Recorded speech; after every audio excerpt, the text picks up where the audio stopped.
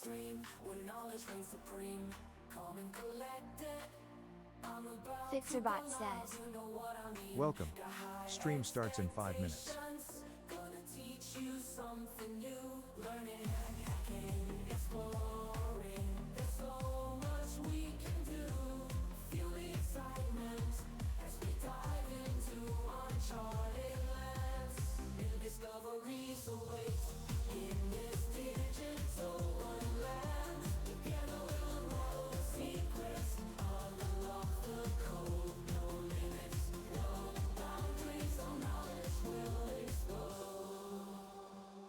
John says Neovimistis says.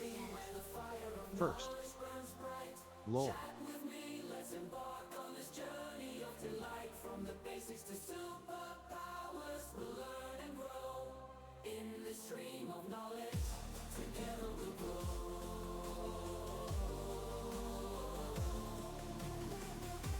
Fixerbot says. T minus 4 minutes. Fixit says. Fixit 42 lol.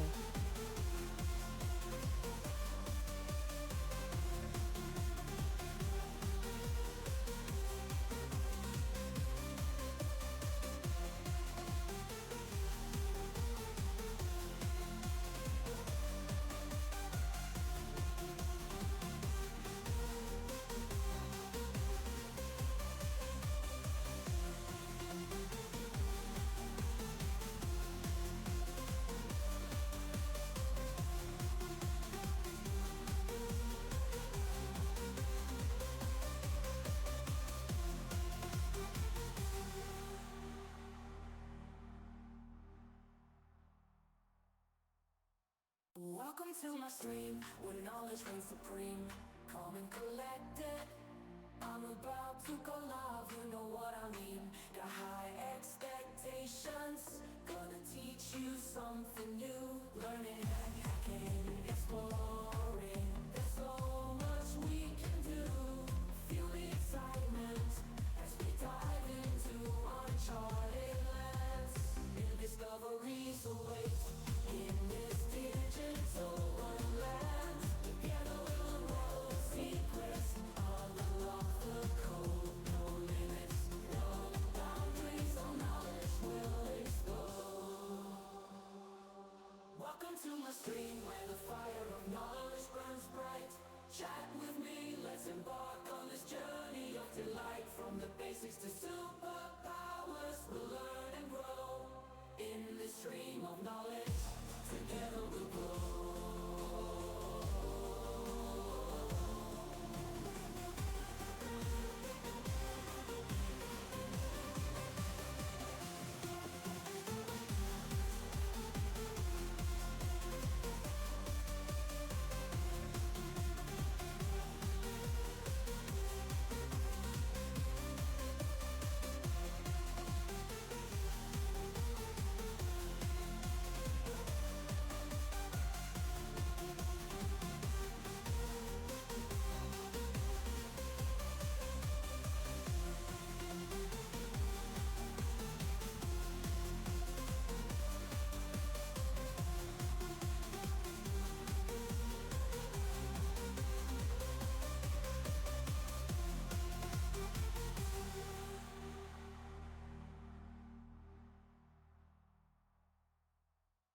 Welcome to my stream, where knowledge reigns supreme. Calm and collected, I'm about to go live, you know what I mean. Got high expectations. Fixerbot says. Gonna teach you Stream about to start. something new. 1 minute left. Learning, hacking, exploring. There's so much we can do. Feel the excitement as we dive into uncharted lands. New discoveries await in this digital wonderland. Together we'll unravel the secrets, unlock the code. No limits, no boundaries, all knowledge will explode. Welcome to my stream, where the fire of knowledge burns bright. Chat with me, let's embark on this journey of delight. From the basics to superpowers, we'll learn and grow in this stream of knowledge. Together we'll grow.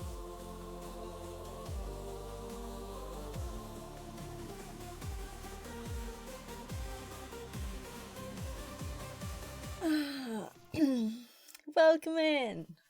So, yeah, you were first. You must have seen the little clicky thing, right? John 2.0. So, you're version 2 of yourself, or? Anyway, so yesterday we were doing a YouTube video. We were making a YouTube video. So let's actually check it out, right? So I did upload it, though I kind of, maybe I wasn't finished, but it was kind of late and I was tired and I uploaded it. We'll see. Maybe I'll, like, change it. Yeah, so I just watched Neil.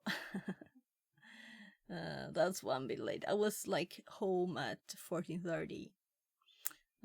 So I've actually been, like, preparing a little calmly here while listening to him.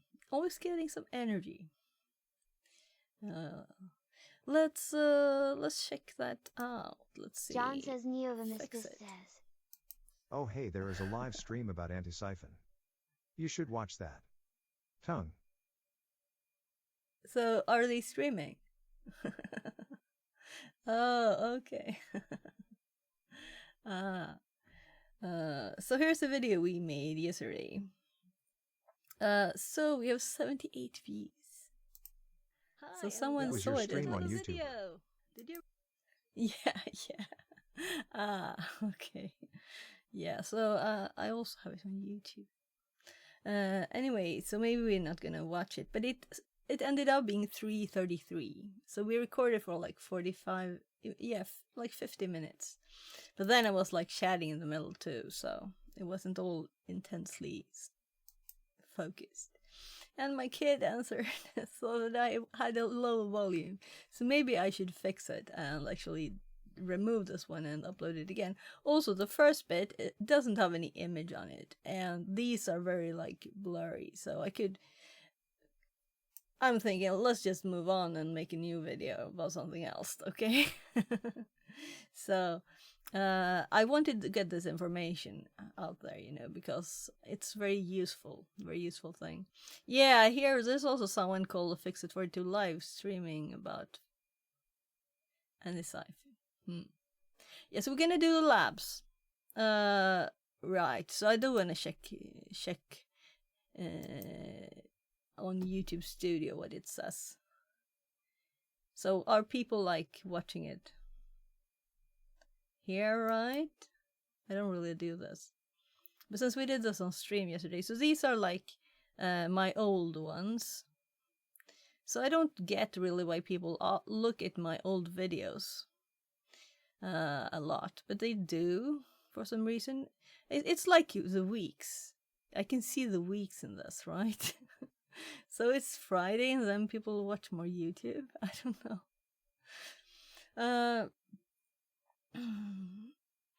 So I was gonna like click a video. There's a new one. Oh, no, it says 84. So it wasn't like. So it's slowly going up, and it was going up slowly, a bit quicker and slowly. So it already has like almost 30 watch hours for 3 minutes video. That's like the people finish the video then. Can you see that? You should be able to see how much of the video they watch, right? Do I need to take this one down because it was bad and you can't even hear anything? I have no idea. No, not watch time. That's like the total thing.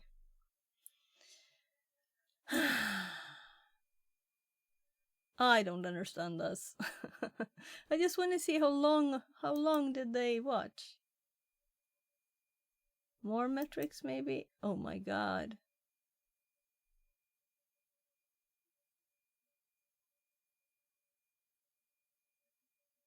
Anyone know this stuff? I just want to see if it's bad that people stop watching it. Because they're annoyed at it being just boring at the start. And I just quickly put an image because it was like well past midnight, right? What's the editor? What can you... I'll have to explore that later. now we're gonna start with the labs, right? So I dug in a bit in their Discord, and I found the old labs and the new labs, and I know that some of the old new ones are like the old ones, right?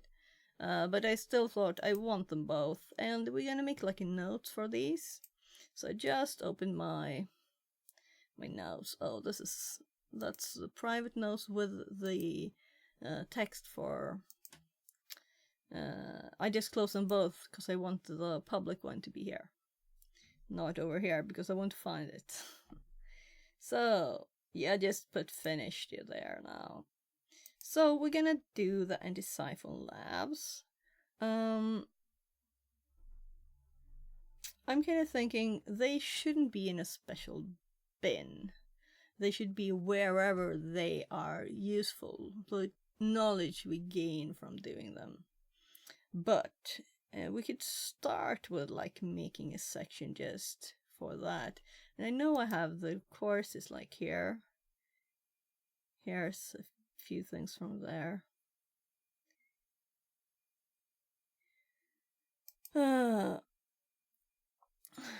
So labs. It's not boxes. These are like walkthrough labs you can just learn things from. And what I'm thinking too now is that when I do them when I'm looking at their following along with the course, I'm not digging very deep into exploring things, right? Because they have like a timer. My kids go and want me make food, and then they're like they're about to start again. Hello, fix it. It's packed up. Include justed a name change. Ah, okay. Lou development, cool. You're going to start streaming, maybe?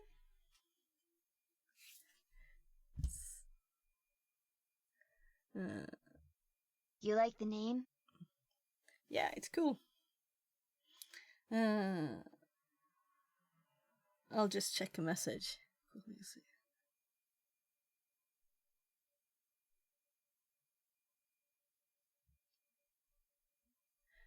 So there. Just checking yes, my I was live messages. other day teaching some coders about 5M and how to learn scripting for it. Cool. Christy says. So. Hi Sophia07 lurking cuz working. Yeah, welcome in, Christy. Welcome back. But mostly go live and show gameplay. Cool. So, Christy, you have to get in here someday and teach me some stuff. You know, what you're an expert on. Digging into forensic stuff. You have to teach me some stuff on stream, okay? Christy says. We can stream together. Oh, smile. Yeah? Less than 3. I want to learn all the things. We're going to look at a few of those things now, I think. There are lots of labs. So we saw here, we have, these are labs. I can see here, memory analysis, volatility. Yeah, you can just hop in there and help too. So now we're going to have to give a... Will do, yes. Thank you. So, Lou Development, I have to shout you out now, right? Because I want to follow you, and that's the easiest way. And also Chrissy streams cybersecurity too. So I'll give you shout outs both. Shout out. Lou Development says. Yes, it's fine, lol. I appreciate you. I'm just gonna check that I actually spelled it right. Development. Christy says. Not anymore, Altho. I have so little time, smiles. Okay. Yes, so not very often. There, click the little heart and follow. So we can go hop into stream and check it out, right? Teaching some coders about how to learn scripting for it. 5M. Now you have to teach me about it. What is it? What is 5M? Did I read it right? So we have a lot of labs, and I'm kind of thinking we might not do all today, Development says. Yes, let's do it. I've been wanting to do so since I've met you. Yeah. Show me. 5M is Grand Theft Auto Roleplay. Okay. Oh, now I know who you are. You're right. Modded version on PC. Okay. So should I... So I'm thinking that I'm trying to be family friendly, and Grand Theft Auto is maybe not family friendly, is it? So 5M. So if I search, or is it no space? But you do a space, so 5M. Yes, there we go. Just let me know when you want to start him here, no worries. Okay, yeah. So I have a lot to do too, just as Christy said. That's why I'm supposed to start streaming at 13, but I worked until like a bit past 14, and then I wasn't home until later than that. So a lot of things to do, unfortunately, or fortunately, depending on how you see it. Yeah. So now I know what it does. Yeah. We're going to get started, and I know there's a timeout, and I can't shout out Christy at once, but I'm gonna try.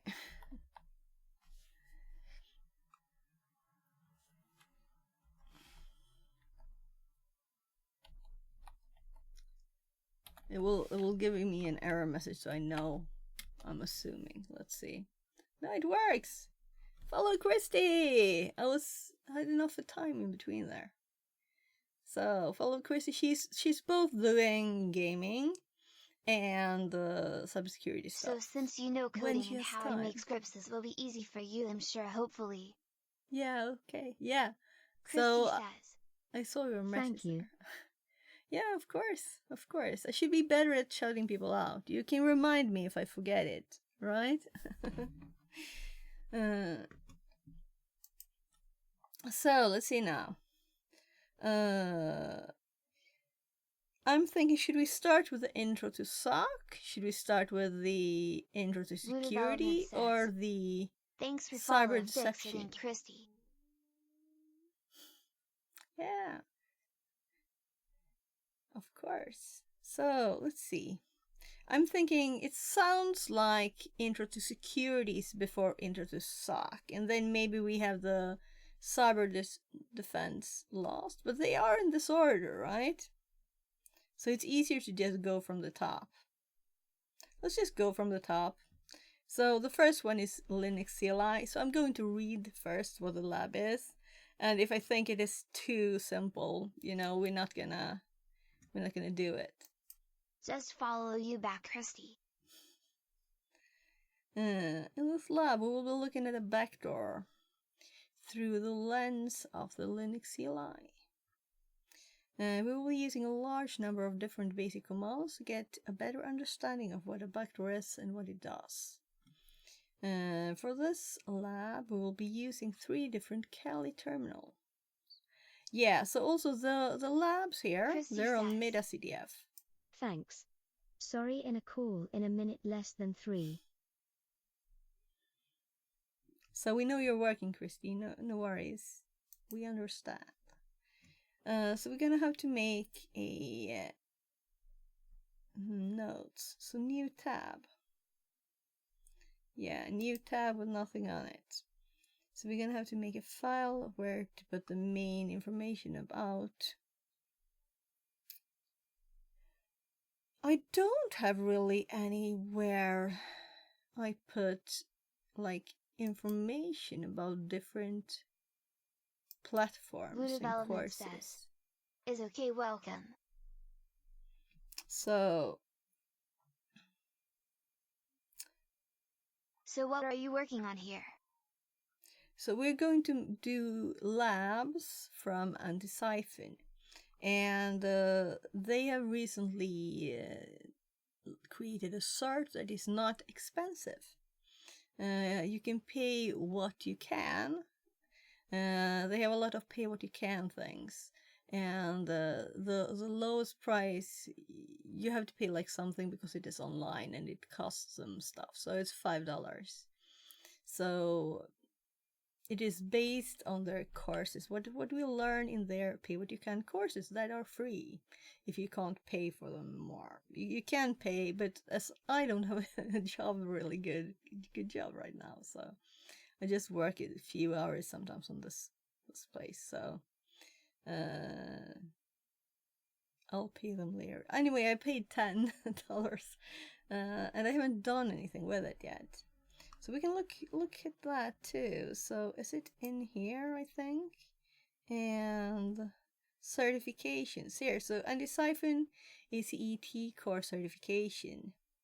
And I registered then, but I haven't clicked anything. So the first thing you do, get your money worth for the month, lol. It's not a time limit like that.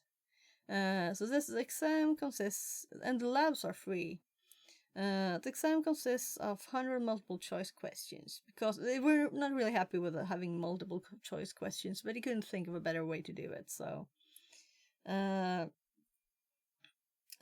you have to answer 75% correct to pass, and when you pass, you will be able to start the second phase. You will be assigned 10 hands-on CTF challenges in the Antisyphon cyber range. And you will have to solve at least 5 of them. You will also have to upload 2 write-ups for challenges you were able to solve. These write-ups will become publicly accessible on your certificate verification page, meaning you can show people that you can do this, if you can. Meta CTF and Antisyphon staff may review these. They won't always before issuing a certificate. You will have 5 attempts to pass a multiple choice exam, and you will wait 1 week between each failed attempts. And I haven't tried yet. You may start step 2 immediately after passing the exam, so I don't know how it looks or anything yet. There's no time limit for step 2, but you will only be given 1 week of access to no time limit for step 2. Okay, but you will only be given 1 week of access to cyber range when you begin. They had 24 hours. They've changed it. That's cool to know, because that means, I think it was possibly technical errors uploading stuff and things. After solving the challenges and uploading the write-ups, you will be able to submit your attempt for review. We can take up to 3 business days. After that, you will be issued a certificate of notification that you did not meet the requirements, and asked to resubmit the write-up. No collaboration or plagiarism and finding kind allowed. If detecting me, so we're not going to do this on stream, of course, but this is part of the reason. Because knowledge is the main goal, right? But to have a certification would be kind of cool, right? And there's also one with having to do with the cyber range itself. So you will also get 1 week of access to the cyber range from this, which means that's what I'll do that week. And John Strand told me in chat that, or I asked in chat, when on one of the courses if it was okay to stream the cyber range, and it is. So not the ones for, I won't stream the certification itself, but we're allowed to stream the cyber range. Anyway, after completing the exam, yeah. So before we start step 2 here, we need to pass step 1 and complete part 1 and 2, and then you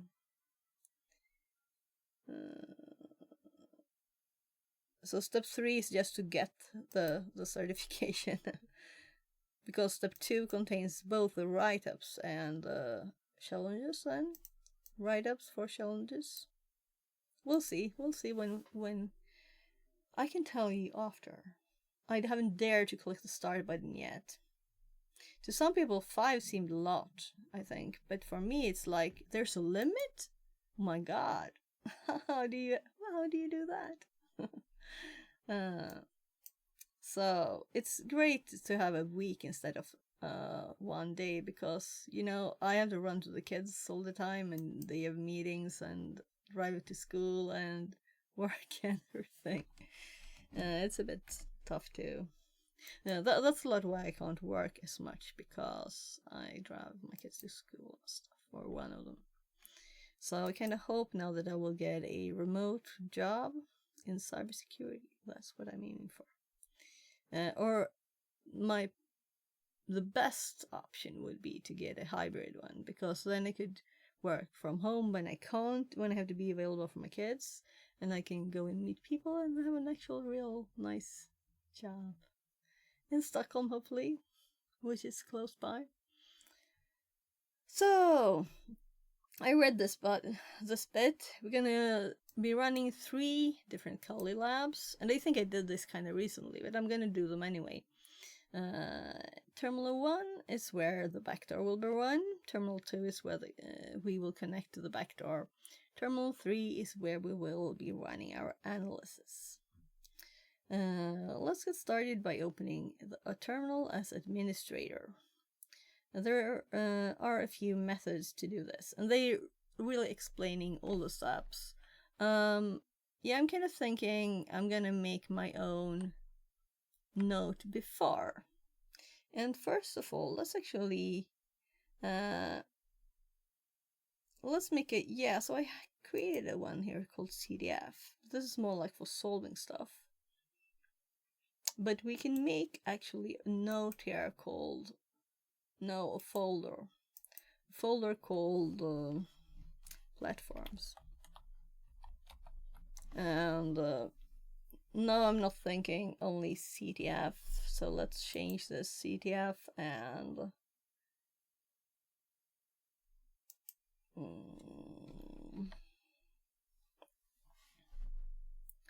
CTF and learning sites. And so let's does F2 work? No, I thought so. So sites and platforms.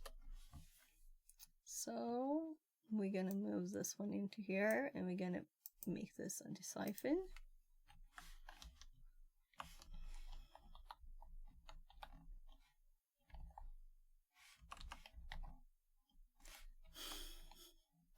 So my keyboard is a bit to the side, so I should probably move it.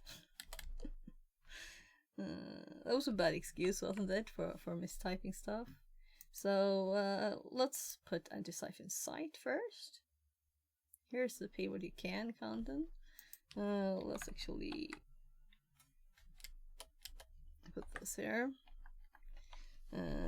Pay what you can training.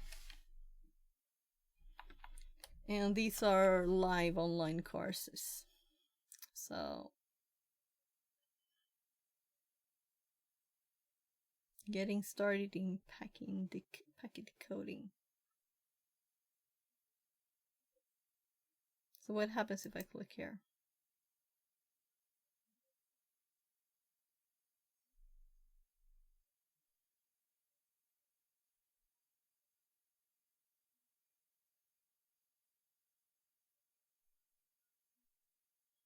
So the 24th of February, we have the getting started in security that we had in the labs here. Here, it's probably this. Intro to security, it's probably the same.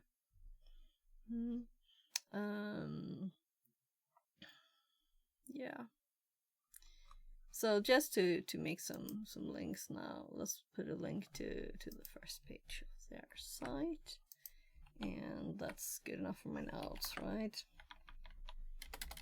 And then we have the cyber range. This is a CTF, which we just had up. It's on Meta CDF. So I can't click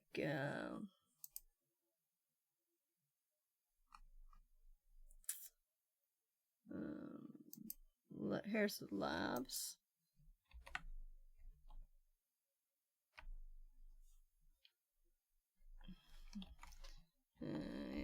Cloud Labs. So if I click this link here, I'm hopping into here, right? And then we can see that this is the one that we want. So we can view and manage the labs. And here we have the cyber range.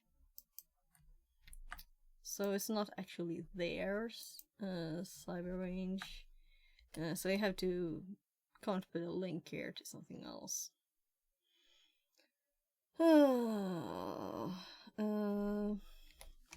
Old lab instructions, because I had to dig for these.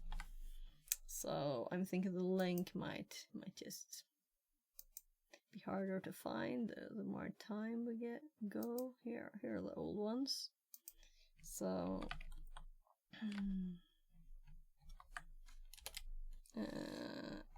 new lab instructions.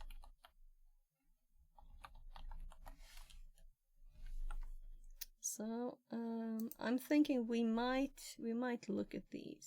So see if there's any difference. We have a Linux CLI here too.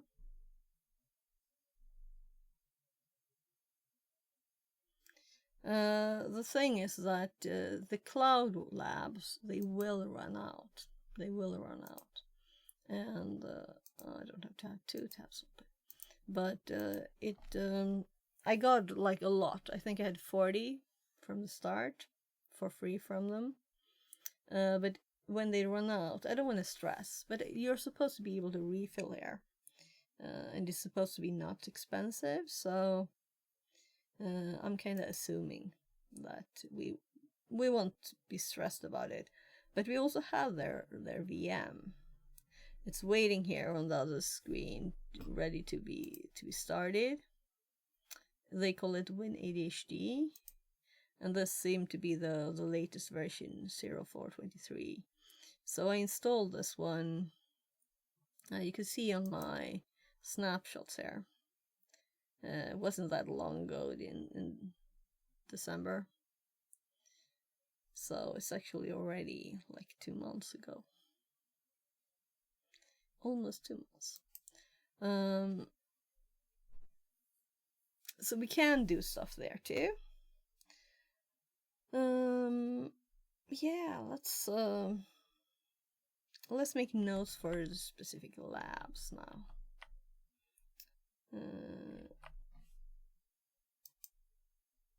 So we're gonna copy the new lab link first. There.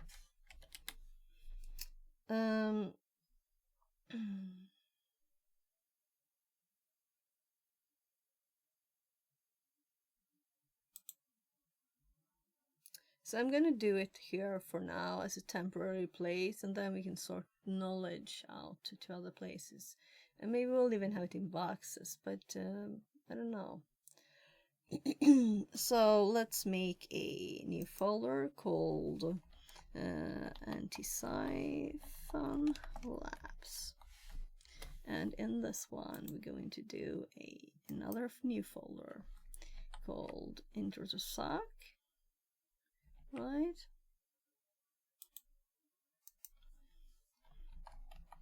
Intro to SOC.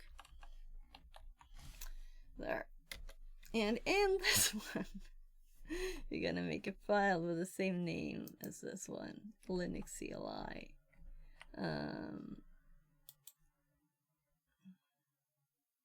And we're gonna add what we find when we do this and when we explore. But I'm going to start as we have a limited time. So maybe I'll not care about the time. We'll see.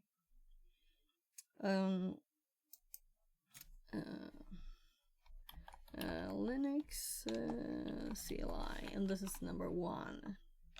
it won't sort otherwise, right?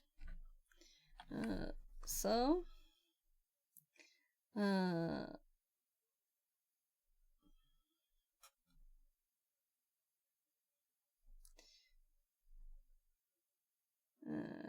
going to sudo su.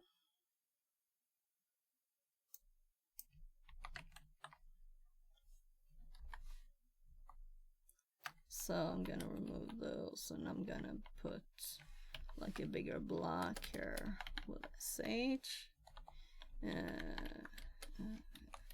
Commands to run. And this is me studying, okay? So I want to be sure that I've gone through all the labs before I try the search questions. And I might also watch all the videos again. They're on YouTube, so you can go to... Well, let's put that as a link too. Antisyphon YouTube.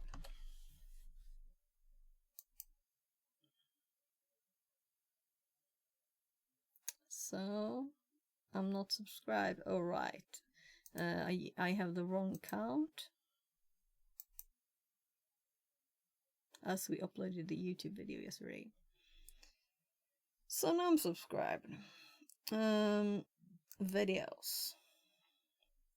But I guess it's actually live streams, right? Day 4. Day 4 ended up here, but not other days. So let's go to live. And here we have all the days, right? Day 1, day 2, day 3, and day 4. This is a course. So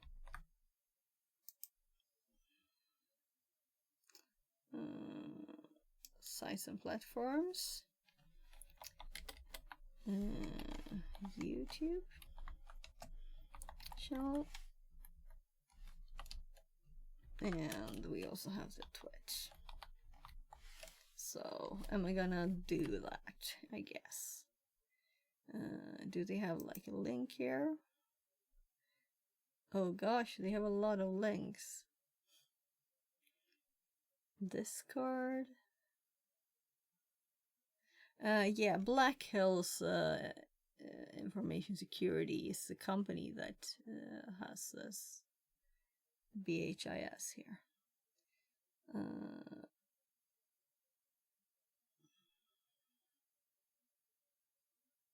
Isn't this? No, this is a Black Hills one. It wasn't the same. But they are not linking their Twitch. There's like a conference now called World West Hacking Fest, but I guess it might be ended. But that's like was just now that they have Twitch and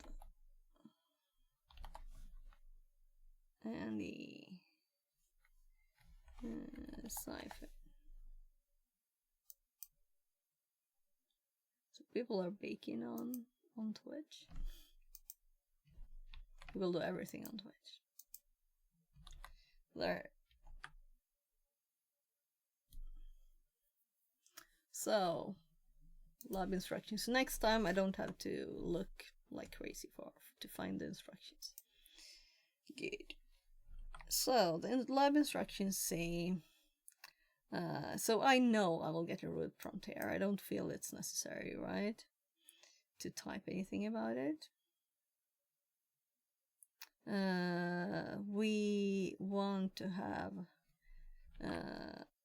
commands to run to start a backdoor on a Linux machine. So this is what we're getting out of this, right? Knowledge. So let's make comments. We want to run it as root. So we do sudo su. And next we create a FIFO backpack.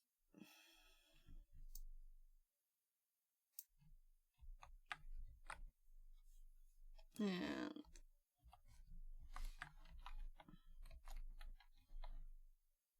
oh, it's marked down.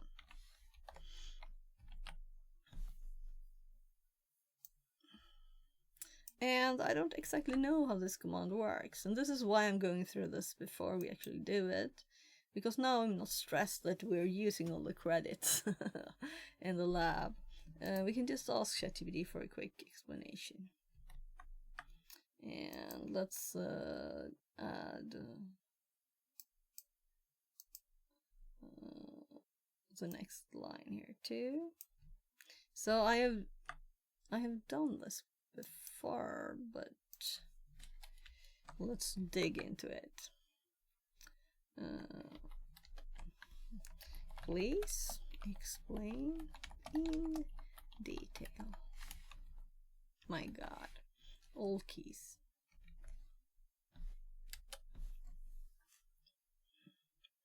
This command sequence sets up a named pipe FIFO to facilitate the bidirectional communication between Bash and Netcat.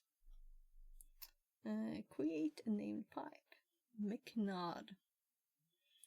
Backpack P. Make-node is used to create a special file. Backpipe is the name of the FIFO first in, first out pipe. Yeah, so I didn't think of adding first in, first out to my notes, so let's add it to the notes.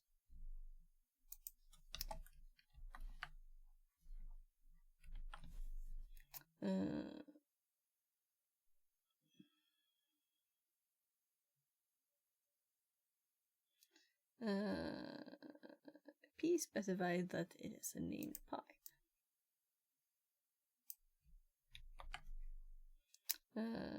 Yeah, so the thing made me confused here was that the name was backpipe. Named pipe allow inter-process communication IPC by enabling one process to write data while another process reads it.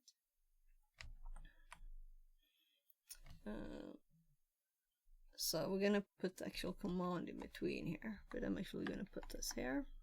So I guess we'll change how we have this, right? Let's do that.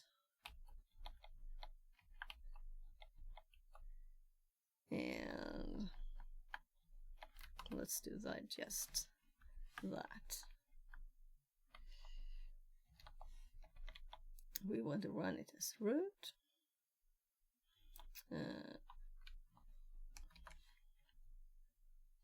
And here we're gonna add the command. So didn't I already copy it? I didn't paste it though. And we have ChatGPT's comments there.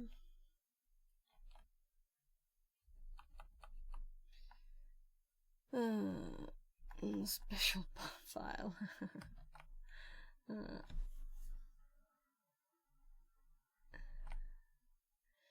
So named pipe, a special file type of file.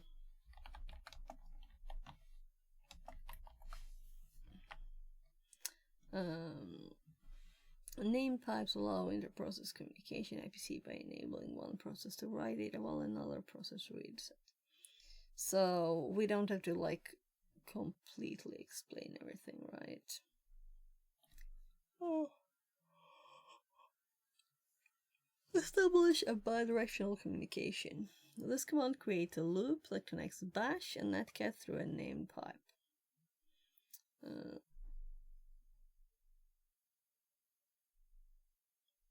So where's the one? There.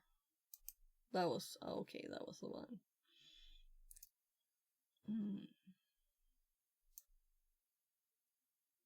So I should copy it from here, right? So we shouldn't fully trust that ChatGPT actually sends back what I sent it.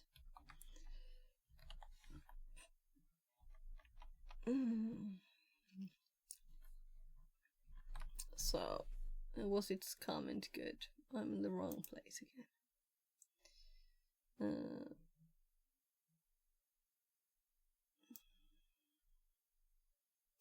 So I'm copying it all and I'm gonna change stuff.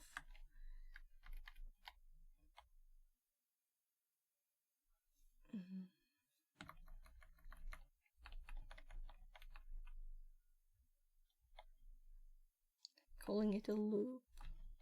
I don't know.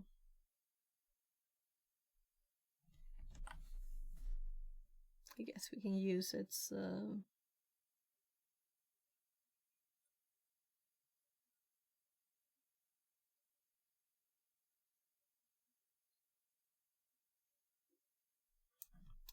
let's grab that one too.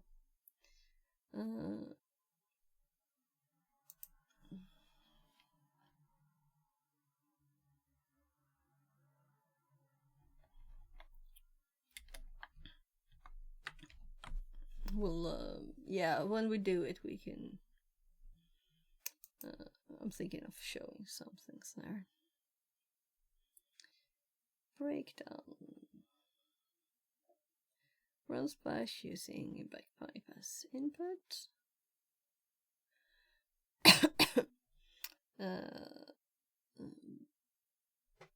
Backpipe to redirect standard output as in of bash to read from backpipe.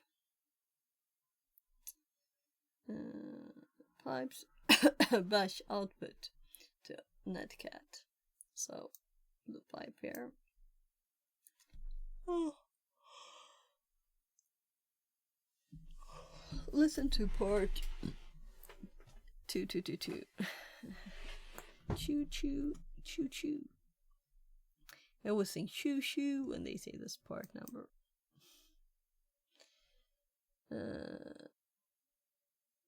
And 1, 2 backpipe redirects netcat's output, CD out back to backpipe, creating a loopback mechanism.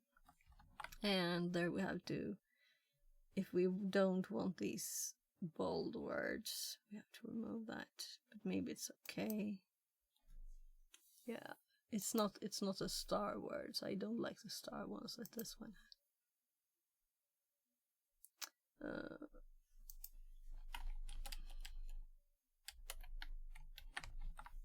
So a remote system connects to port 2222. Command system for remote systems are read into backpipe, which bash reads as input. Bash executes received command and sends output back to the pipe to netcat. The remote system receives the command output. Use case: simple backdoor shell. An attacker could connect to 222 and execute commands remotely. Inter-process communication. Facilitates communication between processes without using a network.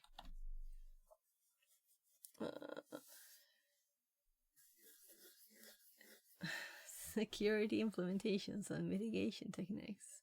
It's very nice of it to ask, right? Should we say yes to see what it says?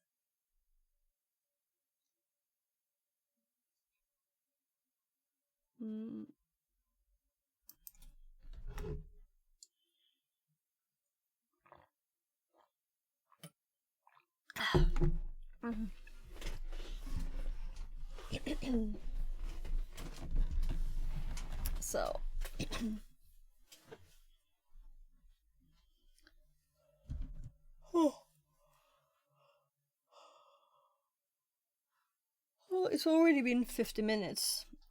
So as usual, one of my kids said just when we got another subscription on YouTube, by the way. So someone liked the last video, I guess.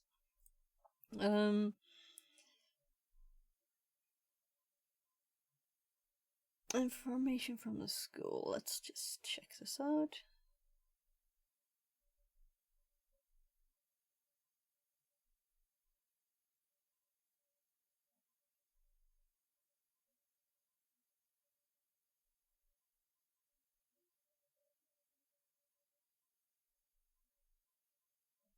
Yeah, so I need to book an appointment for everybody, all the kids in school. We have to like book, you know, the development meeting thingy for the kids. So, see if there's anything else important. So I'm gonna go and make pancakes for my kid, and it takes like 3 minutes. And we can switch mics so I can talk to you guys. So my stream control phone had its funny glitch thing. Let's see. Is it awake?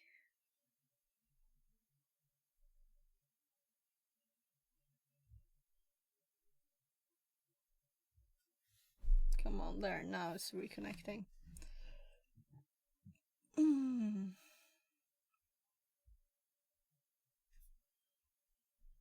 So now it should work again.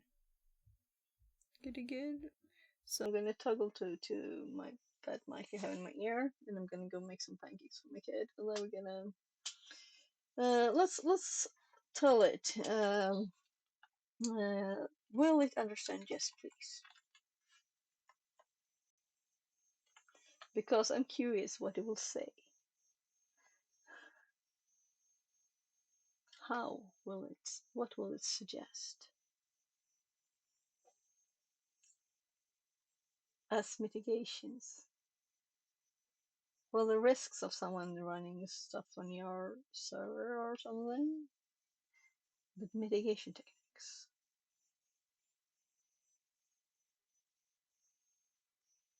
Yeah, let's see what it will say. So it's going for port 2222 for some reason. So I'm thinking more generally, of course, not just the port that we happen to set. So I'll be right back. I'll just go get those pancakes. Just ask when I already click the start stream button.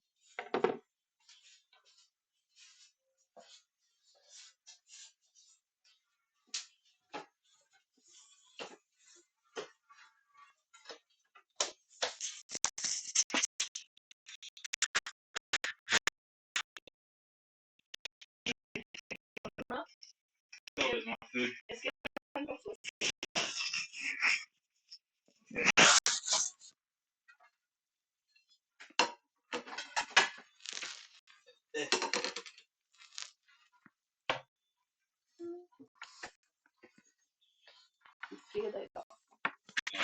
Ska vi be pappa handla med något? Okay. Eller? Pizza ideally. Det är lite svårt varje gång som du får frågan. Vi hade inte det förra veckan. Men det hade vi för det finns sallad. Så det är väldigt tajmat.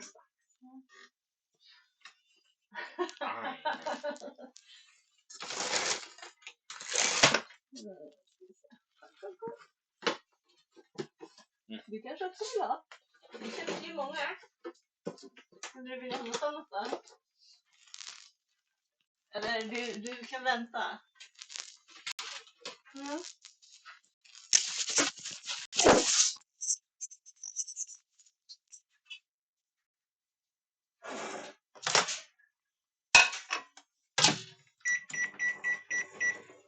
So, if someone said something, I didn't hear it.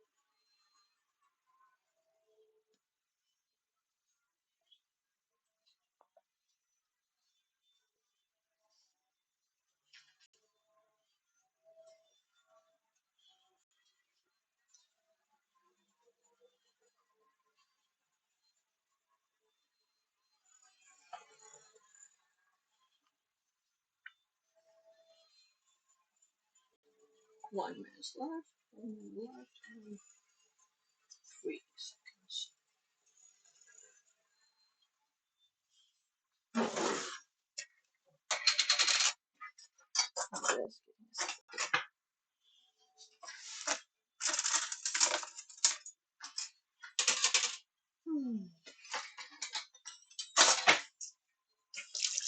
Have everything ready when the pancake is.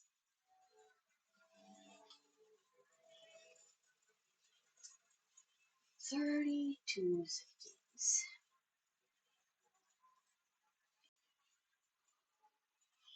Yes, I have a lot of bags down here that I'm gonna. They're two big ones filled with stuff to give away, and mirror and the scale too. And then we have like 5 with paper and plastic, and one of them is metal. I'll do that tomorrow.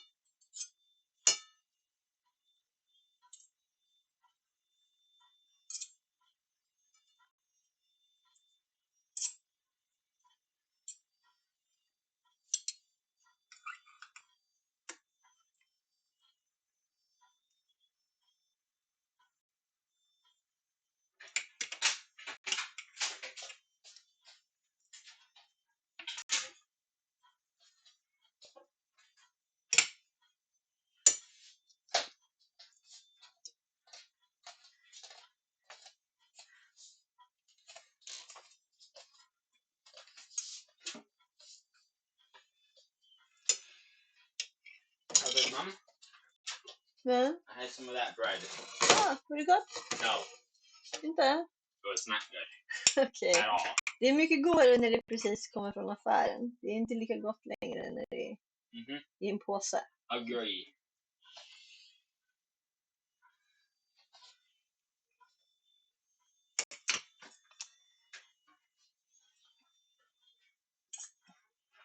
I'm not really hungry. Nej, jag tänker det blir ju några timmar eller så beställer vi mat sen. Älskar dig. Älskar dig gubben.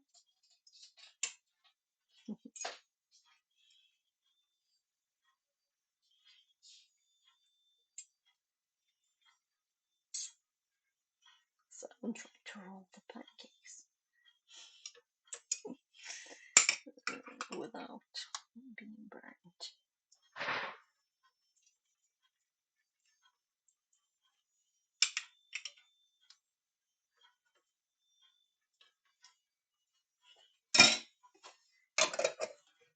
So almost done.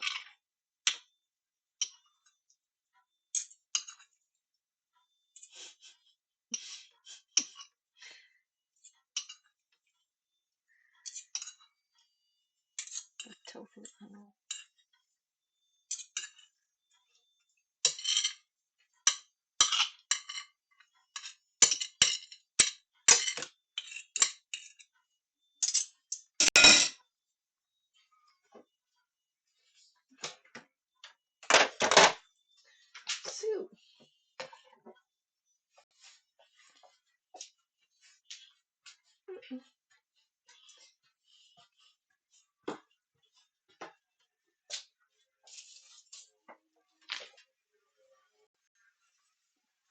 having the pasta pancake.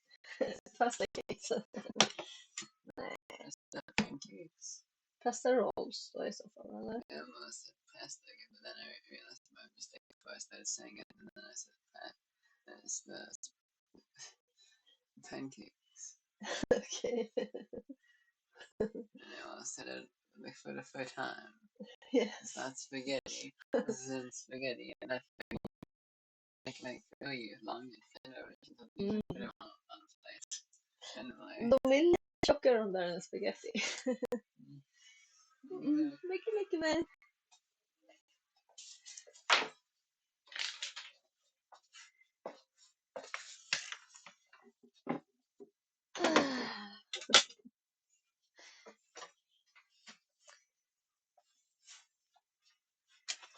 Oh.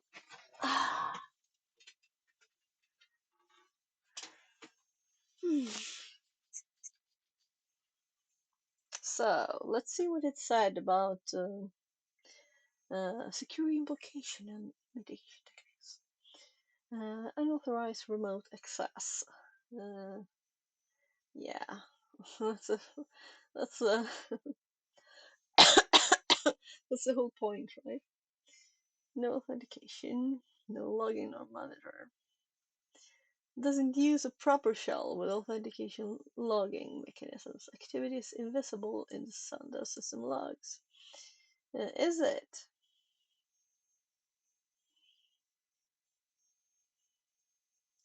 So that we have to test, right? We have to check like our history and stuff. Is this correct? That is interesting in that case. So today, it's a few days now with a new mic, and today I didn't change any settings when I started streaming. It's just been on constantly with no changes or anything.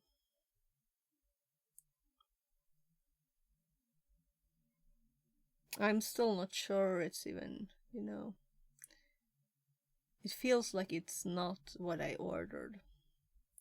So I'm actually thinking of just saying that to Amazon and saying, take this back, please, because my god, this is noisy.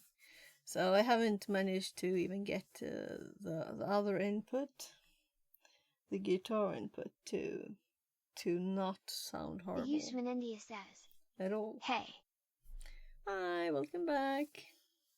Hope you slept more than 4 hours.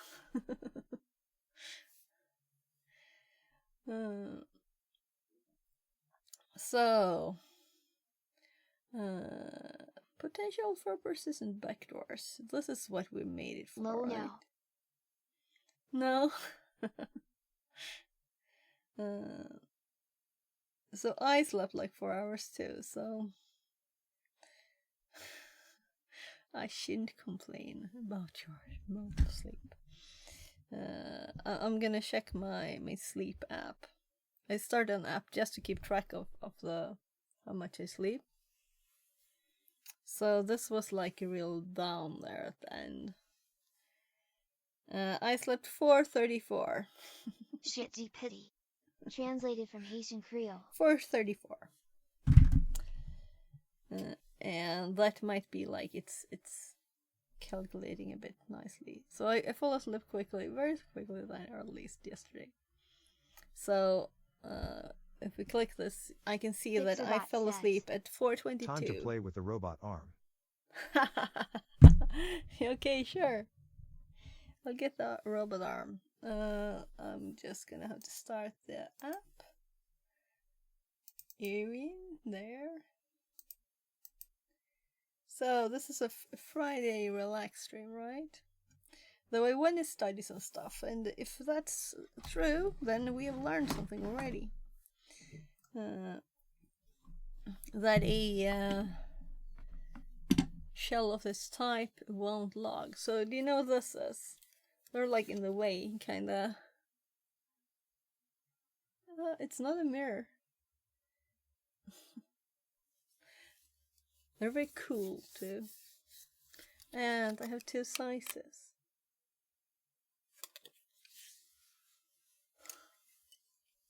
The user in India says, "Woo." Do you know what it is? Let's say they're not usable anymore because they're broken for some reason. It's a woo. They're hard drive discs. So here you have 2.5 hard drive discs, and this is a 3.5 one. So I kind of thought of hanging them somewhere. Like, they're very shiny, and there's lots of fingerprints on them too. Ooh, they just fell here now. Fell under the keyboard. Play with the robot hard, please. Yeah, I'm setting it up. That's why I'm moving stuff on the desk. So let's see. See? Let's do medium actually, and not have the keyboard under there. So these were in the way.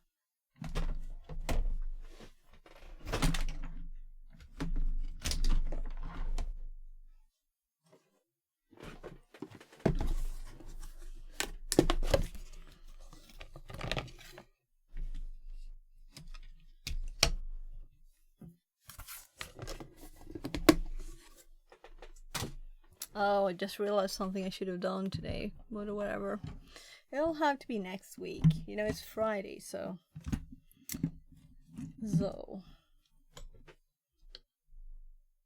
Yeah, upside down. There. You can control it now if you want, but I'll get another camera for you too.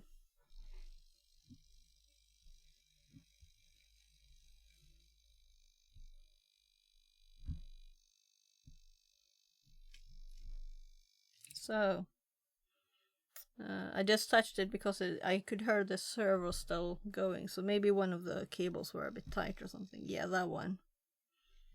So, let's fix that. Let's let that one be a bit longer. It kind of moves. I could hot glue it here. That's probably what happened. It moved. So if it goes in here too far, it won't reach. Translated from Haitian Creole. Reset. Okay, sure. Reset. Reset done. We could put this here. You'll have a different challenge than last time.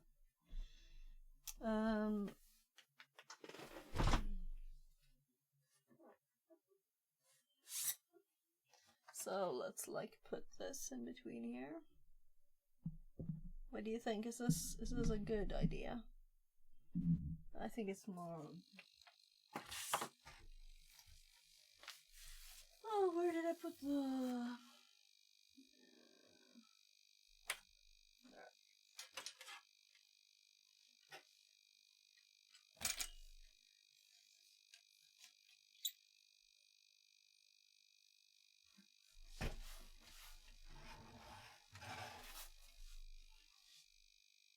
Yeah, you can hear the servo too. What happened? What? Is something happening?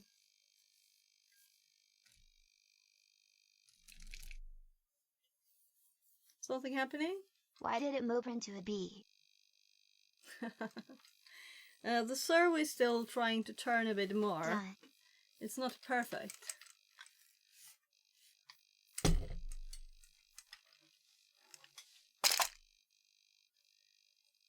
So, actually, my trash bag is like full. Just to give you some more noise here.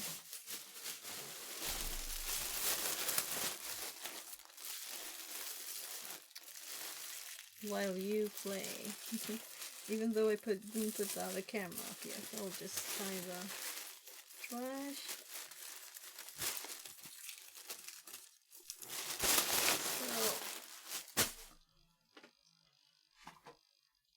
Because I'm gonna move this. And put this here. Should have something I could have like behind or underneath the desk there. And Let's move this one this way. Get the other phone.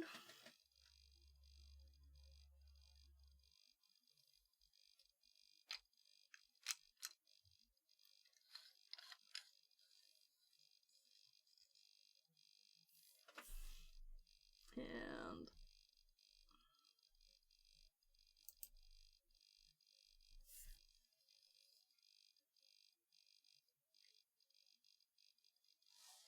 so this way maybe? Good grief, I need to change my keyboard batteries.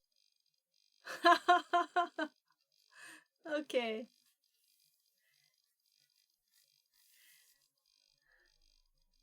So,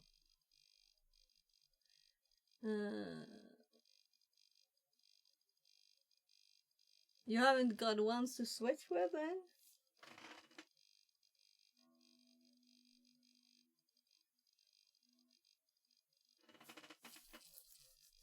Yeah, it's moving.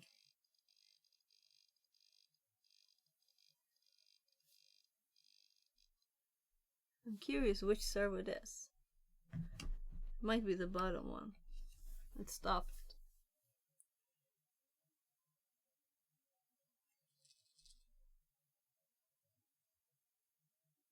So the server at the bottom, it has all the weight on it, you know. So when it's turning,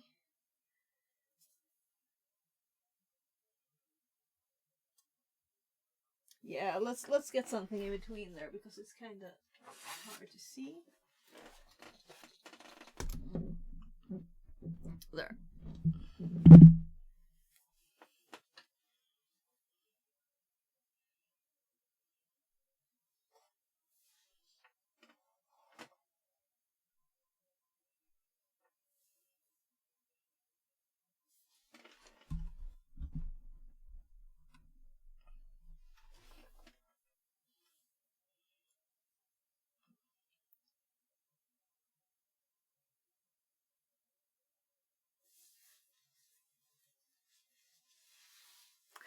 Fixerbot says. Am I supposed to do Time high to move it, jumps move it. while you do the 10 robot? high jumps redeemed.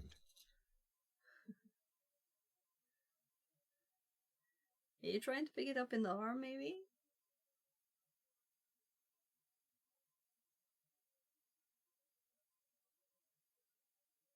Look at the top camera, too.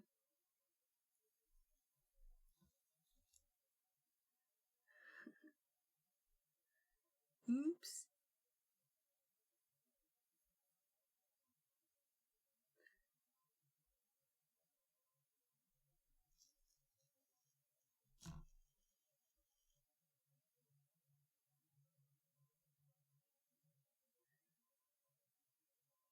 And try and not close too much, because if the servo is like too pushed, it will reset the robot. So maybe do like 30 or something when you're closing first. So you see you don't get too much extra there.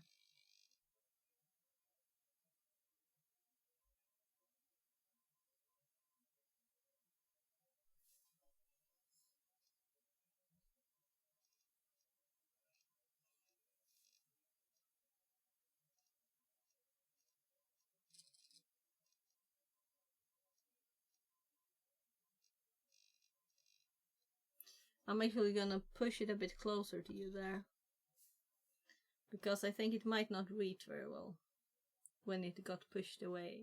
I don't know.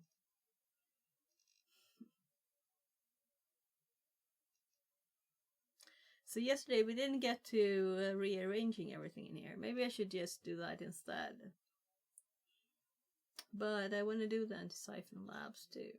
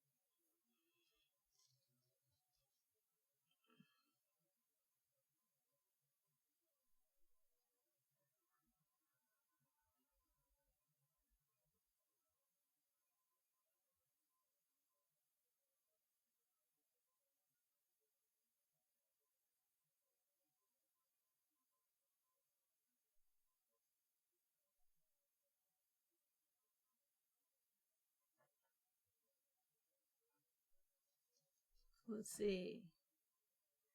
Can it grab it?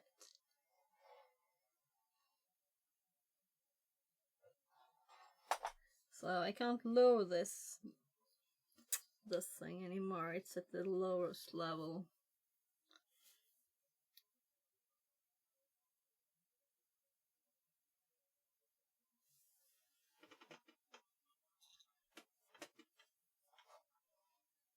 Maybe that's a slight bit lower.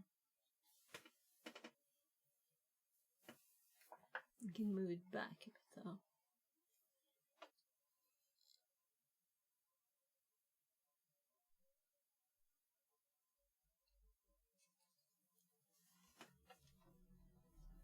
I don't think you really can grip it down there because it's wide.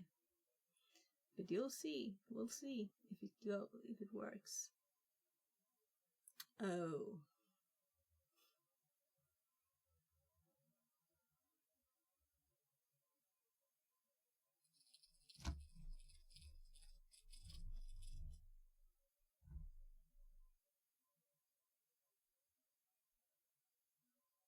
I think it won't reach now, right?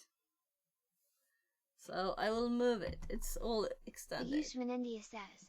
Moving it over here. Translated from Indonesian. Yeah, it's a challenge. Now you have to get it over there instead.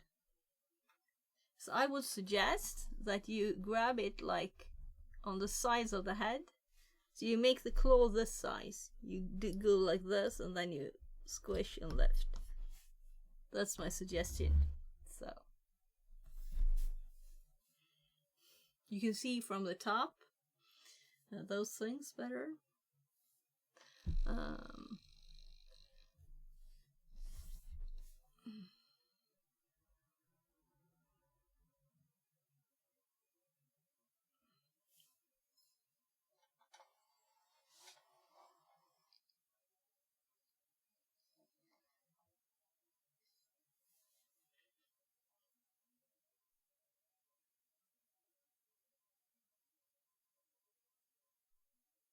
I can't type 2D. I noticed. First one with 30 and with no B, and then one with 3.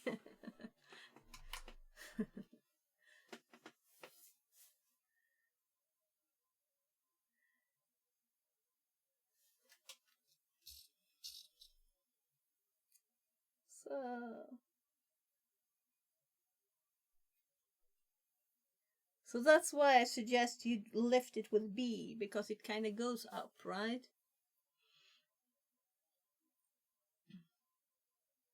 As it will go this when it goes back. It won't go this. It will go.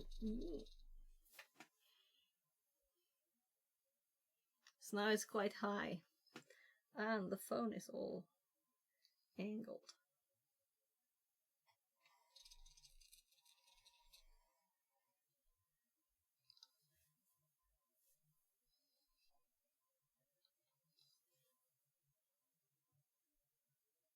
It's like a snake.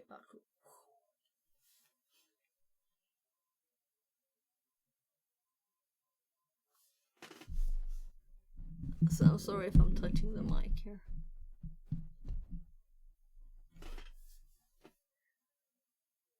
Did I actually move the robot?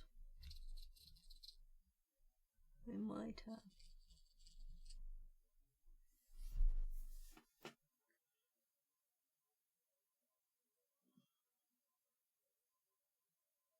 It looks dangerous.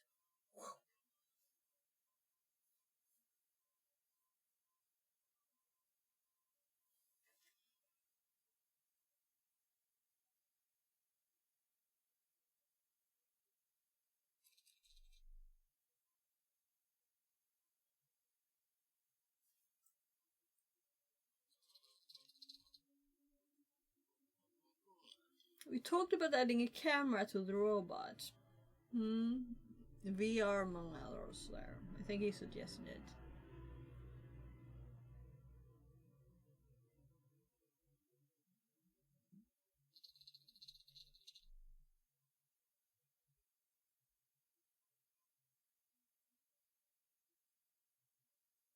Yeah.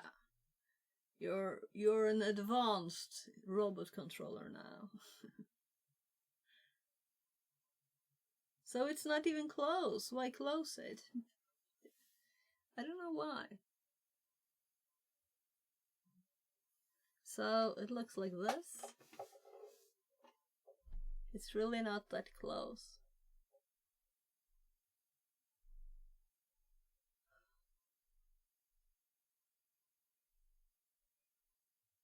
So now I'm just holding it.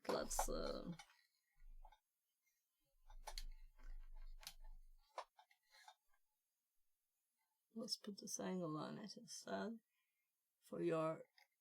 I can't type he.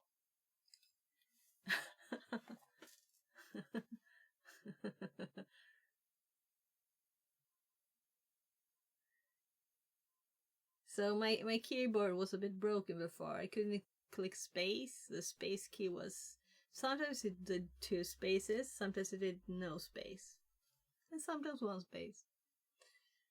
That's annoying, because you when you type a text, if it's like an important email and you get a lot of double spaces, it doesn't look pretty.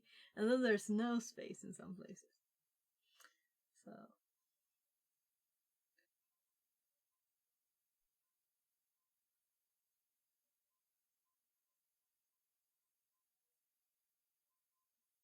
So I'm thinking I should use claw instead of grip, right? Yeah, we should change that. Let me change that. So I'll just put my streamer bot on the screen, so I get something to do too. So, to give you more angles.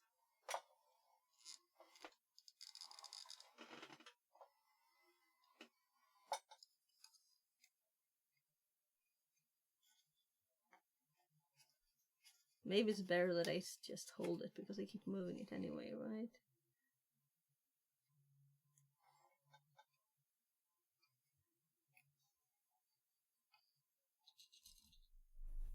Ooh, looking good. Think you got it.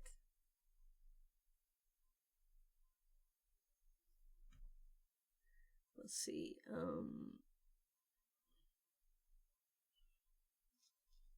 Where do I have the robot arm code?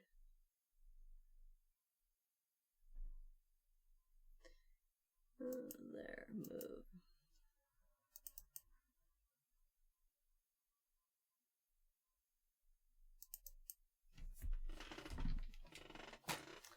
So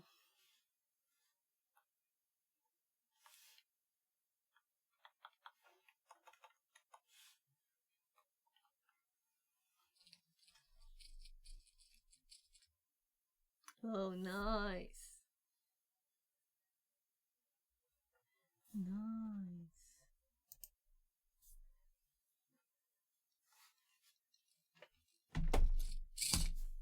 Oh, it reset. I told you to lift it with back, you know? I won. Because it might reset. You won. Anyway, it had already lifted.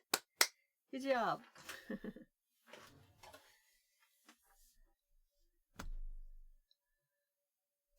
So, how much quicker was it this time?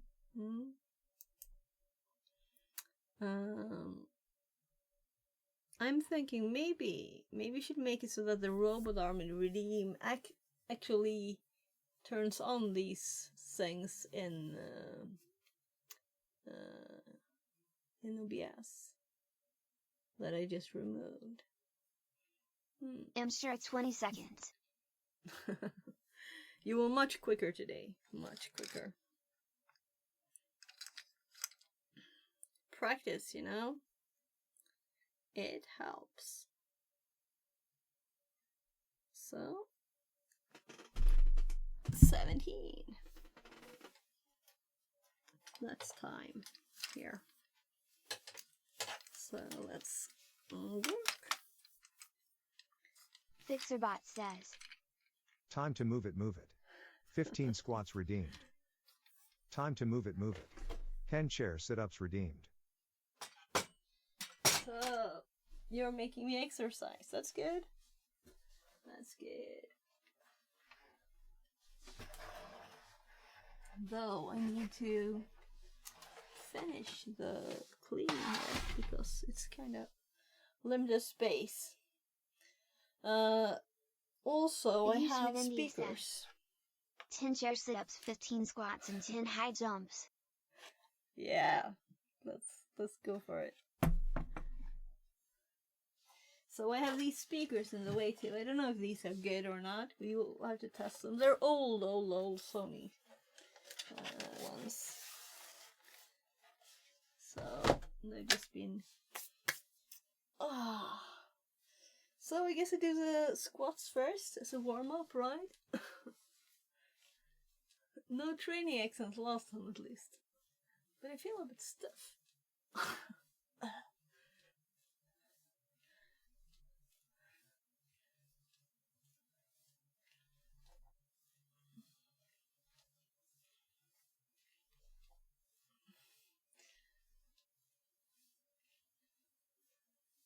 11, 12,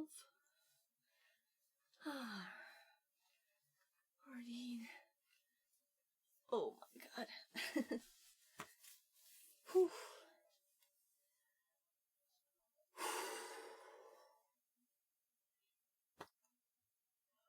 Oh. So I can feel it in my shoulder, so that's good. It needs exercise.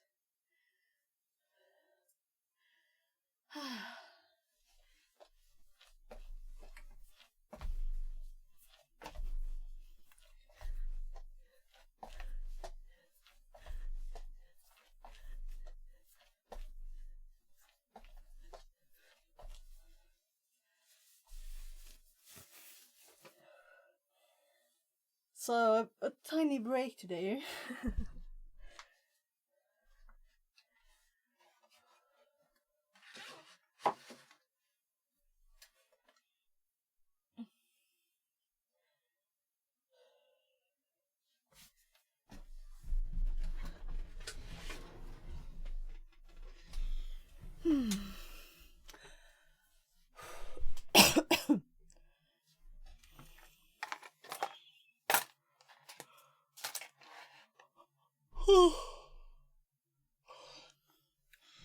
So I better get the robot away first.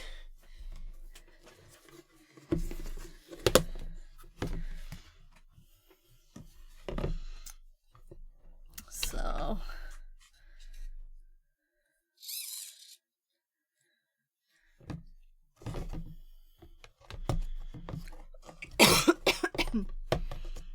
there.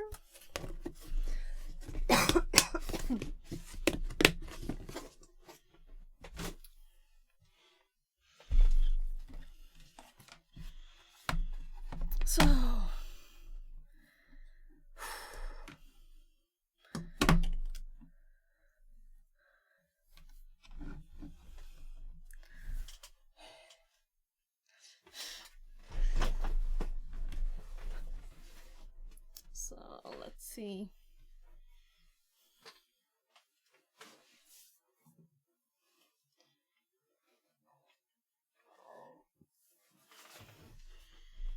There.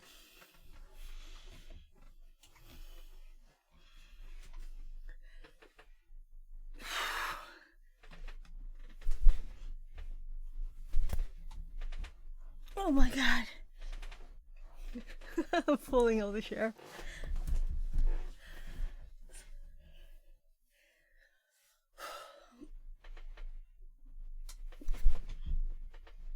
So I'm afraid to hit them in the mic.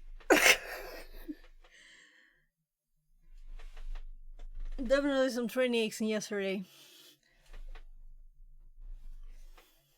That's good. So 10 is really nothing.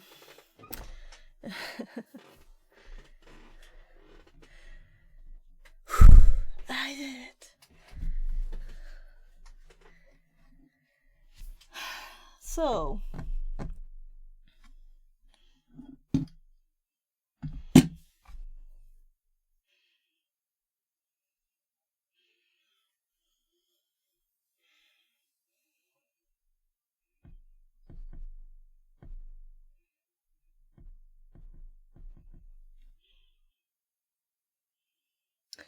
So, audio, connectors, converters.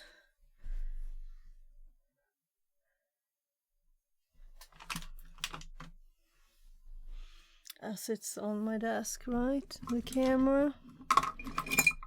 I kind of like scooped them away somewhere here.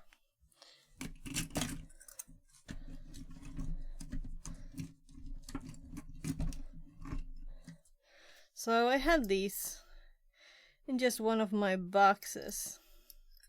I don't think I'll use these, but these will fit on the back side of this. So if we plug them in here. There. So now we have like easier connectors. There. To try and connect some speakers as a test, because the speakers I have, I got hungry from that. Is it that late? It was 17 something.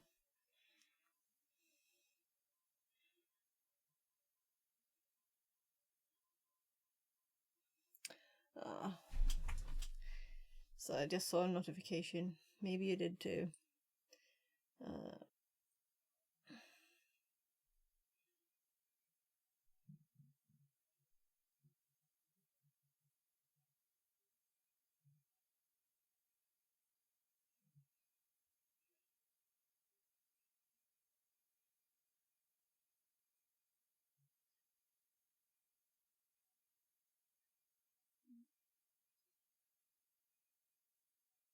No.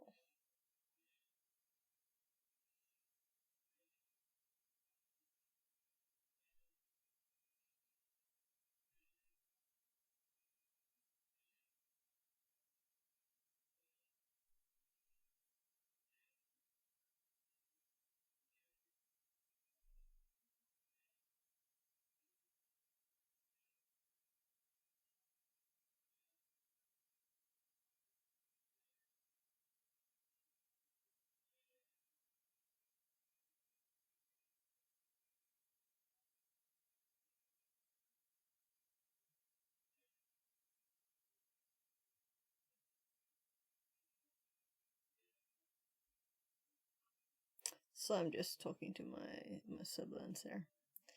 Our mom is. There happened a bad thing, a school shooting in Sweden. And it was adult students, I think, but still. Nothing like that ever happened here, so I think it's affecting my mom that keeps being worried about other stuff since my dad died. From cancer, not shooting. So it was 3 years ago. A very not good. Let me just finish. There. So I told them before, I'm going there tomorrow to my mom, one of my kids and me. We're going to like eat pizza or something with her.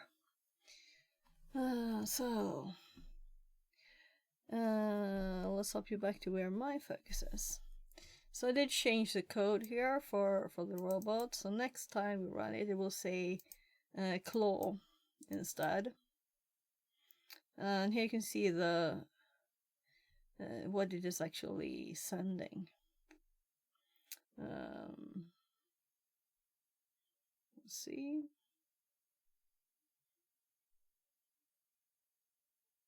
Yeah, so move robot arm here. It's sending to COM20. So let's hope that keeps being the port.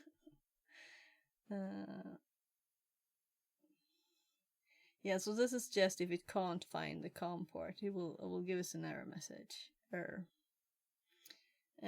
Otherwise, it tries 10 times here. And before I had it printing the messages, but we commented. So here's opening the port, and it's writing the direction and the count to string, and it's getting here the count. If it is not possible to make it to, let's say, args input 1 try parch int. So it's sending an int, otherwise it does 5 if it's not an int. And then the program on the other side, in the robot arm, it gets the data, and it won't move more than it can. So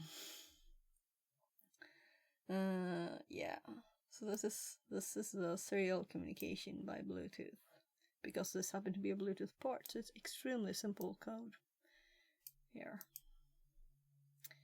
So let's continue. We haven't really done any yet, and time flies. So but I want to make sure there's nothing I don't understand, right? And when ChatGPT offered to give us mitigation techniques and security implications, of course, right? And we actually, if this is the case, that I don't know much about the logging. I'm just thinking about history, really. Will these end up in history?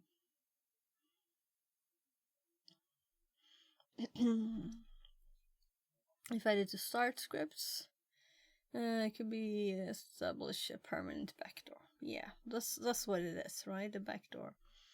Mitigation techniques. Yeah, and it's going on this part specifically. That's just not anything seriously interesting.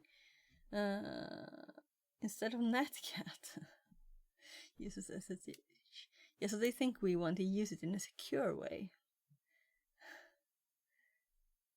Monitor for unauthorized pipes. Now we have something interesting here, right? And they're checking in temp. grep p. Yeah. So when you do an LSLA, that's what I was going to show before. I think it says P. You know, you have directories, and then you have normal files, and then you have these special files, the pipes, and it says P first in the LSLA listing or LSL listing. Suspicious name. So yeah, monitor for unauthorized pipes. So we can do this not just in temp, but in other places too. So let's add this to the notes. Oh gosh, I can't tab. So mitigation techniques. Let's call it that. Mitigation techniques. So these are the kind of research that we don't have time for in the middle of a course.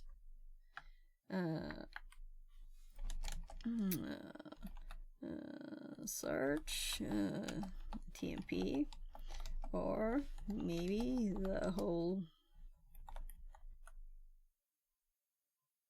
maybe root. I don't know, maybe more we can say for pipes, named pipes.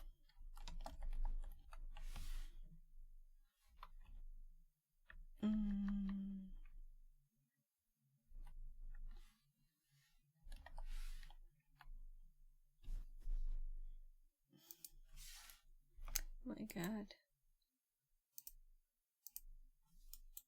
my nose is going to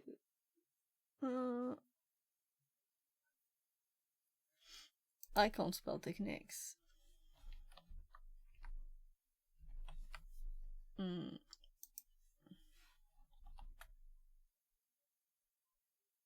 Why do I want to do it like maybe like this? That's like techniques. I want more like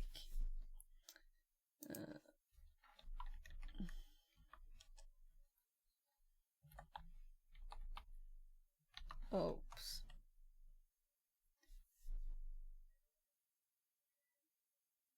CHNIQE. So this is the spelling. So I was putting the Q in totally different place. Or I was putting 2 Q's. So CH here. Yeah, that would have been enough. Why did I just start typing that when I tried to Google it? That's a good question. So sage that so we get the pretty colors.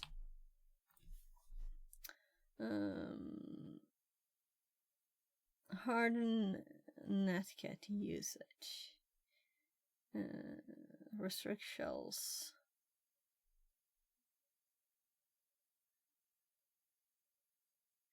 Yeah, okay.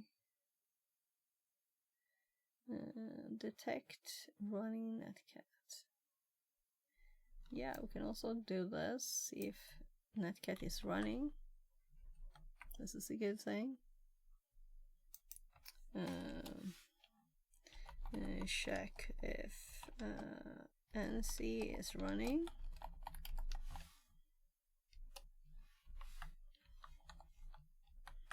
So, checking the processes for anything containing netcat.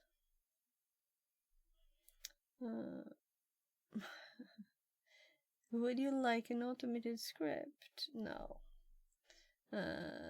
We're finished with this question. Let's close it.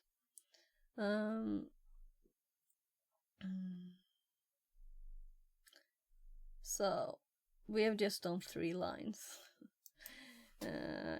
But that was because getting the exact descriptions of stuff, right? In the above command, we are creating a netcat listener that follows all forwards all input through a backpipe and then to a bash session. It then takes the output of the bash session and puts it back into the netcat listener. So, and they still keep repeating how to start a shell here. So this is number 2 of it. Open another Kali terminal. This terminal will connect to the backdoor we just created. So, we're not gonna check the IP address this way because the cloud thingy will tell us the IP addresses. But if you didn't know how to do this, of course, remember your IP will be different. Ellis, who am I? Yeah, I missed the... So...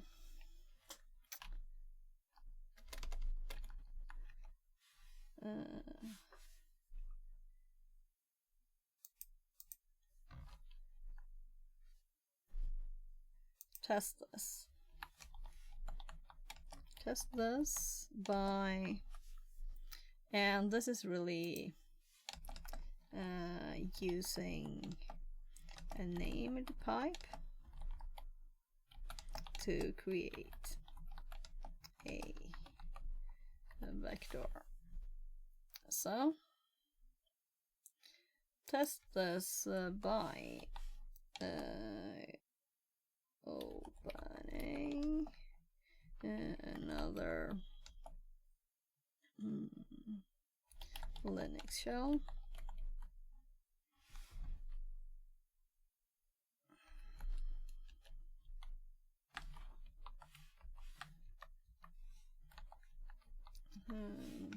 And connecting with NC.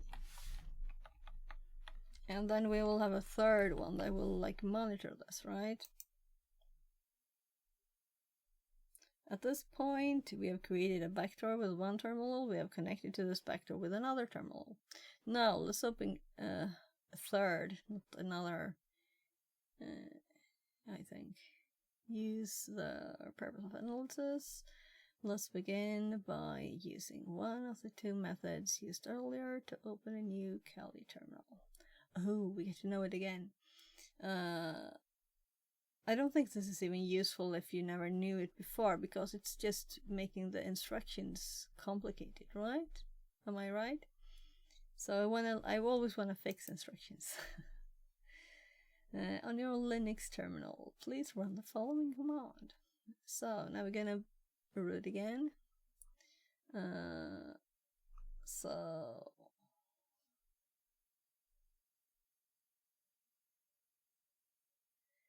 analysis.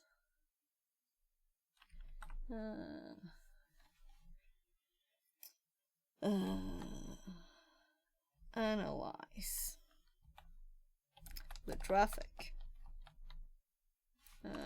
Not the traffic. Analyze this from yet. Well, let's do a third. From a third. Linux shell. So they're all on the same machine, so it's a bit funny to connect with netcat like that, but why not try it?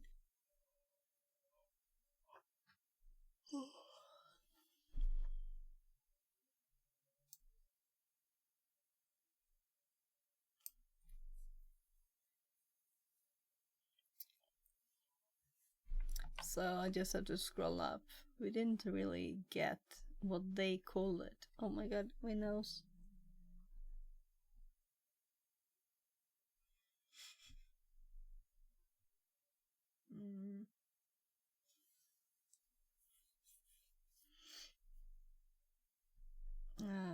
Scrolling here wrong. Let's start the back door. They only said let's start the back door.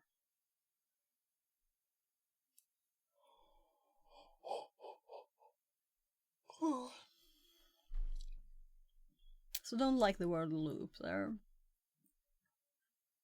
It's like sounds programmatic, and it casts, I guess it is, but I don't want to have unclear notes unless it's from a third.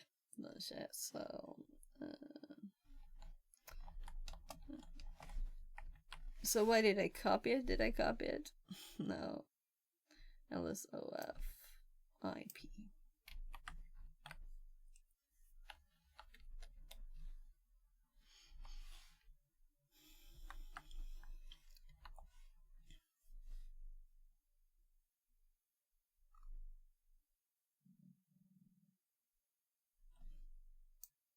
So we want to run it as root. And let's make this a header.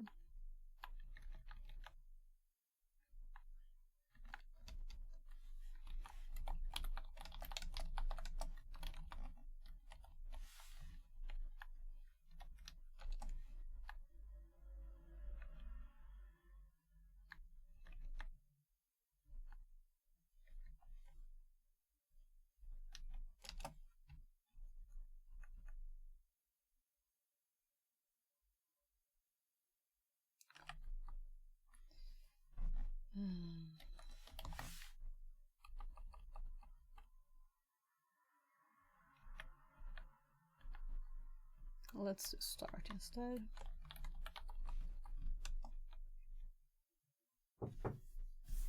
Knock on the door.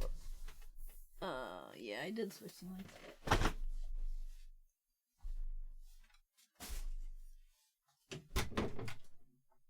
Yes, love.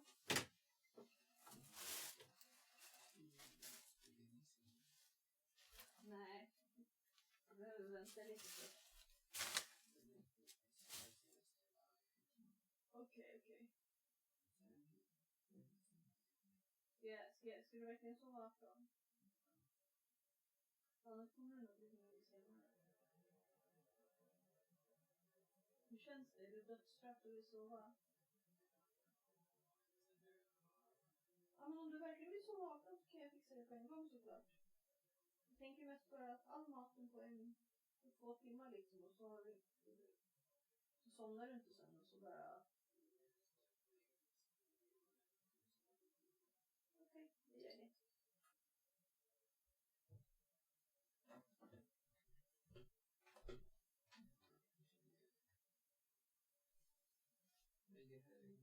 good, thanks.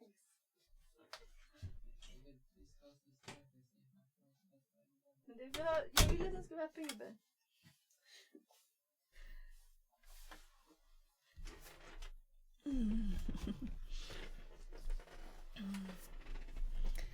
Så.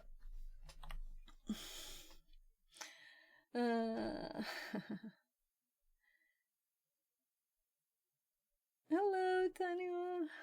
Tanyfa3 says, hello. Welcome back in.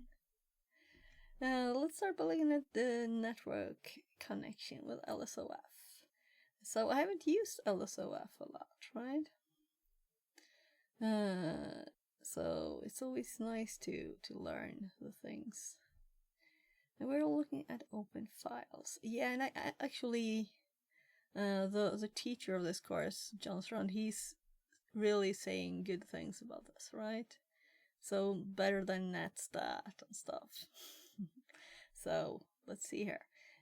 We're looking at open files. When we use the I flag, we're looking at the open internet connection.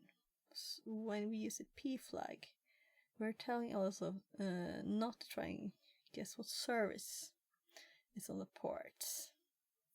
Just give us a number. So let's copy this and let's put it underneath the command. Here. So the I flag. Oh no.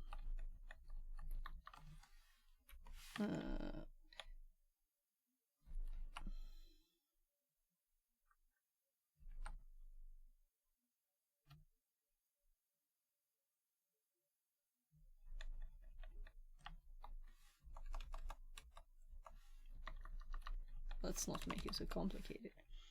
Open internet connections. P.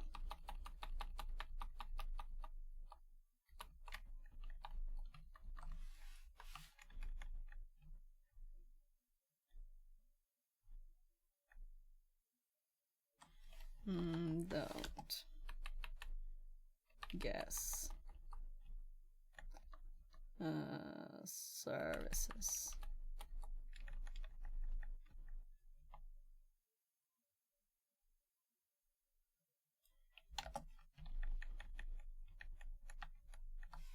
Just give us a port number. So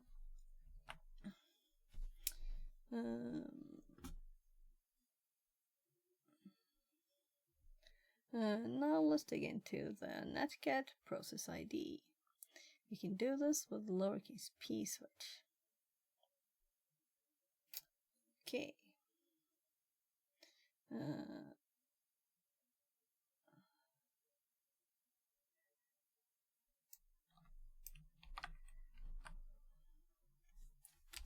So this is also a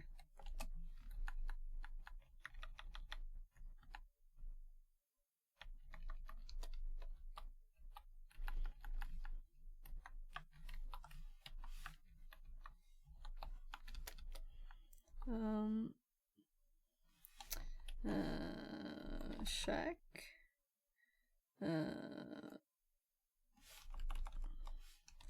find the process. No, find the PED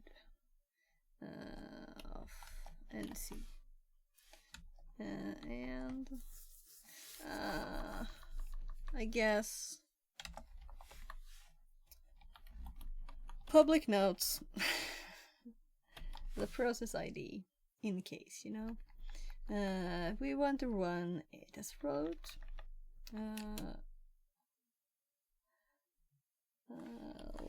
List connections.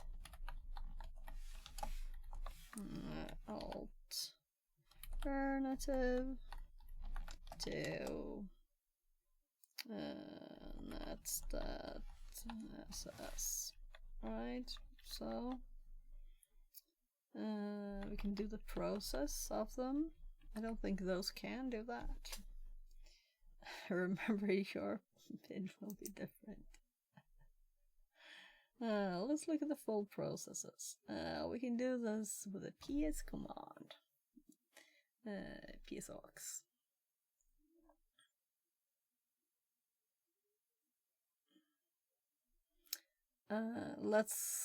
Let's do a psaux.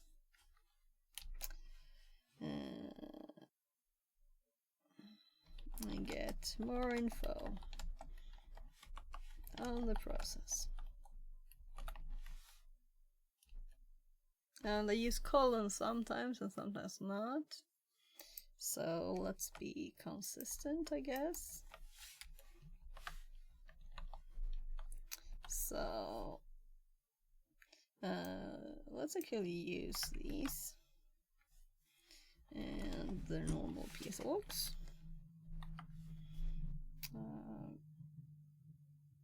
A.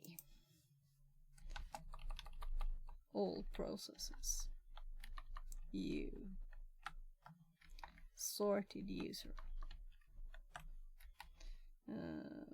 All processes using a teletype terminal.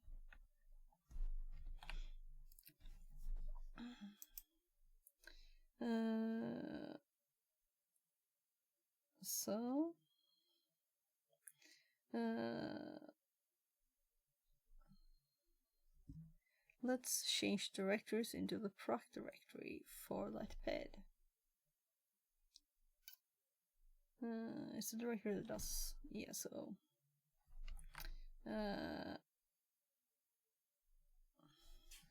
So here we can see the command that started. Let's see.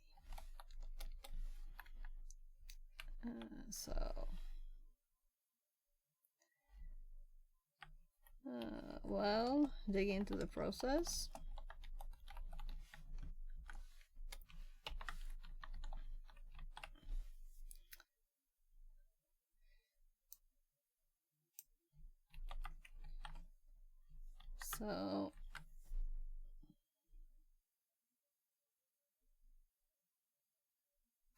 So I never understand why anyone does ls when you can do lsla. It could possibly be for a screenshot like this, right? The only reason. We can run strings on the exe in this directory. The programs are created. There may be usage information, mentions and binaries.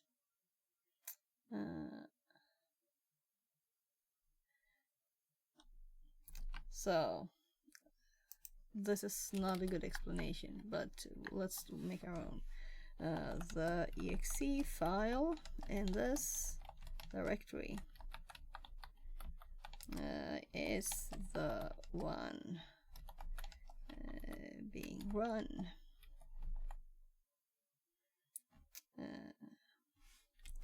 We can run strings and other stuff on this,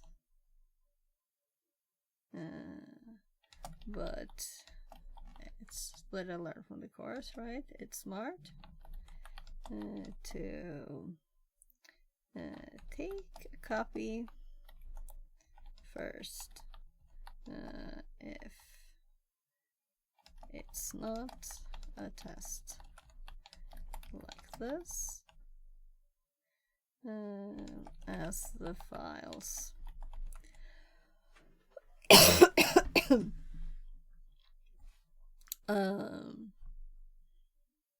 I think they're just in memory, right?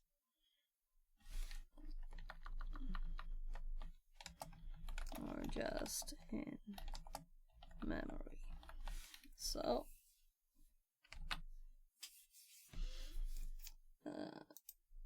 So I'm thinking maybe I won't even run these commands. I've already done it once, but what do you think? Will we waste these credits if it's not anything I want to explore? maybe I shouldn't have like the stream title to do all of them, but to actually go through them and run the ones that are the most interesting to explore further on.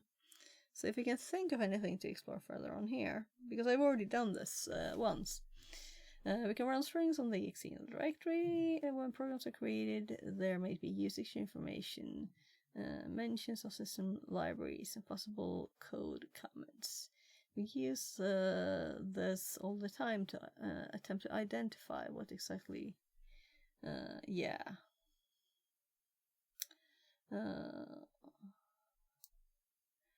so attempts to identify what the program is doing.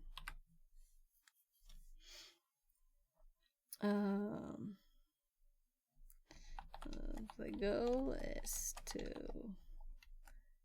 identify the binary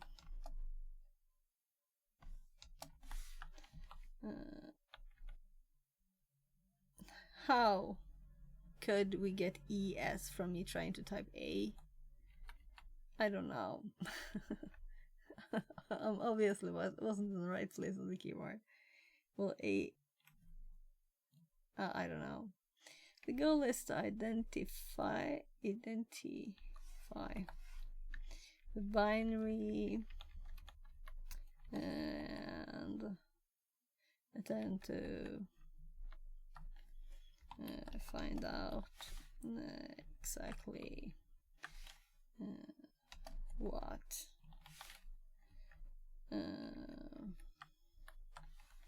it's doing.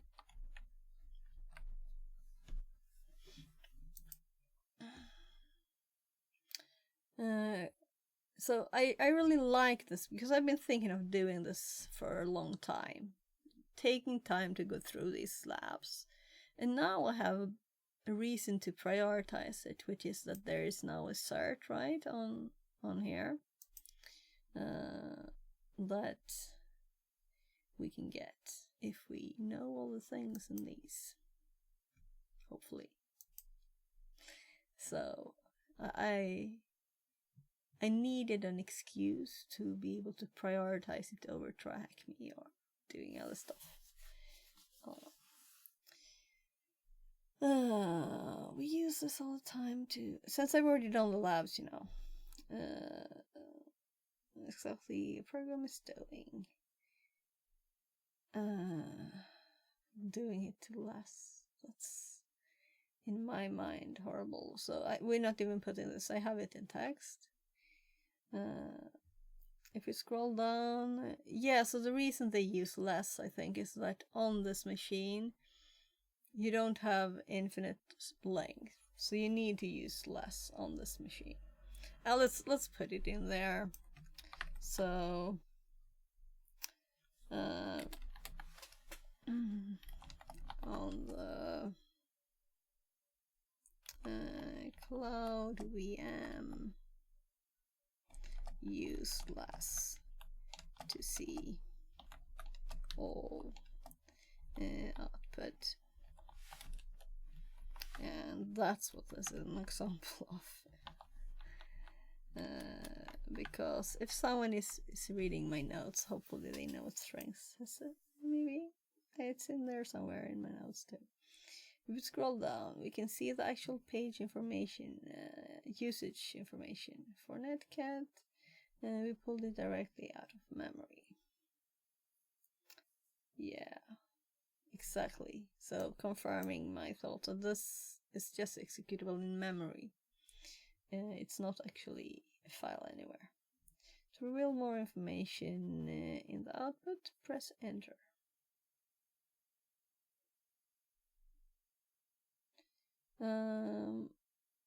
Now I'm curious why we would get more.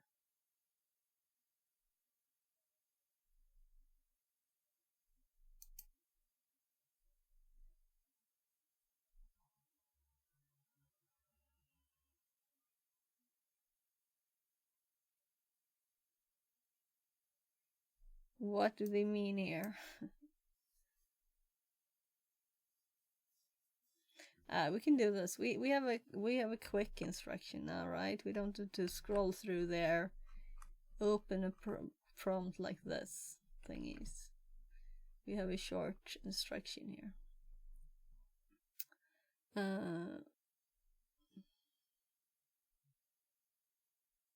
So mitigation techniques. This is for named pipe, and this is for finding netcat, which is obvious, right? But ChatGPT, I asked it about this line. Oh, these two actually, right?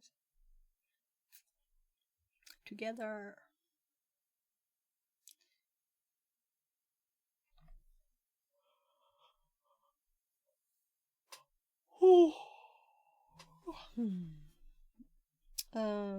What time is it? So 12 minutes until 18.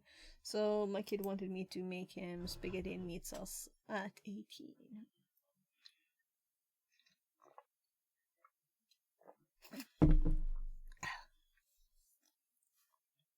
So I'm gonna send a message to my hubby that I want Thai food. So when he goes from work, he'll pick it up, but I'll call usually. Don't know why he doesn't like calling.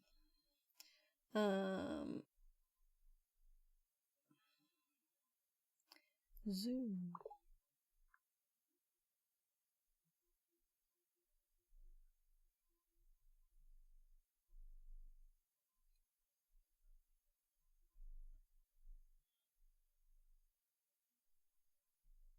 Make a kid spaghetti and meat sauce, feed him for a day.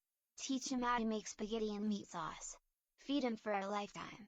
Fix it 42 loves. Yeah. So the thing is that he is autistic and he has trouble Sullivan touching GFX stuff. says. Hey, have you ever tried reversing an IT firmware or something like that? We're going to. So we have a few rotors that, and we also have a camera. It's like here. So we have this thing, and we have this thing. And this one, the electronics are like so tiny.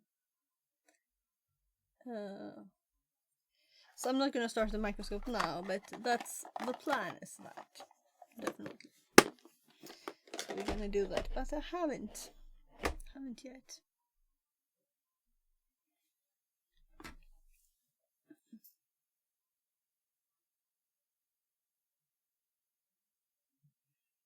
Using So- tag, I guess.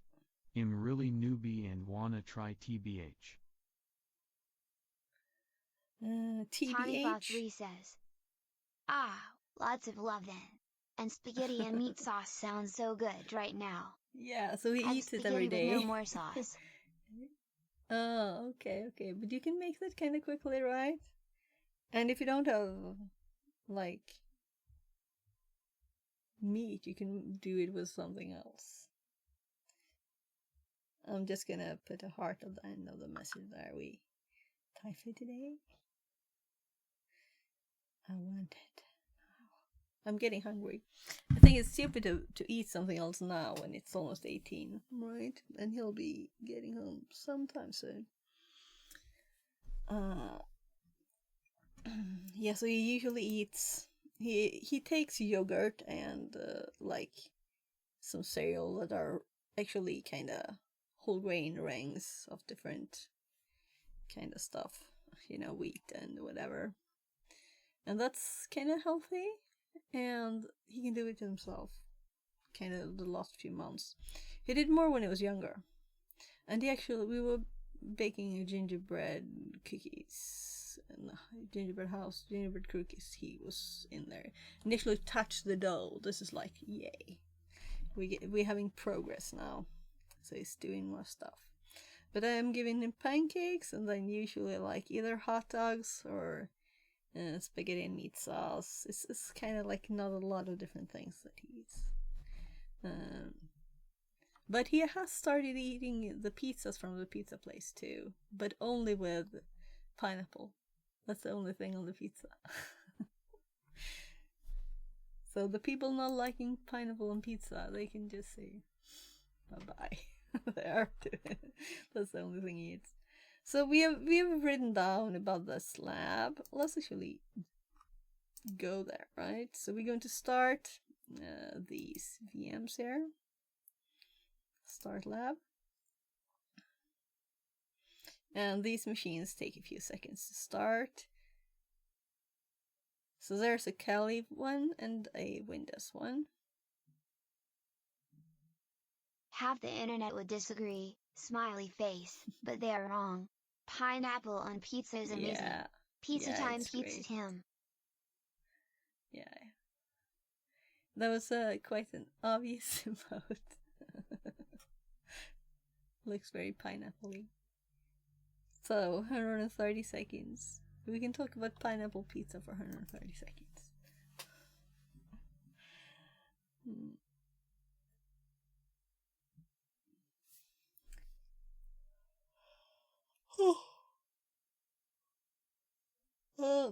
Cost to run per machine here. This uses credits here.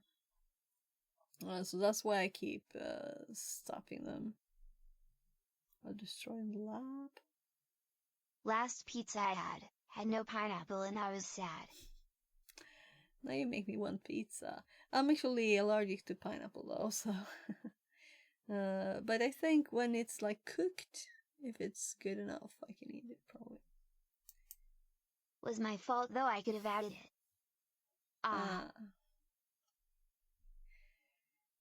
Yeah. So 68, 69.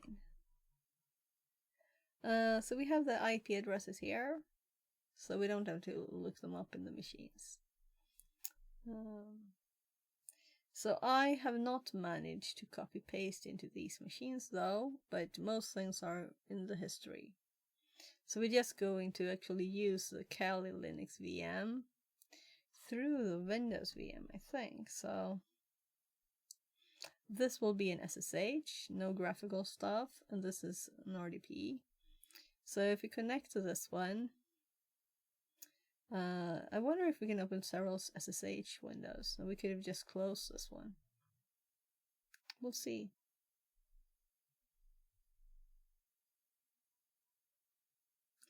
We have 11 hours and 45 minutes left off. And current usage, it's actually, while it's starting them, it's given us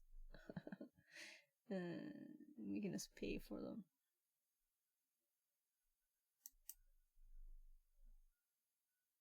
Come on. So, if we click this, and then we click this again.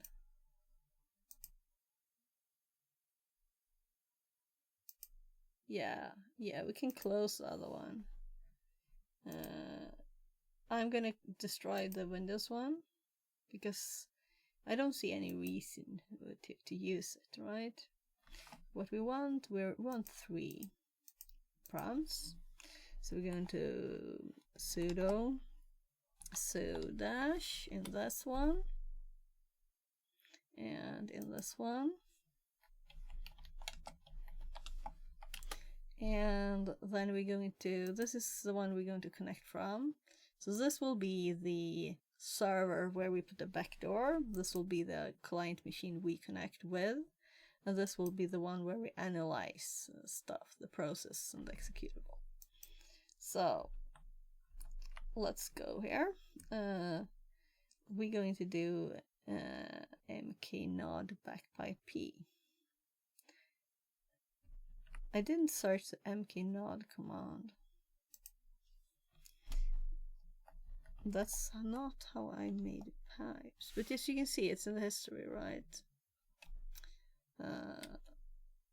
And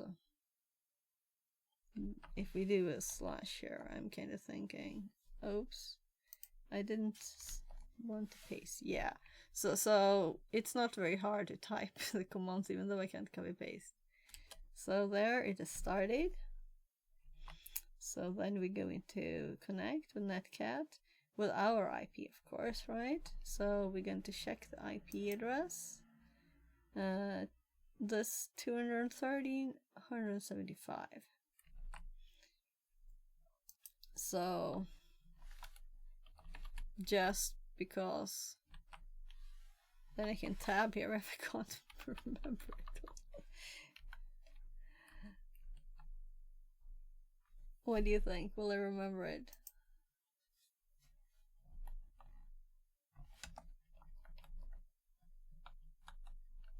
Nah.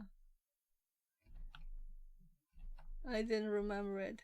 213. That 175. 2222.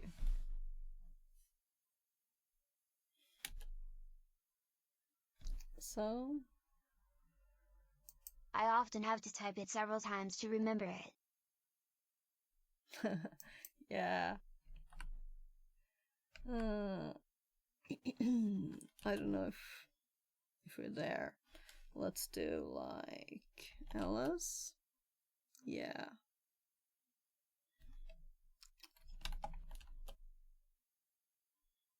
So we're definitely in the machine.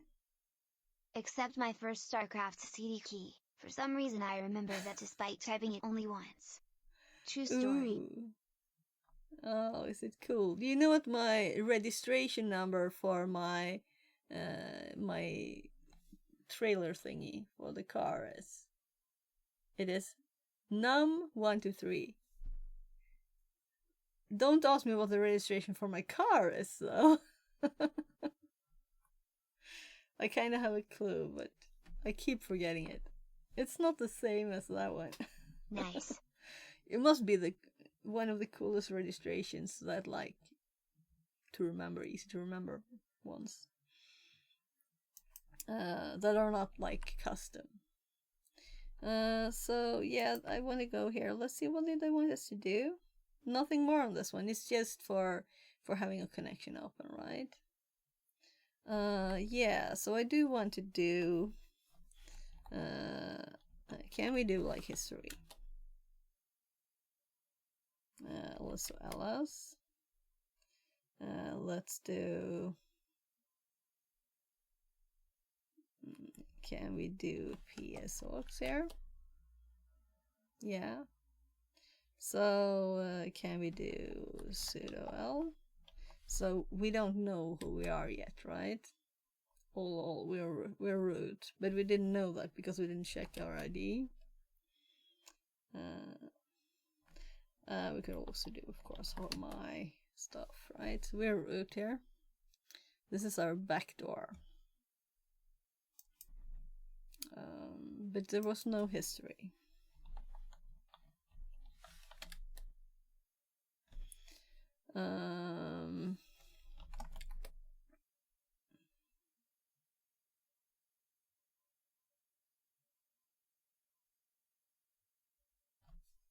I didn't check where we are. We're in root. I just think it's funny that sudo as admin successful is available in root. That's why I thought we were not in root. So now I can't unselect this. It is like a bug of this thing. This cloud range thingy. And sometimes you can't just select to select things. Unselect. So LSOFI uppercase P. LSOF. And that's the process they had last time then. Uppercase P. And let's see here. Here we have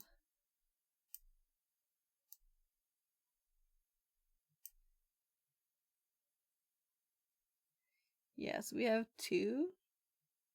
We're running two netcats too, right? So it's very logical. And now I could unselect it, the blue selection. And now I can hit two, but on this one I couldn't. It just keeps getting more and more blue. I have to test here. Yeah, I can't unselect it there either. And this one is root, just as that one. Yeah, it's not logical. It's good enough though, right? Yeah, the process ID. So LSOF on the process ID with a lowercase p this time. Here. So LSOF and the lowercase p and our process ID. Let's do the first one and the second one, right? So 1838 and the other one is 1869. LSOF P. Taking the opportunity to practice my fingers on these things. So the first one, warning.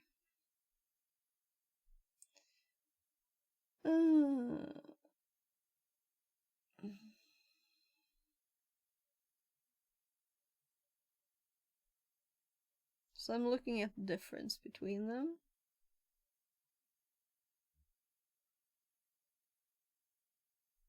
TCP star 2222 and Kali 222. And here we can see that it says Kali 42504 2222, and here we have the 42504 over here. So these two are connected to each other. So I guess that's what we're looking at next, right? So I'm curious if I can copy stuff from here now. Because I think that was the only reason we could use a Windows one. Oh shit. It pasted the whole darn thing.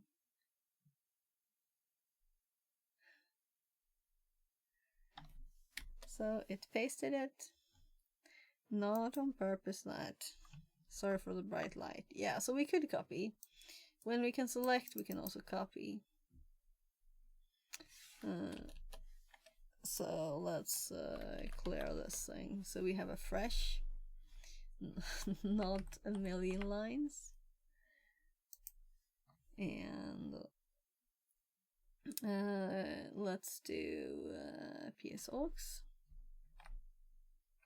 And I managed to open the white light thing there again. So a normal PSOX. And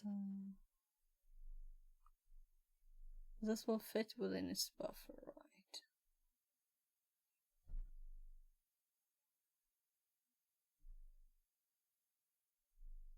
Oh, it didn't actually clear. Yeah, of course. Of course.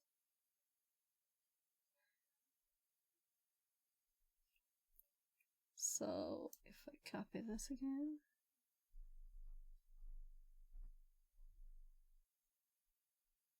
No, it didn't want to copy. So I can't scroll this thing. Is that the case? Yeah.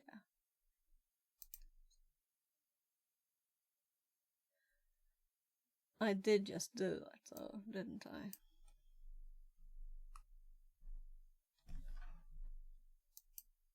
Yeah, kinda thought so.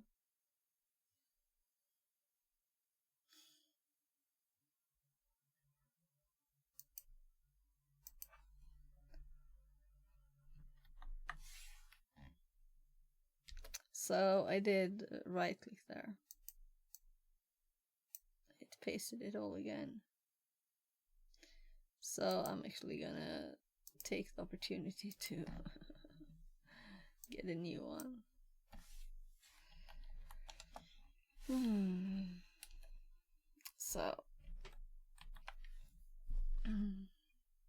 So I keep pasting all the output so we can get stuff from it to the notes later. When we're finished, dig into the process. So proc pid And we had 2 PIDs, right? And I don't remember then.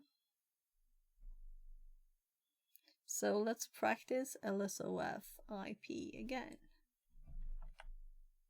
Oh gosh, I keep tabbing to that bright light window and then I keep closing it. So, LSOF I uppercase P. No, dash uppercase P. And then we see the process numbers for the netcats. And we can also see our shells, right? So since we made a new one here,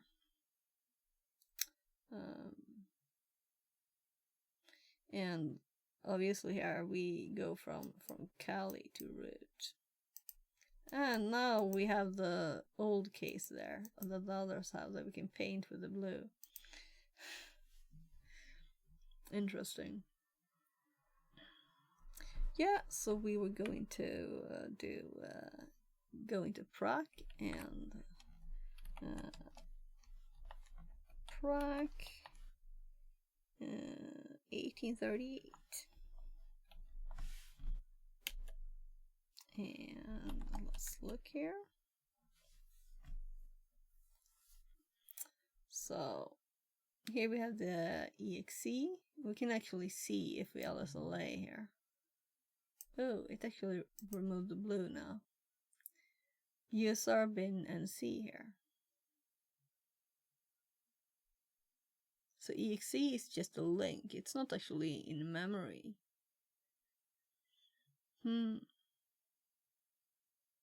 So I would never have seen this if I was not doing LSLA. This is interesting. So we need to run this on our Kali too. Actually, just an LSLA in proc, right, for something that's running. Oh. So if it's not on disk though, of course it won't be. But I guess most things are, right? Maybe not.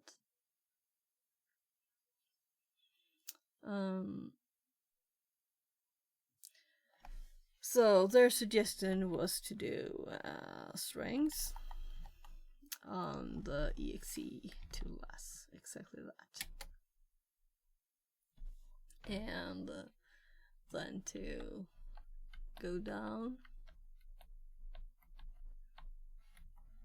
until we find the information. So we can see here, this is obviously OpenBSD netcat usage. So we know, if we didn't know already, we now know it's netcat. But now we saw it with LSLA. And then they said, click enter. No alternate routing table support available.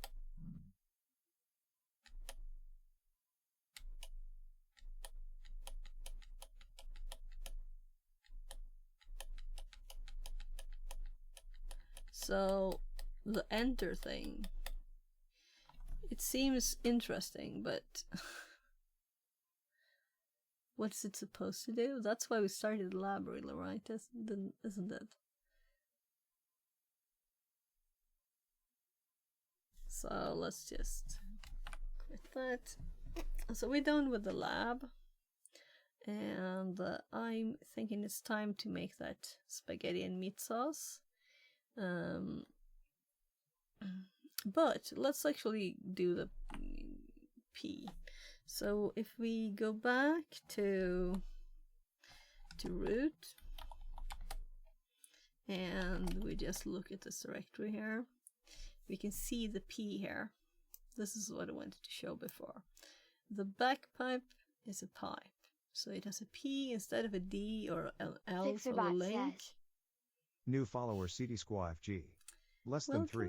Welcome in. So we can see that we have a pipe here.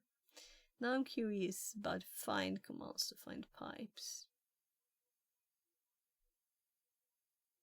It's a special type of file. So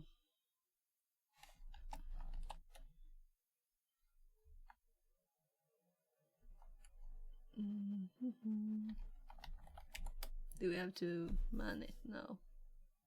So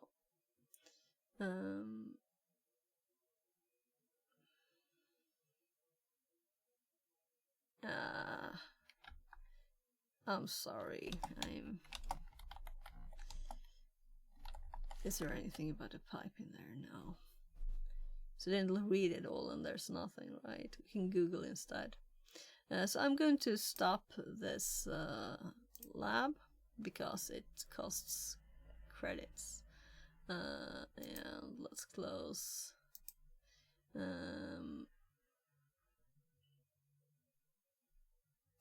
Log out. Close these. Oh, my eye itches.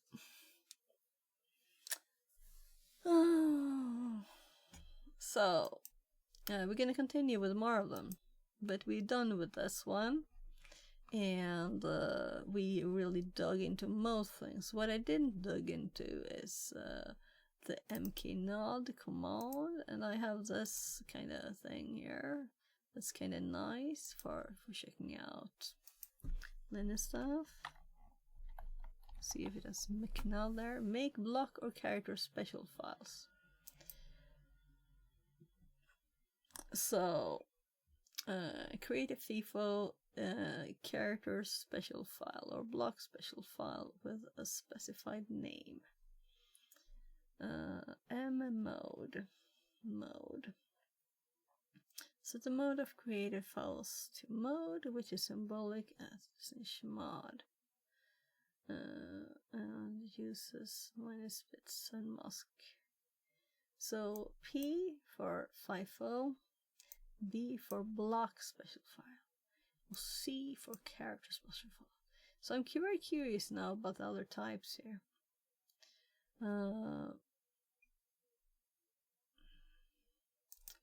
So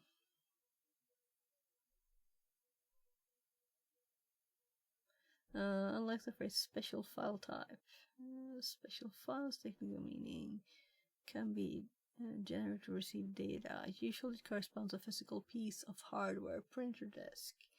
For typical created system configuration time, mknod command as such creates files of this type. Such devices can be read either a character at a time or a block many characters at a time. Hence, they say there are block special files and character special files.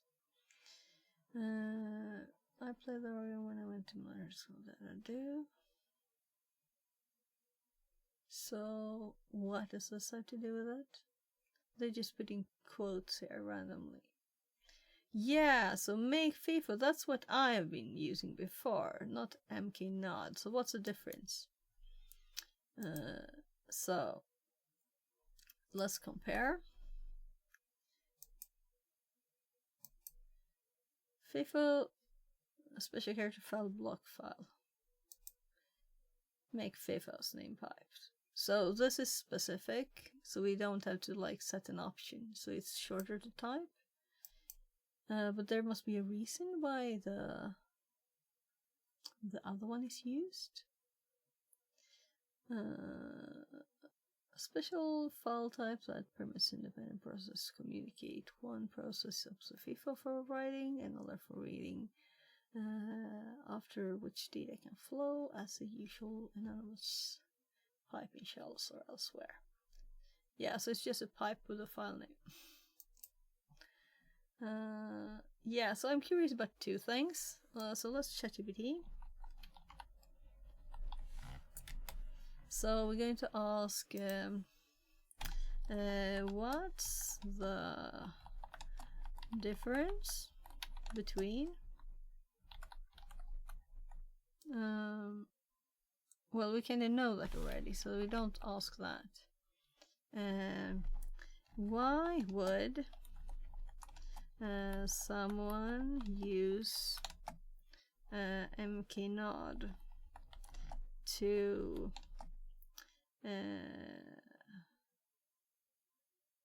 MK in order to make a named pipe and not MK FIFA. Also,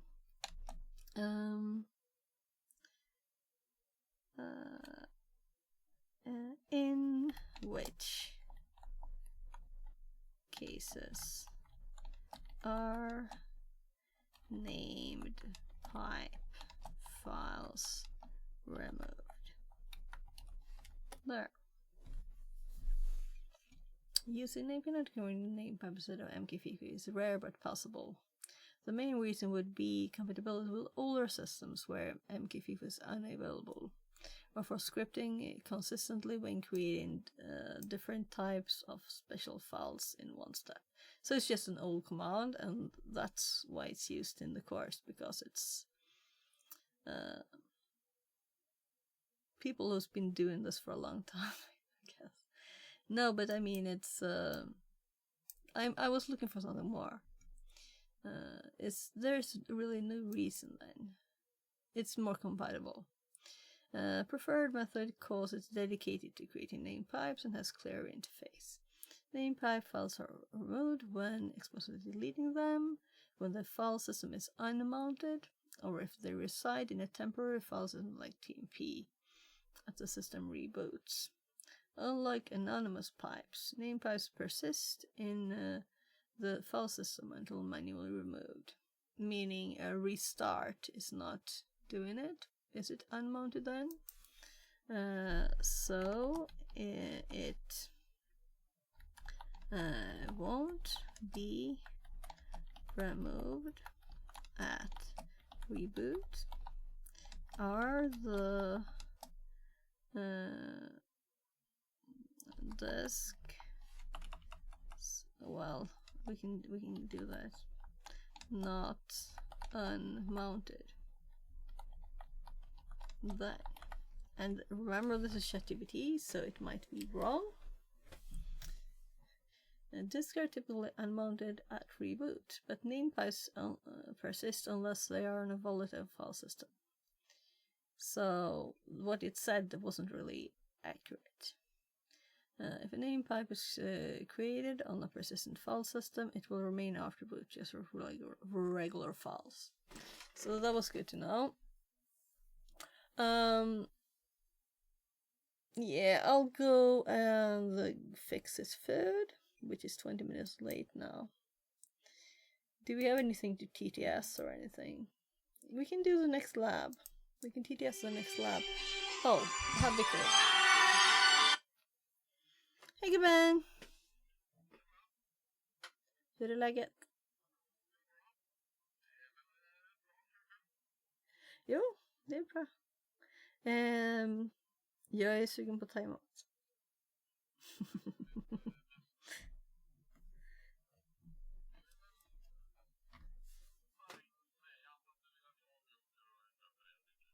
Ja, precis.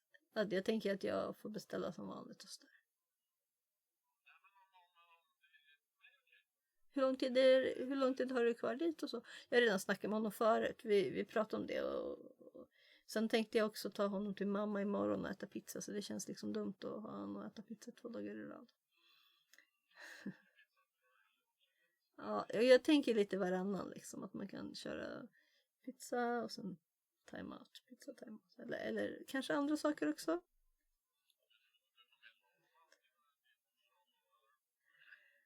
Ska försöka. Men jag tänker jag satsa på en sak, ska jag fråga Laban också. Men nu är det så att han har inte sovit i natt, verkar det som, utan han ska lägga sig typ nu. Så jag ska gå och göra mat till honom nu.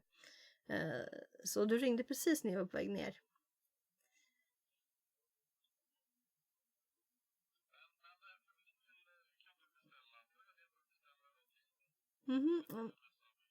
Precis, men jag beställde väl samma sak typ. Så. Ja, precis. Oh. Jag hör blinkersen. Ja, men gubben, då beställer jag och så messar jag dig. Fast jag ska, ja.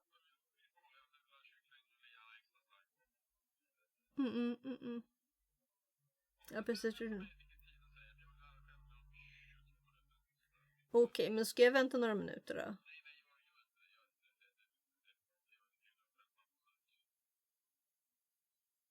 Ja, men det blir... Okej. Så du slipper vänta en halvtimme, menar du? Okej. Hellre kallmat. Okej. Ja, pussgubben. Jag beställer. Ja, jag gör det. Puss. Hejdå. So he's 22 minutes from the shop, and they're probably gonna say 15 minutes, but he doesn't want to wait, so he wants me to order it once. Okay, let's do it then.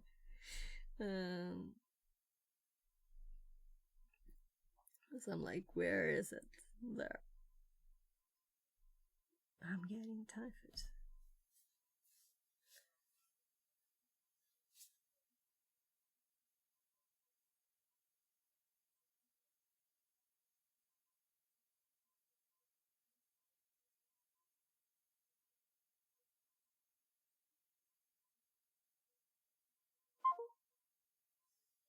Okay. No answer. Or not even a signal.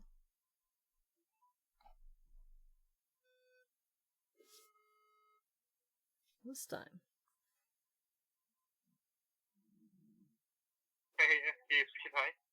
Hej, jag skulle vilja beställa. En äggnudlar med kyckling. Äggnudlar med kyckling, ja. Extra stark på den, extra stark. Extra stark. Yes. Och, Okej, ja. Och 2 stycken vokade grönsaker med kyckling. Grönsaker med kyckling, ja. Yes. 2 stycken, ja. Jättebra så. Ja, det är bra så, tack. Ja, 20 minuter. Okej, tack så mycket. Ja, tack. Hej. Tack, hej. They said 20 minutes. 20 minuter. So I'm gonna send a message to my hubby because I want to know.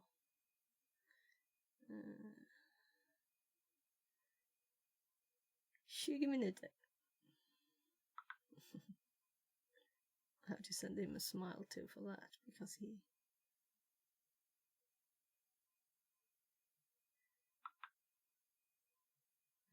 That's like perfect when he'll be there. I'm going to get my kids some food then, and I'll be back just in 2 seconds. Max 5 minutes. So probably 2.5.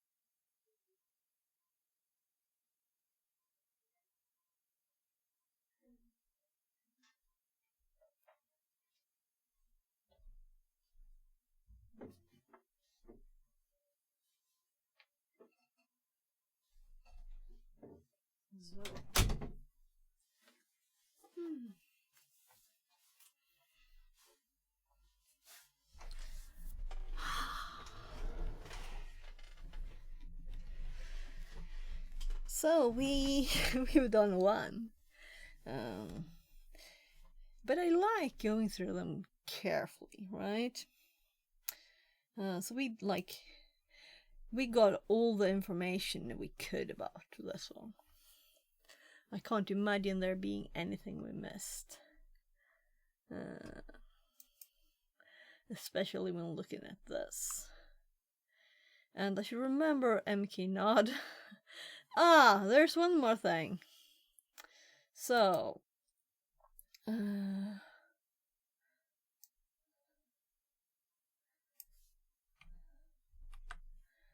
well, we don't have to copy that. Please explain the functionality of MK Nod. Like pod?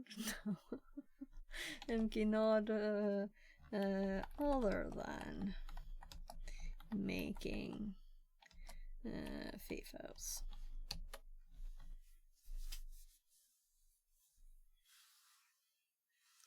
So,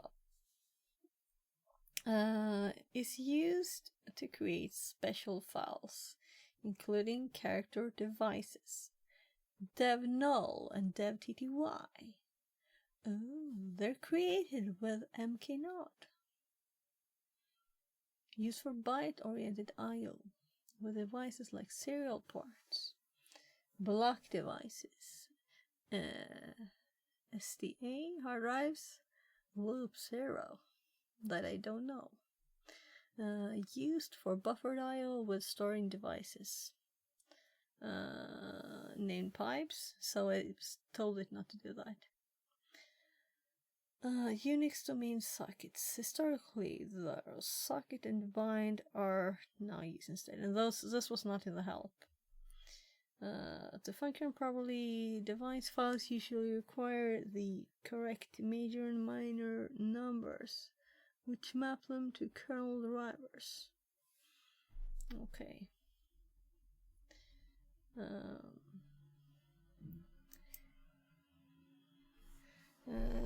How is MK Node used to create dev tty?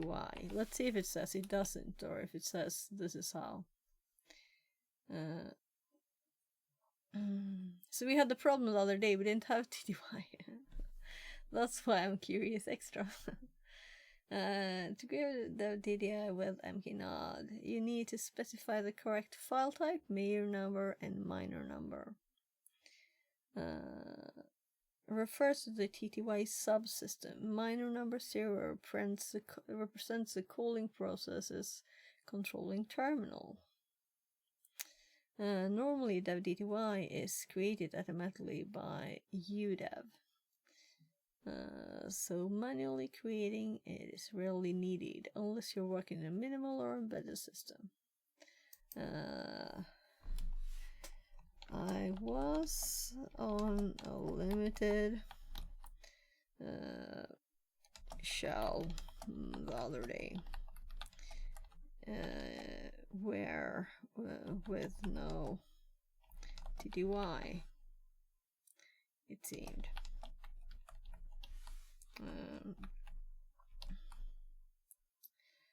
So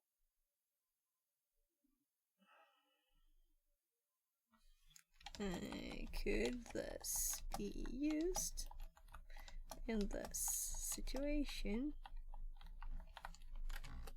Situations even. If you had no dev-tty, creating with mknode might help, but it depends on the system restrictions. The limit often lacks permissions to create device nodes.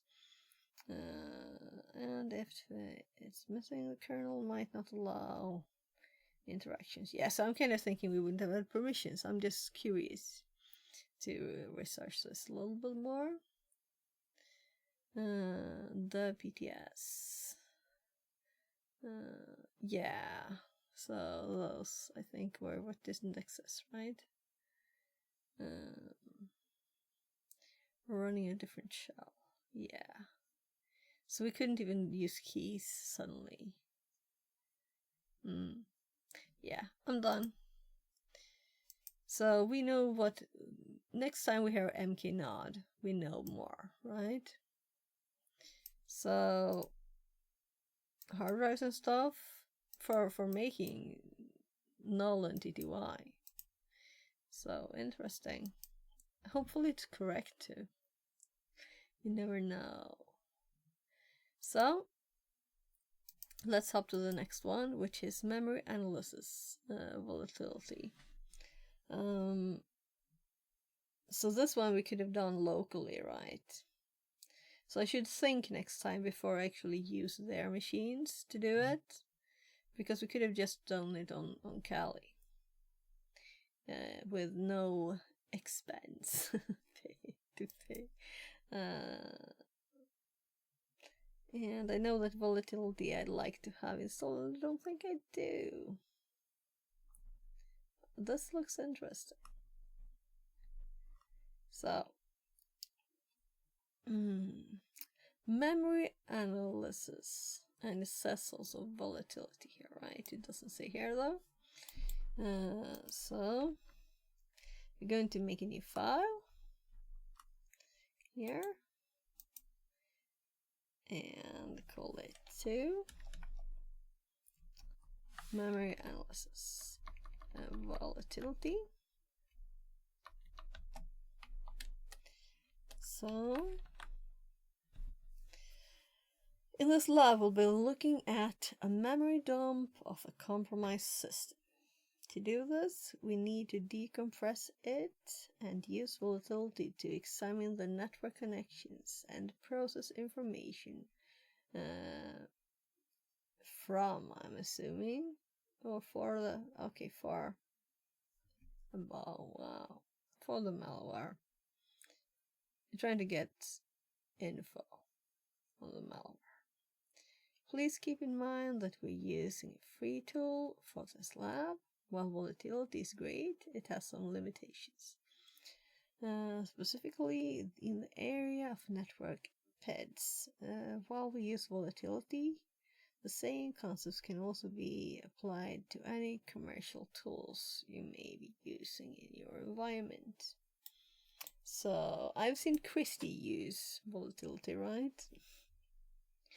So I'm curious what difference it is in this. It also says volatility, it just didn't do in the header. So on this machine, okay,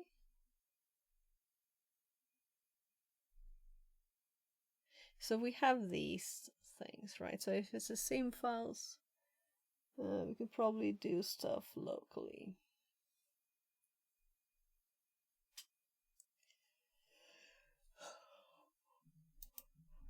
And if it's installing a tool, that's just good, right? So we get stuff that we need. And I remember Chrissy talking about different versions. And I think there's different versions here. 2.6, 3.0.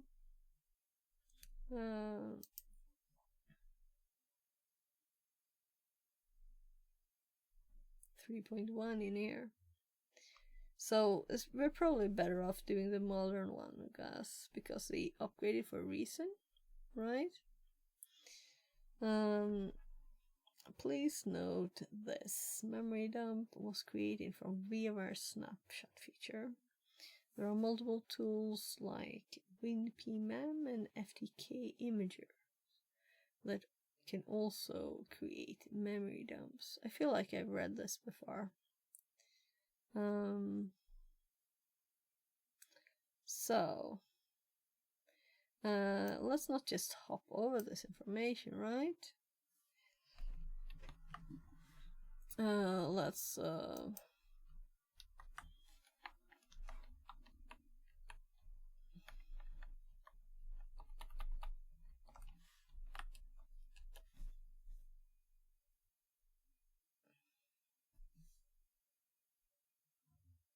multi-platform memory acquisition tool.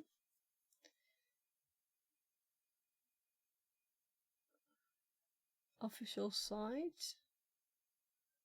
So we can check both out.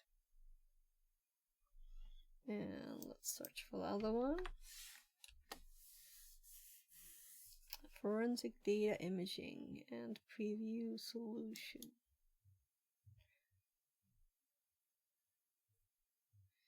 Global choice. The choice for global digital forensic professionals. Does that mean it's not free?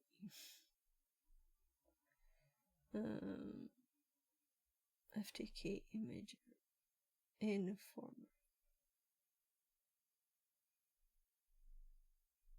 Still free?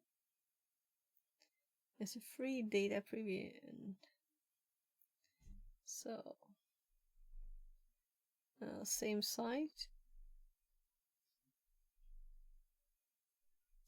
Computer forensics. Yeah. So do we get any videos of the other one? Let's learn this thing. So if I just don't do it now, I will probably just have a note somewhere that I didn't remember, you know? So no YouTube videos on this. So I've watched like YouTube videos once now on stream. Maybe we should do it again. So, WinPMem.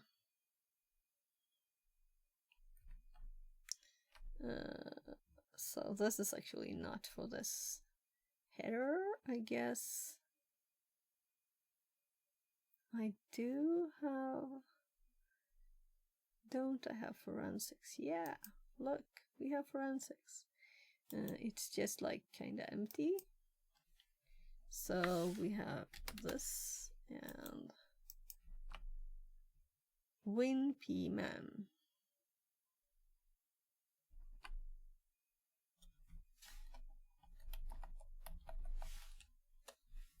So let's put the site in there.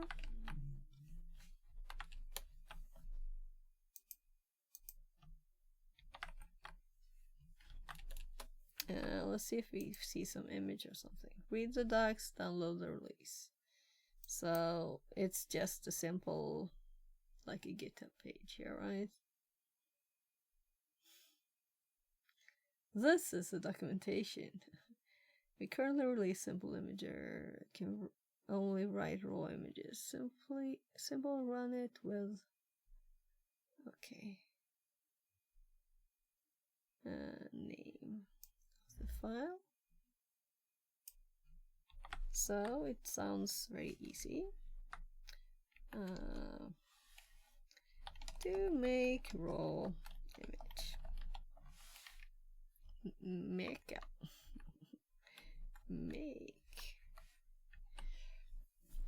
acquisition modes. 3 acquisition modes are implemented. PKTE remapping. This is the default and is the most stable mode. So let's put that in here too. It's not a lot of information, so this is overview, and this is docs, and then we also have home. So let's go to this site. I'm thinking there's more information. Yeah, so we have actual text here. Why didn't I put this in the docs? So physical memory acquisition tool.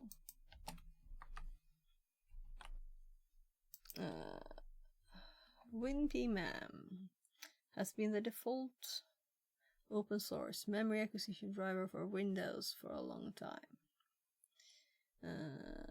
It used to live in the Recall project, but has recently been separated into its own project. This is the Windows version. Here's the Linux version. Interesting, we found another tool. This code was originally developed within Google, but was released under the Apache license.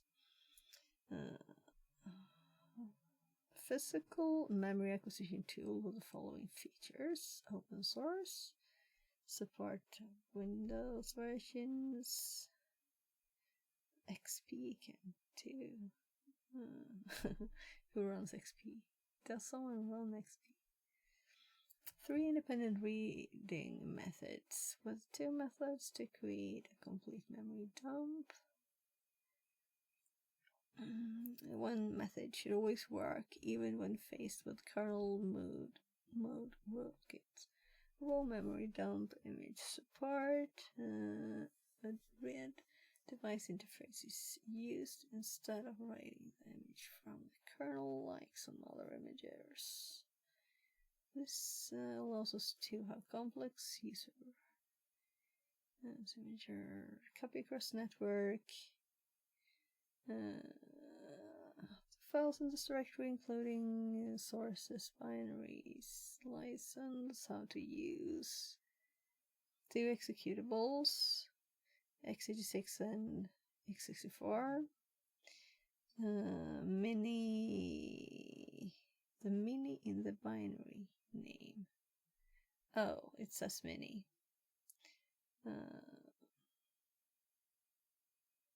Plain simple, it can only reproduce a raw.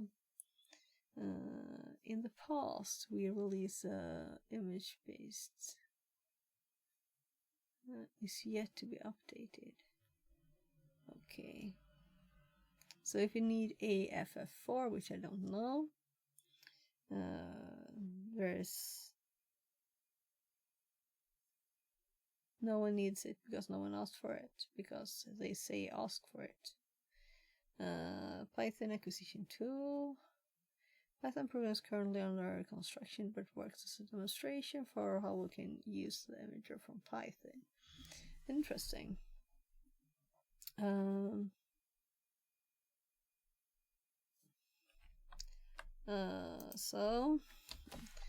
Has Python usage example. And this is Windows now, right? All Windows. We have the Linux there.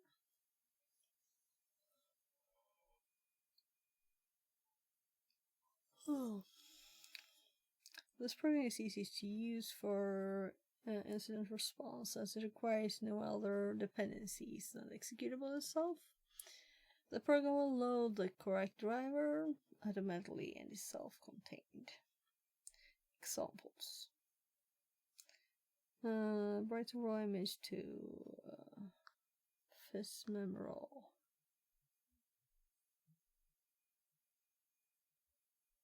So we already had this example.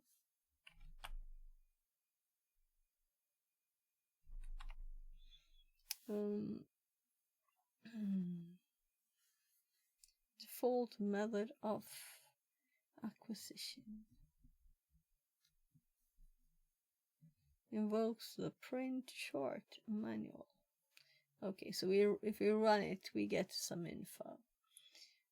To acquire a raw image using specifically another method. 1.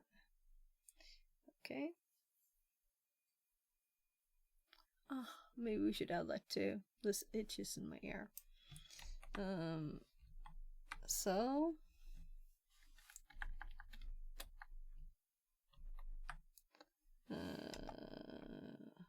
Example specifying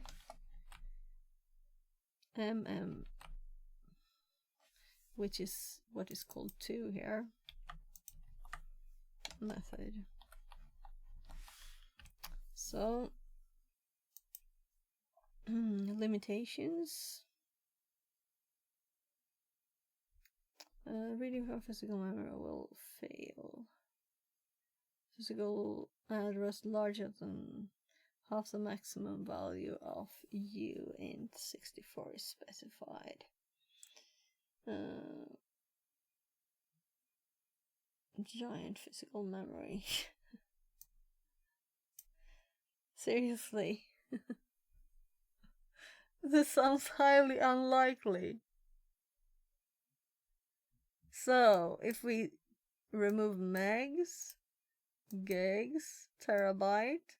They have 9 million. You can have 9 million terabyte of RAM or memory in some way. Yeah, RAM. well, sounds highly unlikely, but you never know what happens, right?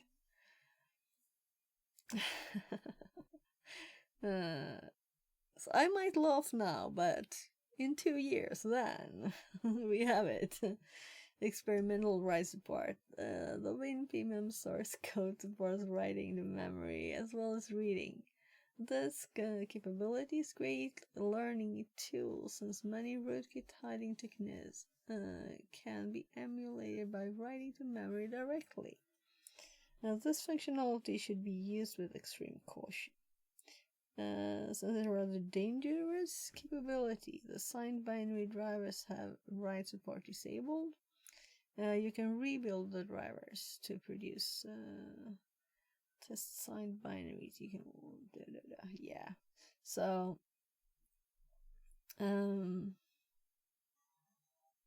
yeah. You will see a small test mode. This will load the driver. So I just feel that I'm getting Thai food very soon. Have to see. No car outside yet.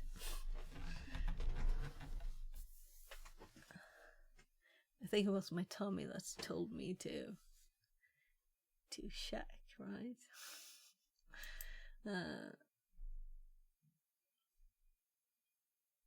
It should be here.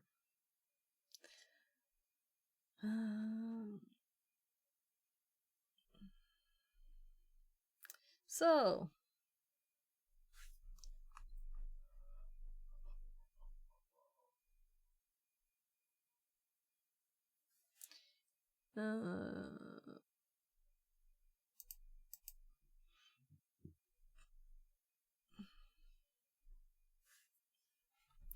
so I guess we go to releases because that's probably where it is, right? I was looking for the Python file. For this release, we can make available old imager. Very simple. Back in the future.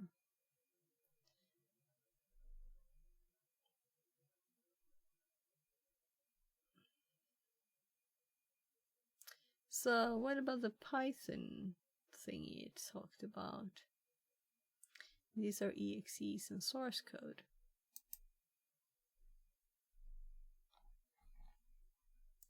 What is this? A website?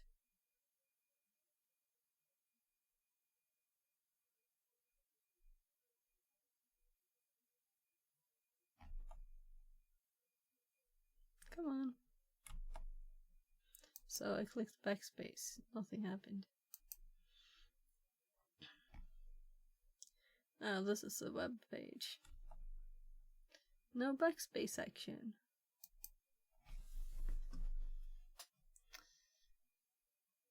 So let's scroll down to where it mentioned the Python.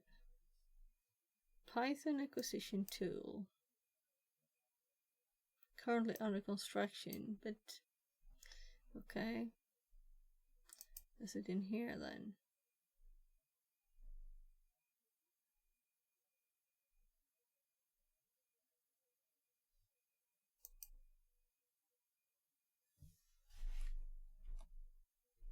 Oh my god, backspace doesn't work again. I'm like, I have to click. So I'm good with this.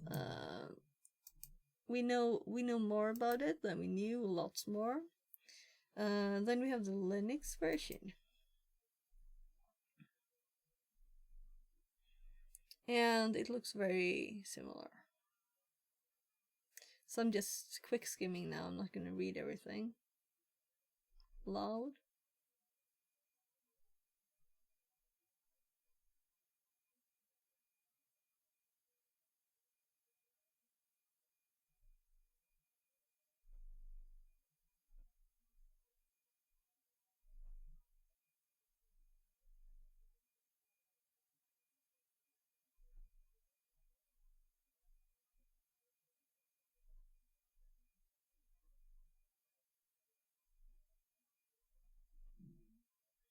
I wanna play with QM too.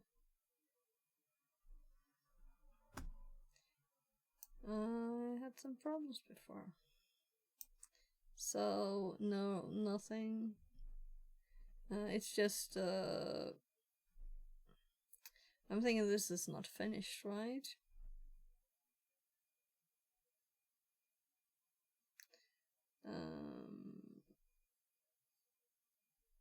I don't think we are deep enough into forensic stuff, as we just like added the fourth and fifth thingy to this to check into compiling things that are not released. I mean, there's lots of stuff to explore before we go there.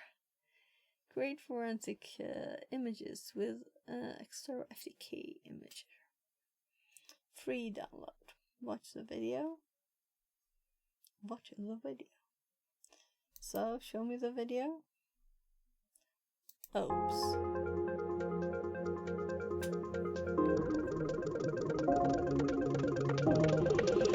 When I teach FTK Imager, one of the things that I sometimes say to people is, well, here's FTK Imager. You're going to create a forensic image. Tell me what you're going to do. Well, a lot of people sometimes will automatically go to File, Create Disk Image. And that's absolutely fine, because creating a disk image is what FTK Imager is there to do, of course. But sometimes we just need to take a moment and keep ourselves in that thought process just for a little bit longer, because evidence... Now let's just pause that. So this is 3 minutes, and this is 8 minutes. So let's check these out. So of course the company will talk more about their stuff. In this demonstration, we'll take a look at how to use Access Data's FTK Imager to create an image of a suspect's drive. I've already installed FTK Imager, so I'm going to launch it from the desktop here. Once FTK Imager is launched, to create an image of a drive, you go to the File menu and choose Create Disk Image. When you go to create the disk image, you'll choose the source, which is the drive that you're creating the image of, and you choose the type of source it is, whether it's going to be a physical drive, a logical drive, which would be a partition, so you're not creating an image of the entire drive. It could be an image of an image file, or the contents of a folder. Or it could be a CD or DVD device. Now in this case, it is a physical drive, and actually I'm going to be using a USB drive as the example here. So I choose Next. Then it shows you a list of the physical drives that exist on your forensics workstation, so I'm going to go with the USB drive. And then choose Finish. Once you know where it is, we want to go and store the image. So I'm going to choose the destination, so I'm going to hit the add button here. When I choose the add button to choose the destination, the first thing I have to do is choose the image type. So in this case, we're going to be going with a raw image, which is the same image format that Double D as a program would go and create. So I choose Next. We fill in our case number. So in this case, I'm going to go and create the case number of 2021_08_ and the date we'll go with 25, and it's the first case of the day, let's say. And then evidence number will be I must hear this. 1. We'll plug in a unique description. Oh, so I'll put in image of suspect's flash drive. We can specify who the examiner is and any additional notes. Then we specify where it is that we want to go and create we had the an image. So example of something to need is speeding up. C drive. On the C drive, I'll create a folder called Images.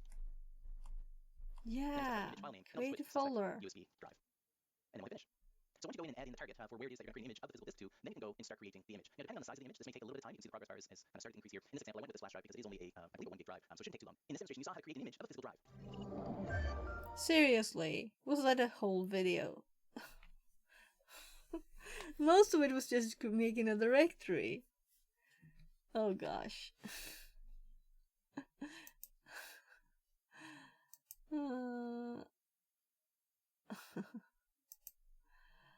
Oh gosh.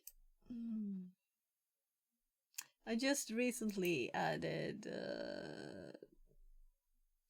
what do you call them? Notifications to some channels. Yeah, I have to go and check the cat type food. I'll be right back.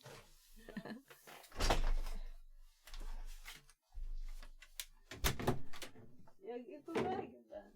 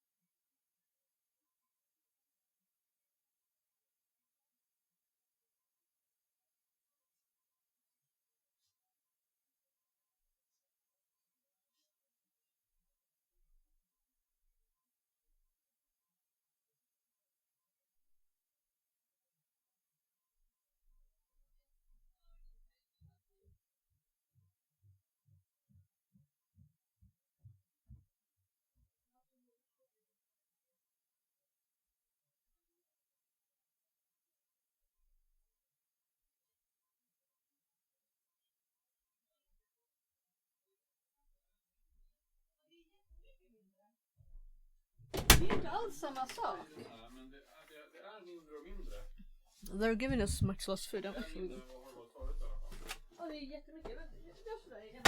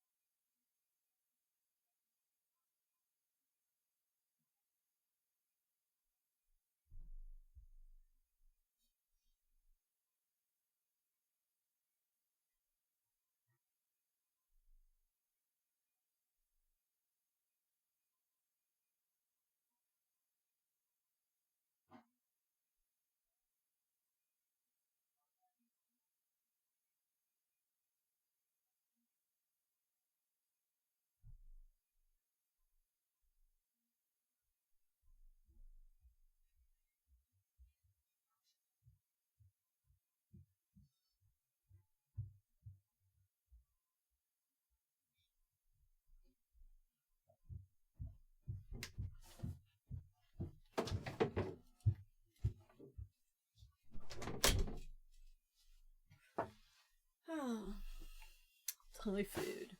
But they've started giving us much less. The boxes were like 2/3 filled, and I actually put my kids' one on the side because I already poured mine on the plate. And this is not just mine, this whole his veggie stew. Let's see.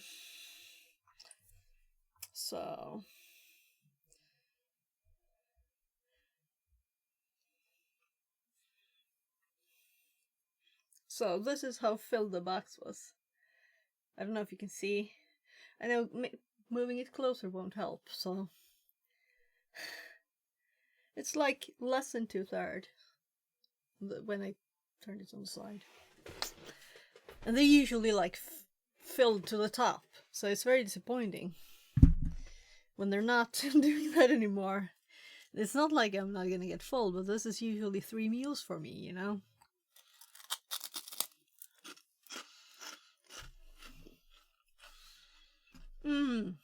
Hello, Trackme. Hi everyone, Dan Gunner from Insane Forensics. Welcome back to Tech Talk Tuesday, where every week we try to give something to help your threat hunting and security program. And today what we're going to dive into is how to use FTK Imager. FTK Imager is a free tool, been available a while, a great way to take disk and memory images. So let's hop right in.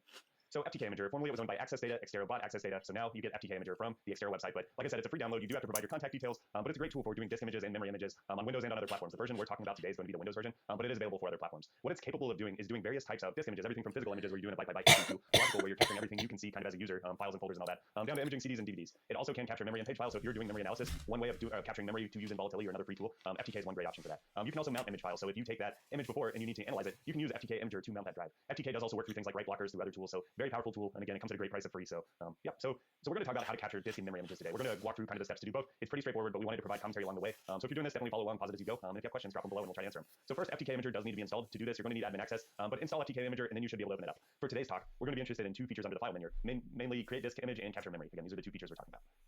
So to create a disk image, first you're going to run you're going to install FTK. You're going to run it as admin on our Windows 10 box that we were putting this together with. FTK actually did prompt for admin when it moves up. So spoiler alert, you do need admin. Make sure you have admin in the box. When you go to actually capture, you're going to have those options to do physical. Like we said, this is the common one where it's a bit-by-bit copy of the storage device. You can also do logical, right? Which is this is going to create a disk image of all the files and folders that FTK can get to under your permission set. And so it's going to vary to that point, right? There are things admin can get to, there are things a system user can get to. And so it's important when you're doing logical to realize that you're going to be limited by the permissions of that user on the given box. You can do an image file, so you can actually feed image files in. If you're deconstructing files, this is super useful. You can do it on an individual folder, so similar to the logical side, or they support these for Nico devices for also doing CDs, DVDs, and Blu-rays. So again, when you look at disk imaging and when you look at creating a disk image, FTK has a ton of features for that. So the first step you're going to do once you select the physical images, you're going to have to select the volume that you actually want to image. In this case, if you're going through a write blocker, you would select how that write blocker is actually mounted, how it's plugged in. And tell me if I'm going too quickly, okay? So it's okay to say, can you slow it down? I just felt this is not like a big thing. I just want to listen to it. In this case, we see, hey, a physical drive hits a VMware virtual disk. It actually gives you that metadata there. But your first step is to say, hey, what drive are you actually going to capture? Once you do that, then that create image box pops up, and here you're actually able to take multiple images of a given drive at the same time. So what you're going to do is you're going to click add under that create image. You're going to create select the image type you want to create. Commonly, so raw format if you're using DD, this is doing again the raw bit-by-bit copy. But there are other file formats that are useful. The EO1, which I think is an in-case format, but it's also common with a lot of tools like SleuthKit and just other forensic tools out there. It has other useful metadata in it. There's Smart, there's APF, different file formats. I commonly use EO1 on this step. But again, select your image type, and this will be what the destination image of when FTK takes the image. This will be the format that it's written out to. You then select the destination. On the image destination, something important to know is you can't image a drive onto itself, right? So in this case, right, this might be an external drive if you plug in a USB image. This might be some other maybe section network drive, something else. Watch if you're doing a network drive. Remember, it's going over the network. It's going to take bandwidth. But you're going to set the destination folder to then put that image. You can set things like fragmentation. You can set things like compression. Because again, depending on the size of this volume, it could get pretty big, right? And especially if you're doing a logical volume that's spread across a bunch of disks, this could be a very, very big image, right? So just be mindful of that. You can have the evidence metadata. So like we said, in the EO1 images, you have evidence metadata like case number, evidence number, examiner notes. This is where that metadata is going to be set in the file. And then finally, when you set that image destination, right, this is where you're going to set it to where it actually can write out. So like you can add metadata and compression to each output. So once you hit, we'll actually go back one. Once you actually hit finish, it's going to give you the option actually to capture and do the image. I think we go back here. Yep. So then you can say, okay, start the capture, right? And it'll actually do the capture. It'll drop the file out, and you'll be good to go. So that covered the taking a disk image side. Again, it was a few steps. It's mostly knowing what to do. Big things to know about with disk image, right? Are you compressing it? What's the file format you need to do? If you're using other tools, what file format works best with those tools? There might be some you want DD. There might be others that they prefer EO1s or they work better. Just be mindful of that as you work through. Memory images are easier than disk images, so there's not as many options in here. When you go to the file menu and you choose the take a memory image, you set the destination tab. You set the file name of that. You can include the page file if you want, and then also create that 81 file. Again, depending on tools you're using, if you're using kind of the paid version of FTK, that 81 file comes in handy, or other tools that actually handle that. But then you hit the capture memory button, and it's going to go in and actually again dump memory, and produce that image out. So 81, like we said, it is an access data proprietary evidence file format, but it might be supported by the tools you use. But believe it or not, this is all it takes to capture memory. We are going to talk about how to analyze it this time. We'll probably say that future ones, but spoiler alert, you can just take this image and actually drop it into volatility, drop it into most major tools. It'll do all the work basically from there or generate the data out of that. So again, this was a quick talk. We wanted to cover how to do do disk images, how to do memory images using FTK Imager. Again, FTK Imager is a free tool. It's available out on the Xterra site. Let us know if you have questions. Let us know what works for you. If you have other favorite capture tools, we'd also love to hear about those. But thanks for tuning in this week. We hope to see you back next week. So,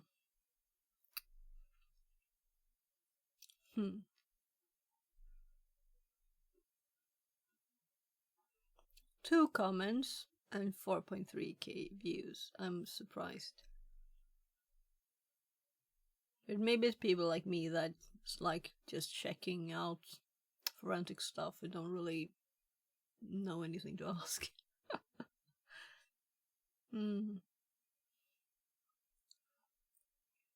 So I'm getting curious by this video. Yeah, so Antisyphon, it says.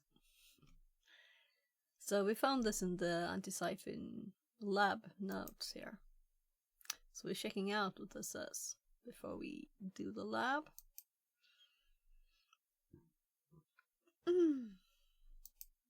So let's copy this.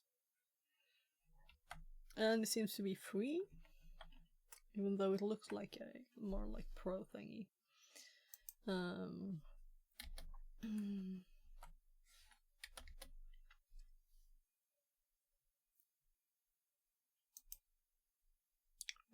Right, I didn't look at this full thing. Sometimes presents us with unexpected problems, and it could be that we need to just take a moment to check that we've got everything that we want to say, that nothing is I think it was like 40 minutes video. Oh, that's not what I wanted. I wanted to close it. So,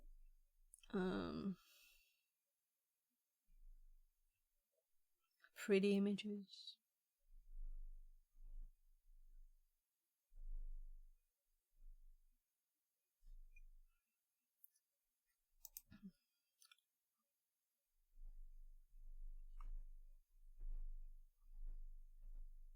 So, what if we want to use this? Resources.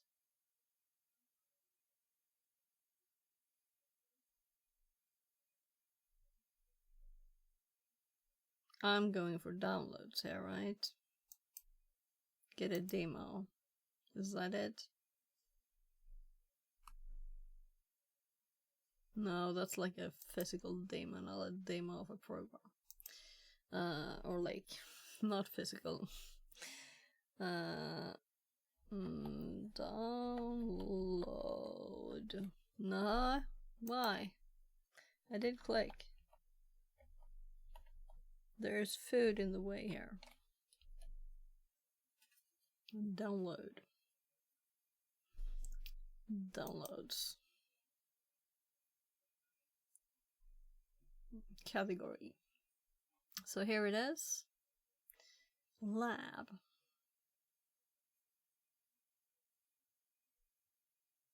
Forensic tools. Forensic toolkits. Forensic toolkit. So now I want to know what forensic toolkit is. Suit.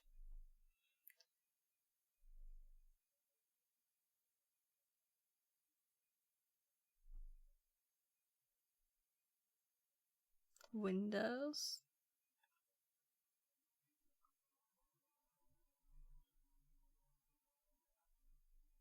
So all the things there have been Windows so far. So what is this?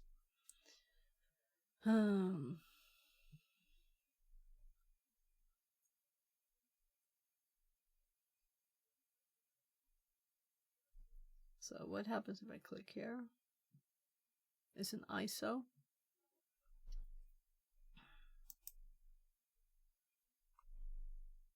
FTK image. It's page 2. So lower numbers. Code meter. License manager.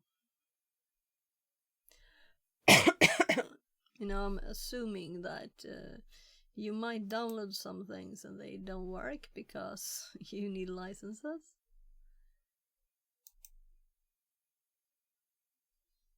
But you said this one was free, so Let's actually put this link in the notes because I had to search.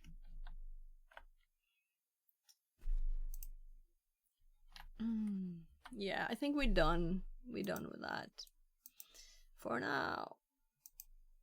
And let's close those. Oops.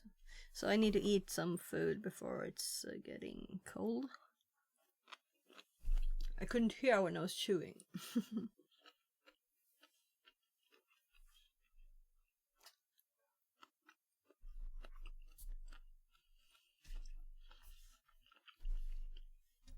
So the veggies are too well done.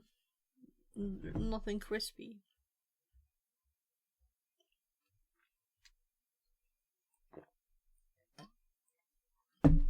I guess they're super busy on a Friday and we shouldn't really order this on a Friday. Maybe that's why they gave us little food. Tiny bit. Instead of as usual.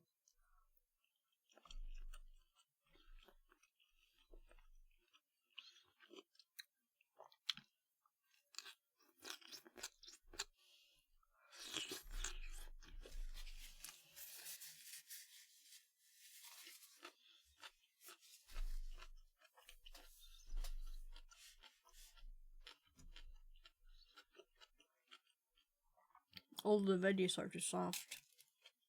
And it doesn't have any taste really.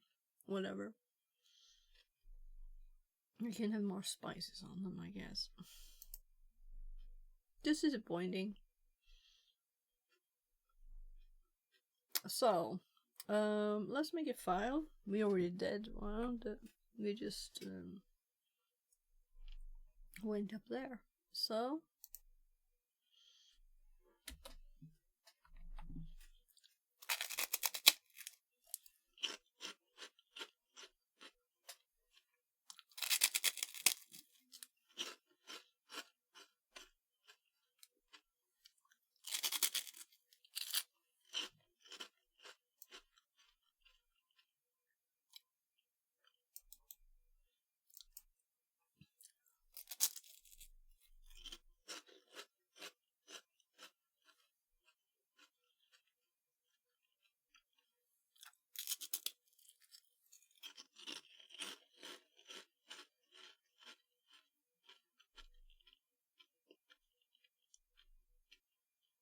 the memory dump. Memory dump.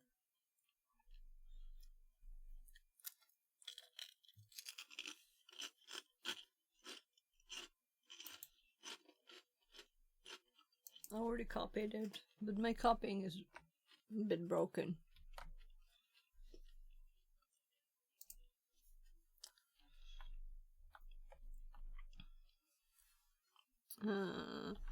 We want root permissions.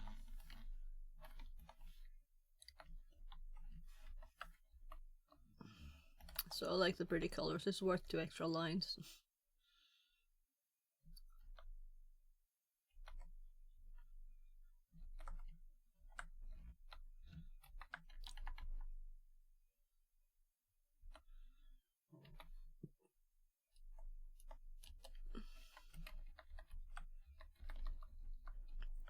So, find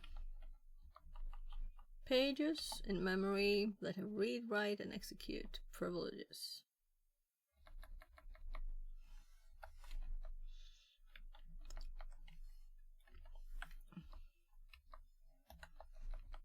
There. vol.py f memdung vmem and as a file. Windows malfind.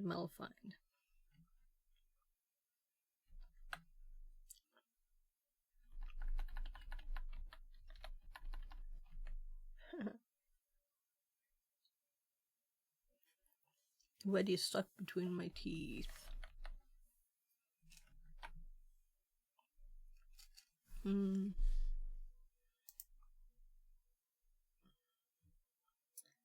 Right away we notice that the file trustme.exe looks very suspicious. Let's continue by looking at the network connections.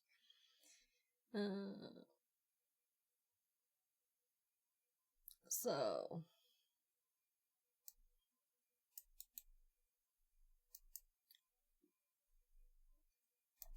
I can do this without using my keyboard. What do you think? I can't even do paste.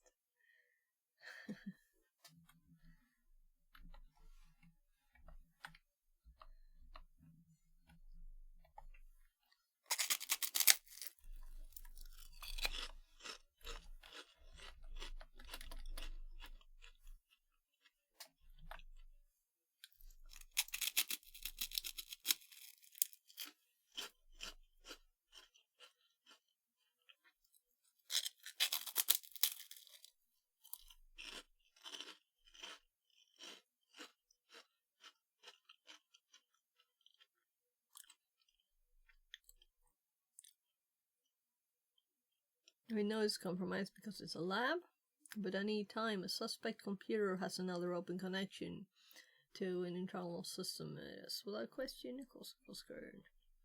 So SMB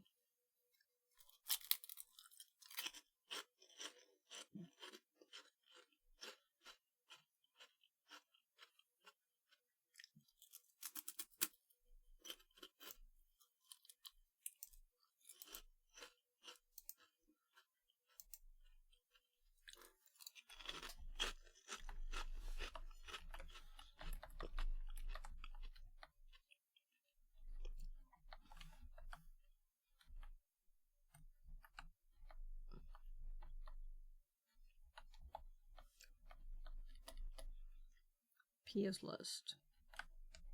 So this will really become like a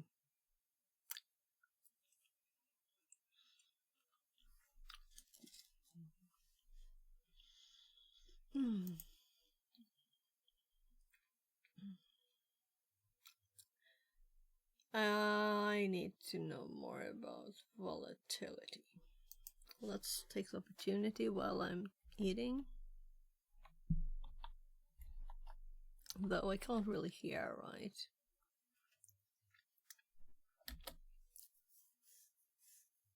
Yeah, that's it.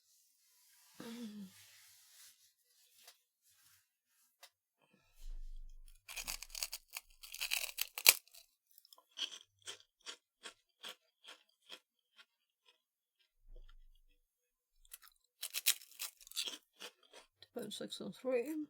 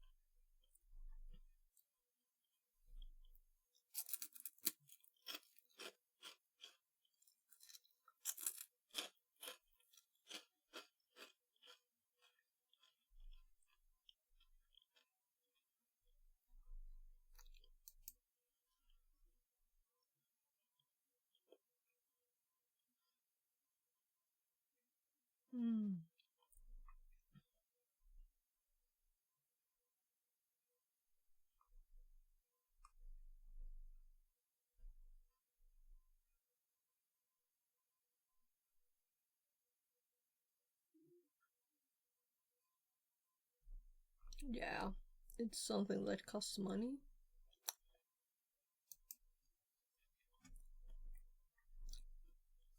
I just was looking for information.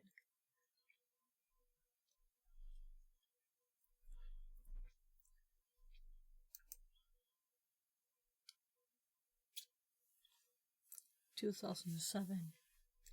It's like all new. Is it that year already?"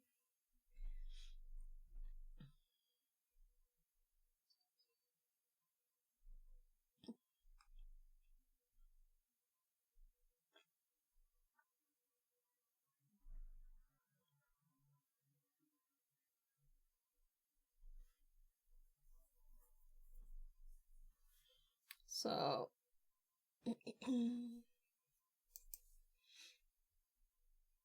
I was really going to Google, but the site popped up.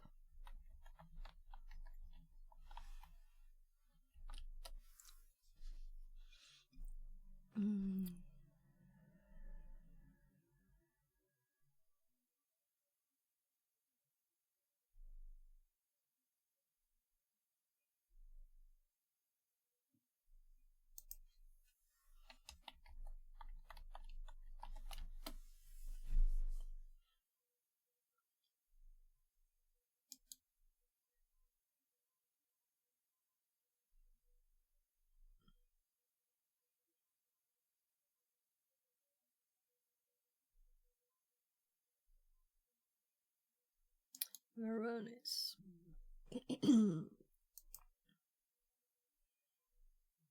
Then my brain says Cody.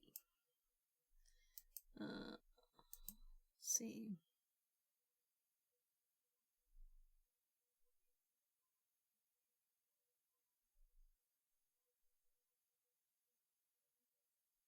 Post. Powerful. Yeah. Let's just do whatever video. And I'm gonna see if I can hear anything while I'm eating. First one that popped up. So thank you very much for watching. If you have any questions, please feel to ask them on my Twitter. The link to that is going to be added as a resource. Furthermore, all the links highlighted in this video demonstration will also be added as a resource to this video, so you can actually look at some of the other challenges for volatility, digital forensics, by taking a look at how to do in the next video. Oh gosh. What? What happened? It wasn't from the start. Oh, the Google result was like not at the start. In this video, we're going to be exploring the process of performing memory forensics with volatility, more specifically how to analyze memory dumps with volatility. So in the previous video, we essentially took a look at how we can essentially dump memory or volatile memory, if you will, also known as RAM from an infected Linux system for the purpose of analysis. And in this video, we'll be taking a look at how to utilize pretty much one of the most powerful memory forensics tools, which is called volatility. So more specifically, we'll be focusing on how to analyze Windows memory dumps, because those are the memory dumps that you're going to be frequently dealing with. But you can simply apply the same process to Linux memory dumps. I'll be explaining what volatility is and how it can be used, because it really is very simple and very powerful.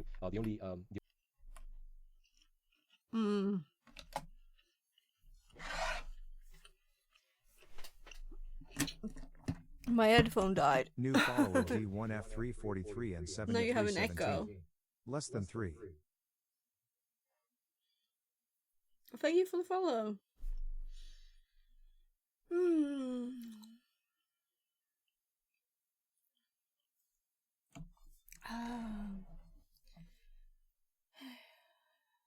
I can't get any words out from that. Johannes says. Hi, Johannes. Hey, Winrod, beautiful. So I'm eating Thai food. It's yummy. But I can't hear what I listen to.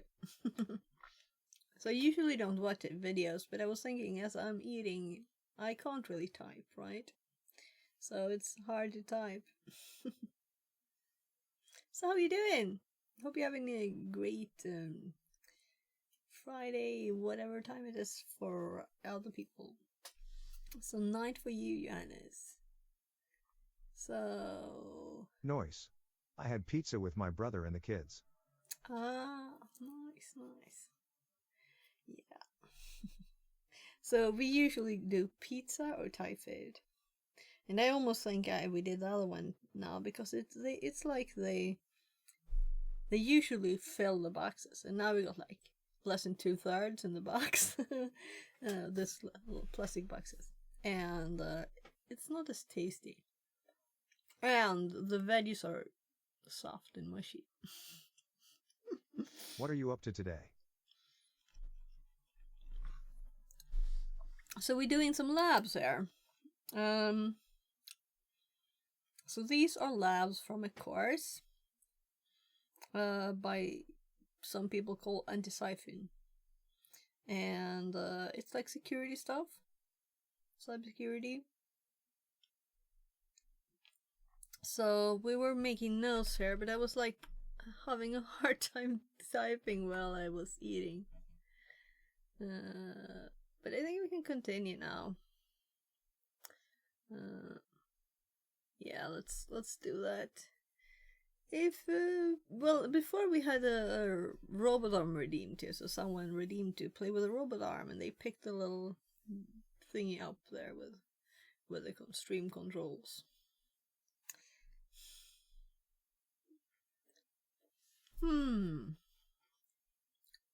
And also tomorrow, I'm taking my youngest to my mom and eating pizza. So eating pizza today too would have been a bit too much.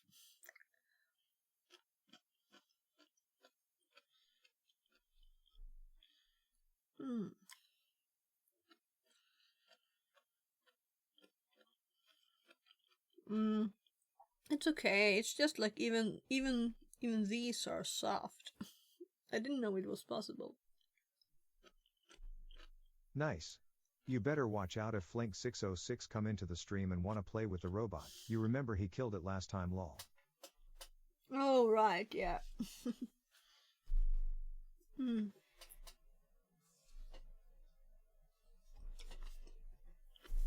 Let's say that it wasn't just soft.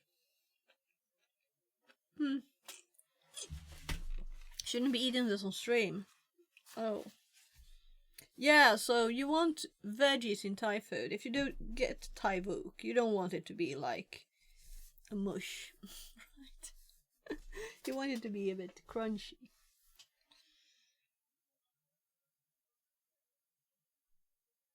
Oh, well. Let's see some chicken.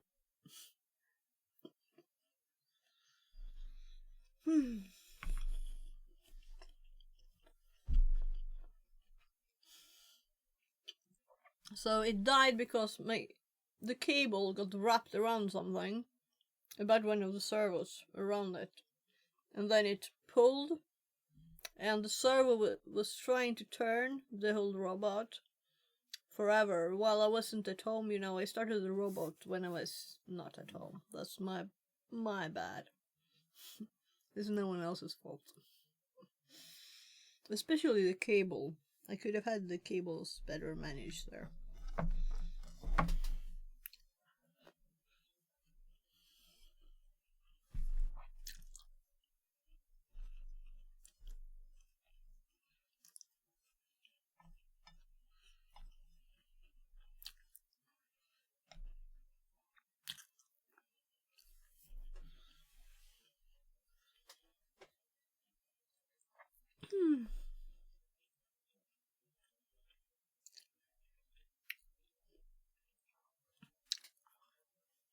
The rice is good. The chicken is not soft.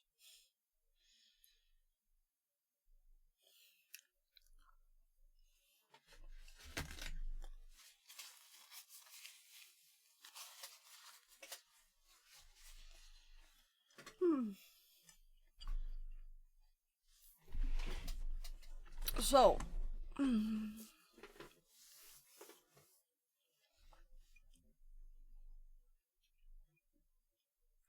CMD EXE should catch your attention. Generally, usage of a system does not spawn a CMD EXE session. There is a chance that it can appear briefly as part of a sysadmin script, but it is not a normal sight, and very often it is not seen in a day-to-day life. So people don't use CMD, or CMD is not shown even though you run it. I mean, like, let's start CMD.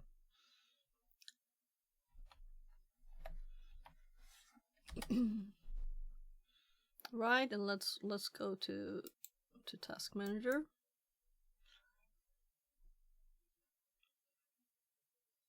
Connected to channel Fixit 42. I think it's hopped the TTS there. I'll read. Now that I've injured my knee, I'll be sitting at home for a while. Oh, I didn't know you injured your knee. I hope it's good. It's thought if you have time to look at a bit into getting a trigger that only works for my mods and send a message via the terminal printer. it can get the trigger to work with Sammy. Maybe we can try the stream together. Yeah, we can do that. We can do that. I would suggest StreamerBot though, because it's much more like, except for the white, it is more modern. Yeah, let's just see if we have. So.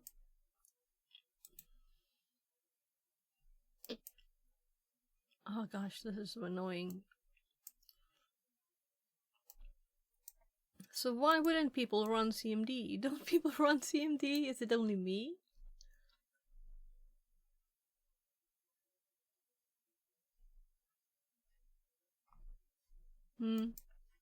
So this is StreamerBot, you know.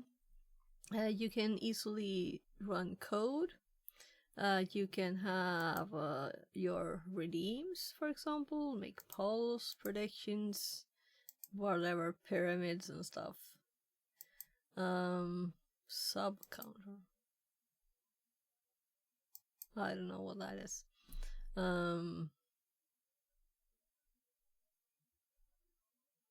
What's MIDI, by the way? Actions. My streamer bot is pure chaos. Okay. And maybe we can look at that. You're using StreamerBot, right? So then we can just, because it's very easy to just make. So let's say, for example, that you were to use a command there. So I haven't added something here or anything here in a long while, but we add this. We can just say that so moderators are allowed to use this only. Okay? Or just some users. Add users. So let's do Winroth. Well, the thing Winroth is... music. Yeah, the thing is, you're using Sammy, right? Yeah, we could probably do it in Sammy too. It's just that I don't use it for anything else but my phone control, so I might have to learn stuff. But that doesn't matter. I can do that. We can dig into it together, for sure.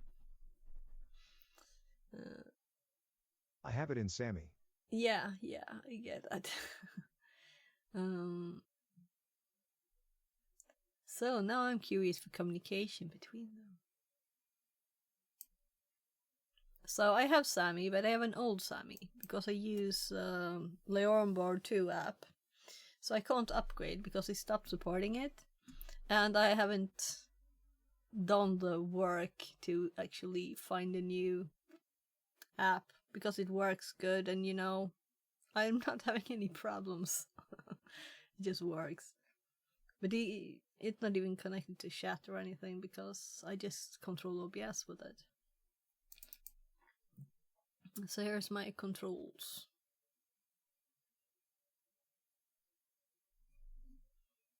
So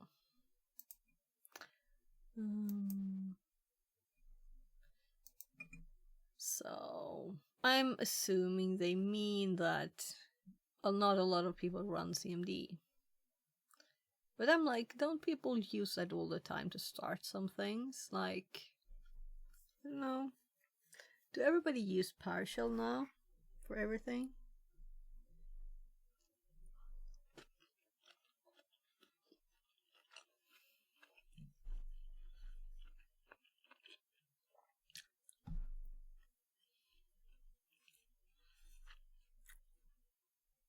But I want the mods to write in Discord and get the message thou the priter, so they can use the mod channel if they want to get to me, cause I'm so bad at reading the Discord on stream.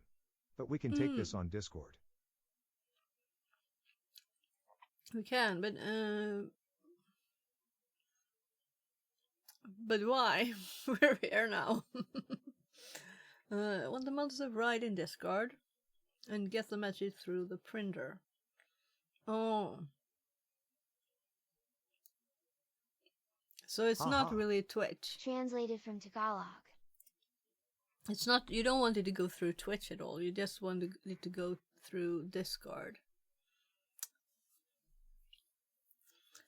Yeah, sending messages from Discord to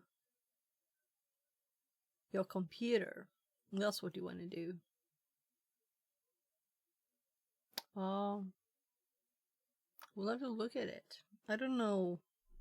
So StreamerBot or Sammy. Yeah, it's just I'm so disappointed in the veggies. They're not good at all.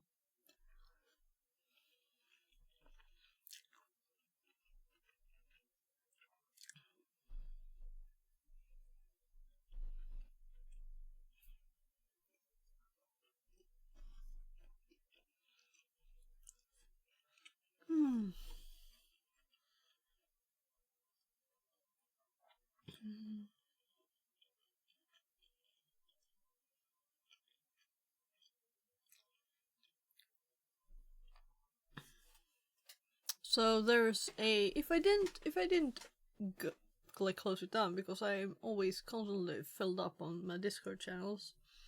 I'm probably a member of the Sammy I have a channel one. point redeem for everybody so they can send message. But I think it's better if the mods want to talk to me about things I need to do, to take it via the mode channel on Discord. Yeah. So like you muted. Yeah. We'll look at it. So I don't want to start Discord on stream because it crashes stuff.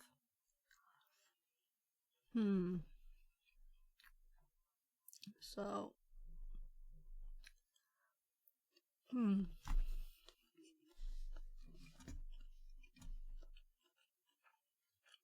let's do it.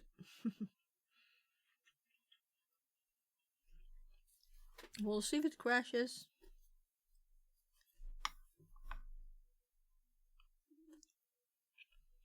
So I'm only eating the chicken and the carrots are like a slight bit. They're just like they're boiled or something.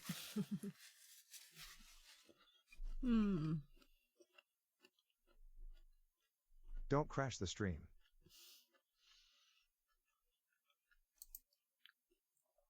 So StreamerBot, OBS. I'll hop into something here. So here we have the Sammy Discord. I'm sure these guys can help if nothing else. So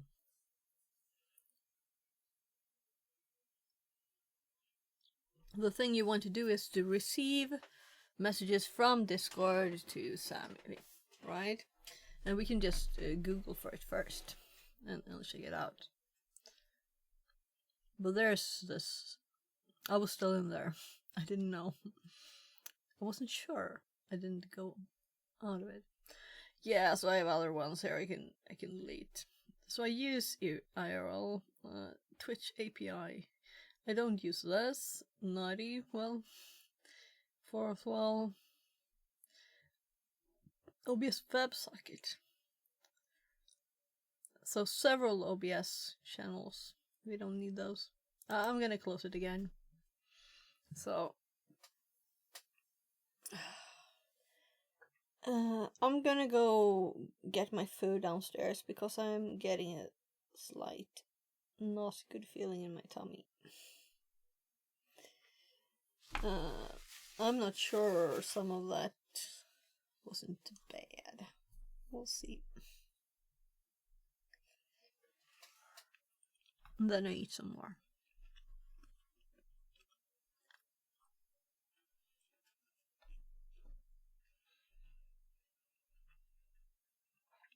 I'm thinking I probably won't eat more of this, right?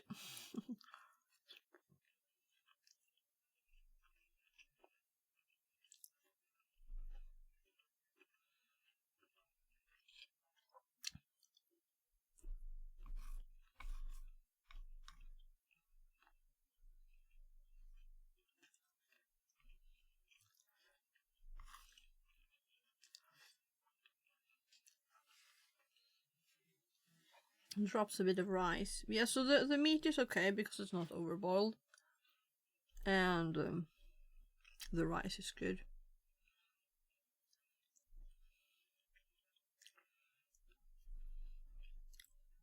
So I'm just digging out a few pieces of chicken.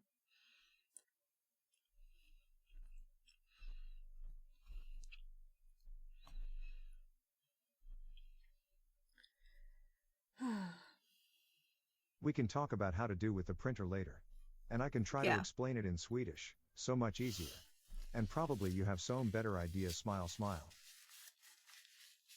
Yeah, maybe. We'll see. I'm actually gonna go give my hubby this food. You can eat anything.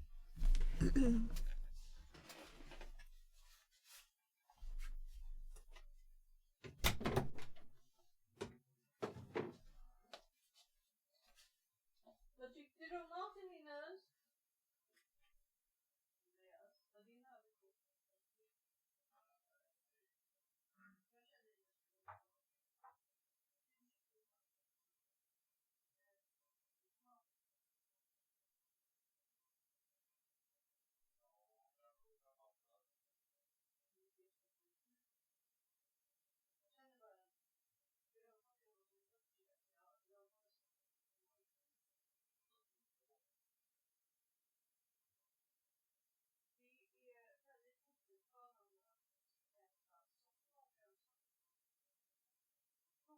Fixerbot says. New follower Claudio 1978. Less than 3.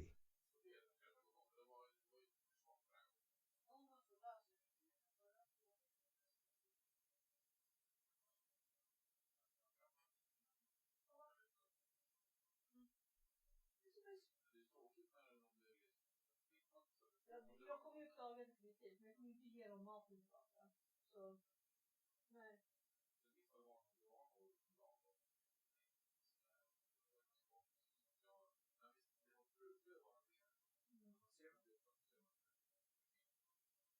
Ja, man blir ju missnöjd om man får för lite. Jag kan tänka mig att det är så fredag intensivt. De bara, shit, vi har 4 personer som ska ha det här. Vi duttar ut så det räcker. Det borde inte vara det.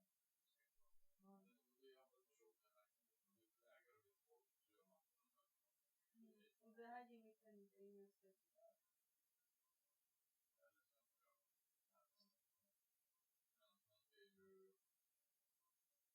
Jag har folk som pratar med mig. Ja, men de kanske inte vet att det var. Men jag har aldrig varit med om att det har varit mushy grönsaker faktiskt. Aldrig.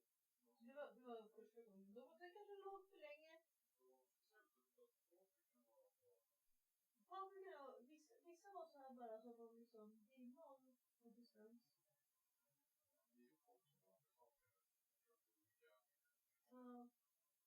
Ja, men i alla fall, det skulle ändå vara en viss standard på mat man sitter på restaurang.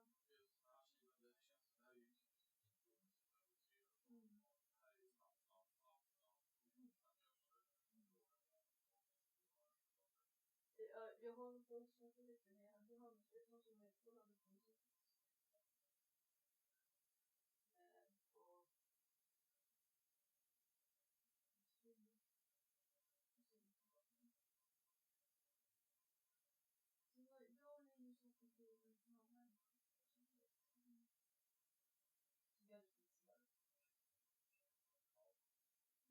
Ja, men jag sa det. Ja, och pizza. Yes. Ja, jag måste smita in här också.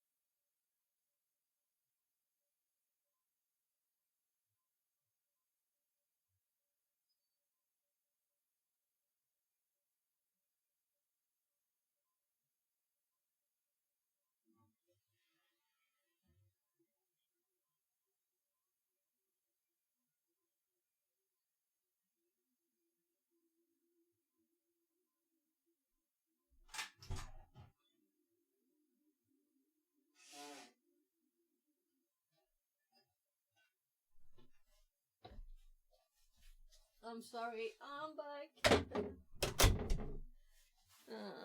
Sorry, you always end up chatting a bit, right? So, I didn't hear what you said. Let's see.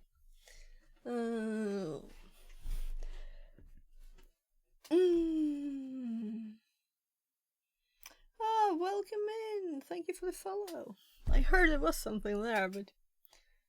Oh, I'm gonna sneeze.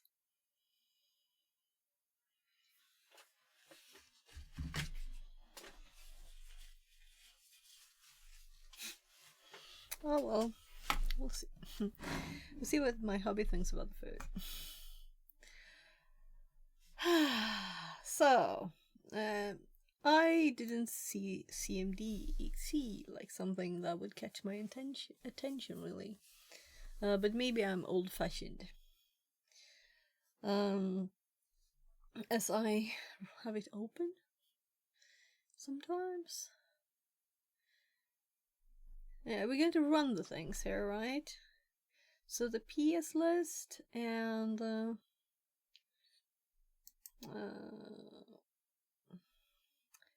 let's look at PS3 to see a bit more detail on what spawned that.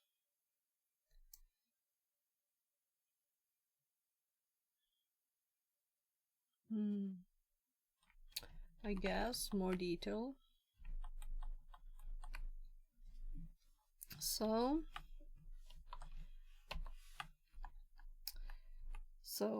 PS list, PS3, more details. And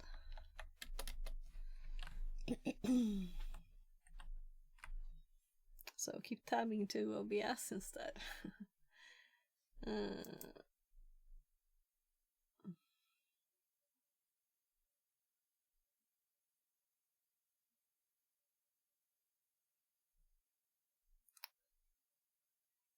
Here's CMD.exe. They didn't even mark that. So you can see that we traced back the parent process as one of CMD.exe. Okay, so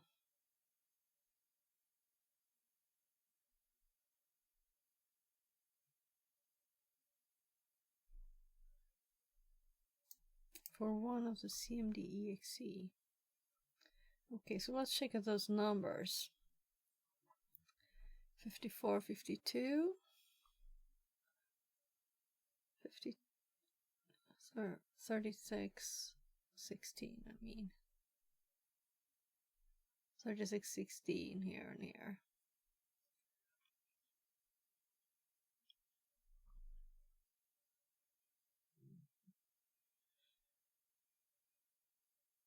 Oh.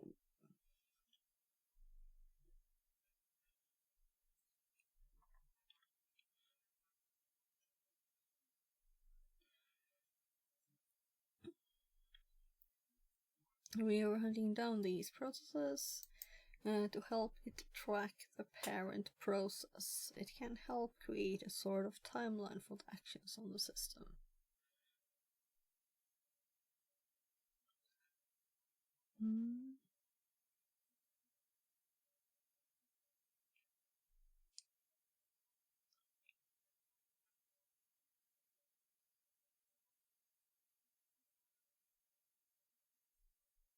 So PED and PPID.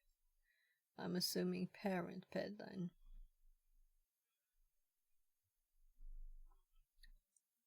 It's so much information that's not in here. Really. But we can assume. Especially since it says parent processor, right? In the above example, we can also see that the parent process for TrustMe.exe was Explorer.exe. This means that it was invoked by the user on the system, as Explorer.exe is the GUI process for Windows 10. Let's now dive into the TrustMe.exe process a bit further with the DLL list. For this command, we will use the PID of Trust Me exe, which is 5452. So, yeah, I looked at the wrong line, did I? Because this one, okay, this one has Trust Me as a parent. Okay, I didn't see that. So now it is a bit odd to have a CMD here, because it started by Trust Me exe. That's odd. But they didn't say that, right?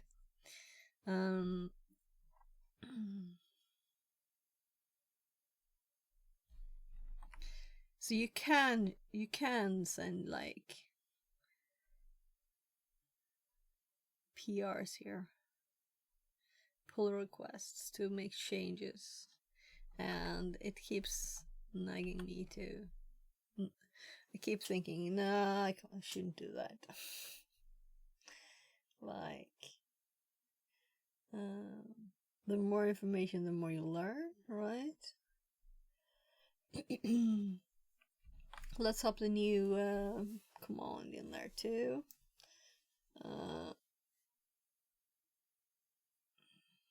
DLL list.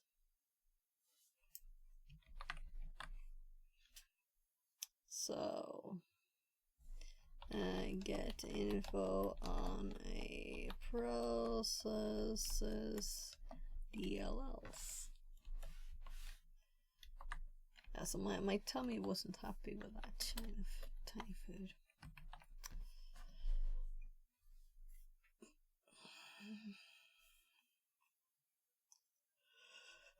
Oh.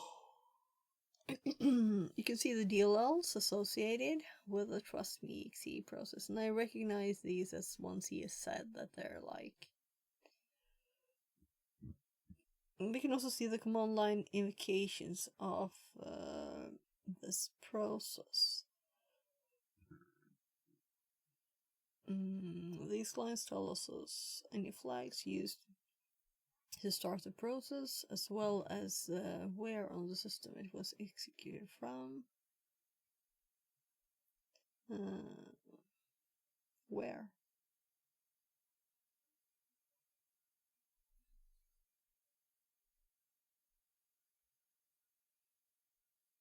I only see DLL and exe names.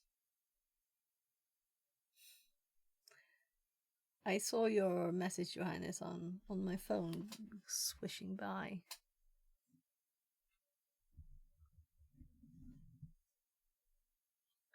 Ah. I have to look. So I don't want to start it on my.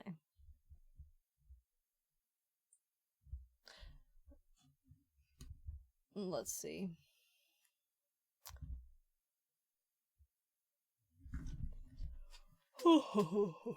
I can't keep up with all the Discord thingies. Can't keep up with them. It's so many. Oh my.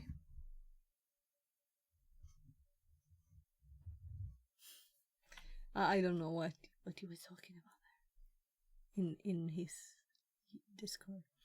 Let's not go into. Yeah. And this is the end of the lab, so I'm lacking information here. So we can also see the command line invocation of this process.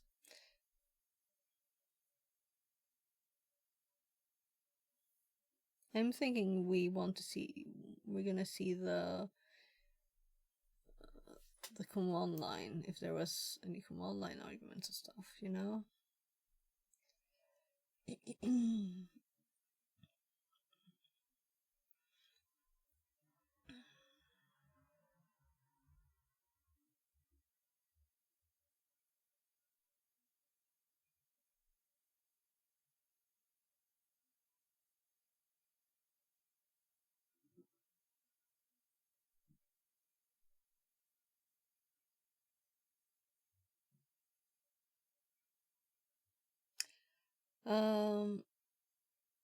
So I have done this one before, but let's do it to have done it, and maybe we'll like take some screenshots.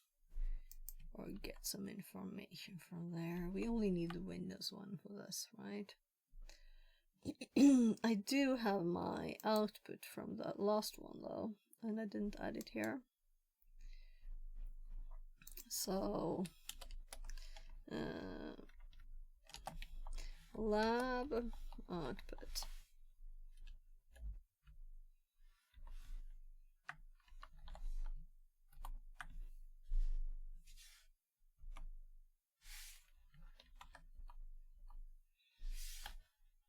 So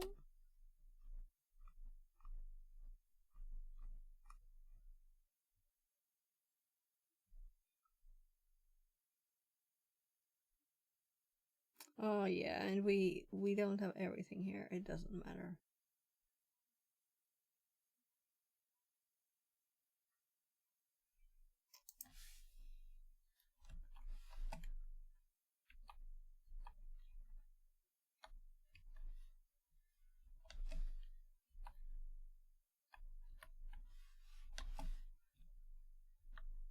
So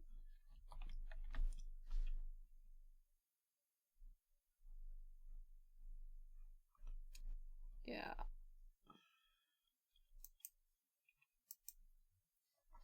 So let's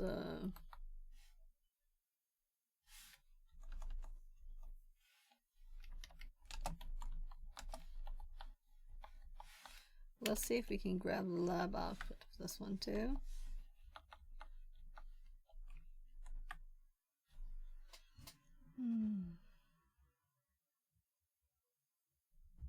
Gosh.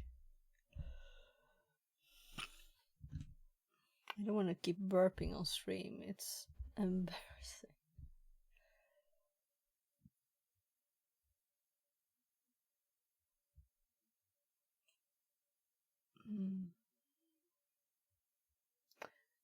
Johannes, you still here?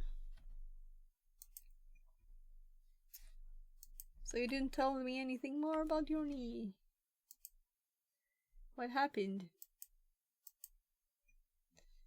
So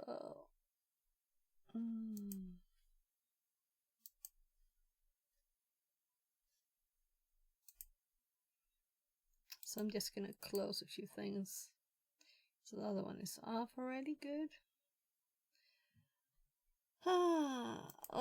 Let's go do this lab, right? So we're gonna hop over to the browser and hop over here, and we're gonna start the Windows one only. So we're gonna run stuff on only that one, so we don't need both started, right?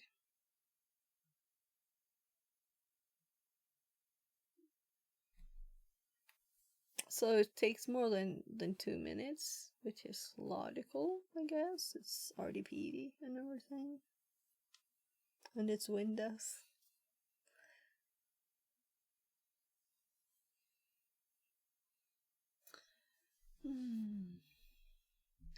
So, how do you use volatility for memory analysis and forensic and memory analysis?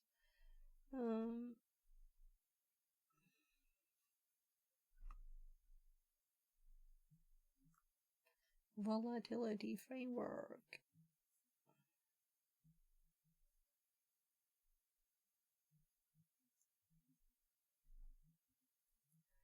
Pretty blue images.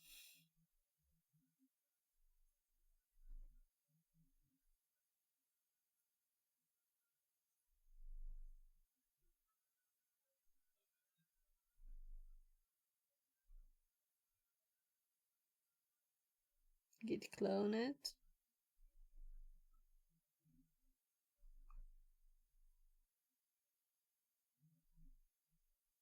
Volpy.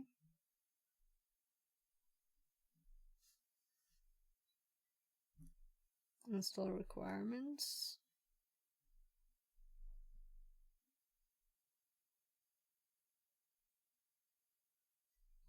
Windows PS list.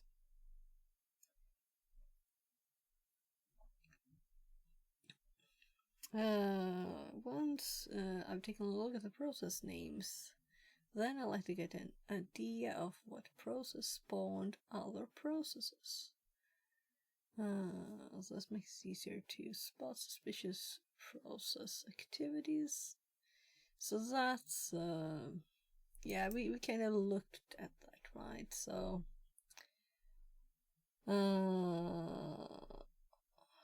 PS list. Connected to channel Fixit 42. I don't know why it's disconnecting. So why would this... Oh, there are actually dots here. I just thought this made it unreadable. And I prefer this. Is this just adding dots? Because it's just making it unreadable.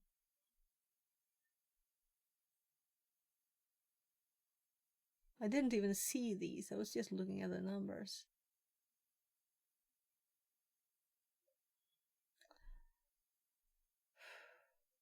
So, 3452, 3616 is the same as here. Only there's some stars making the columns end up in the wrong place. So false is yeah. So this is session ID false. And we have offset Chrome exe, I guess. Well, it's kind of in the middle of them. Here it's like nice and lined up. Almost. Not here. So this CMDX is too short to name and net too. But otherwise it's prettier.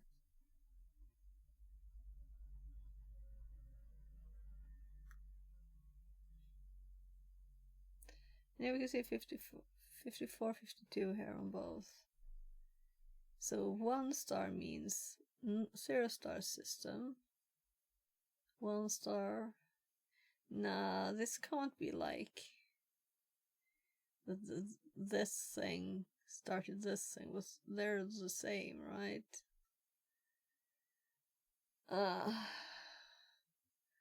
So let's actually see what ChatGPT says. Because I'm tired of Googling today. Volatility. Diff between PS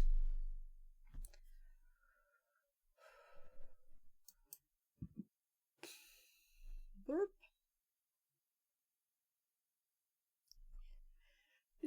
My tummy didn't like that food. PS3, PS list, and PS3. PS3 and PS list. I put them backwards to write O in volatility. I don't know why the V didn't top up. Both are on listing processes, but differ in presentation and depth. Just a flat list of active processes based on kernel linked lists, displaying PIDs, names, and parent processes. Displays process hierarchy. So I don't see that. Parent-child relationships clear. So there's no new info there.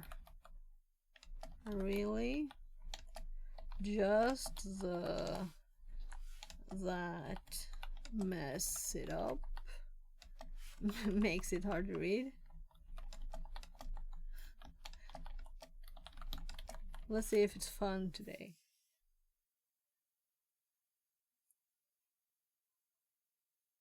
Better visualization. Words visualization.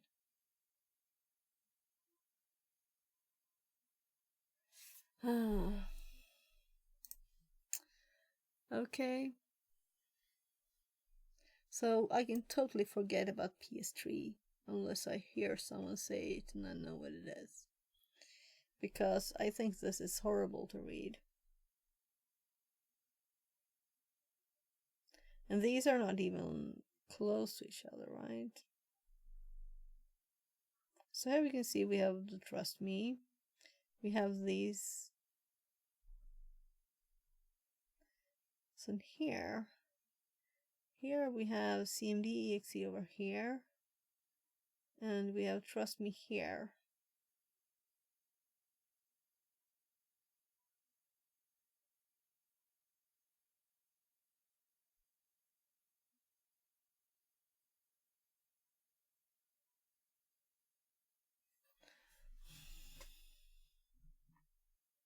We have conhost here.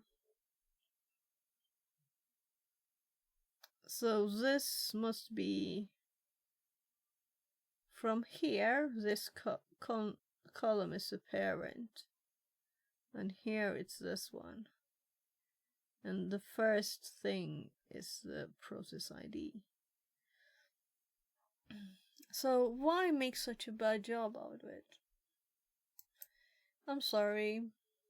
I just think it's not readable at all.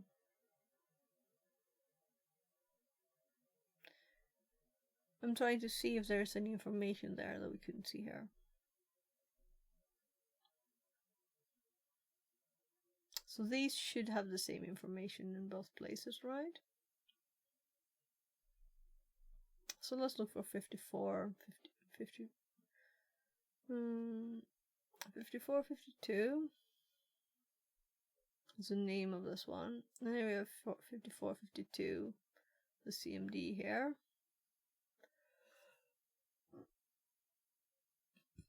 And it is 55, 28, and these have that. But here they're like structured more easily to read. We just think differently. That's okay. Yeah, I was waiting for this. That's why I was mumbling.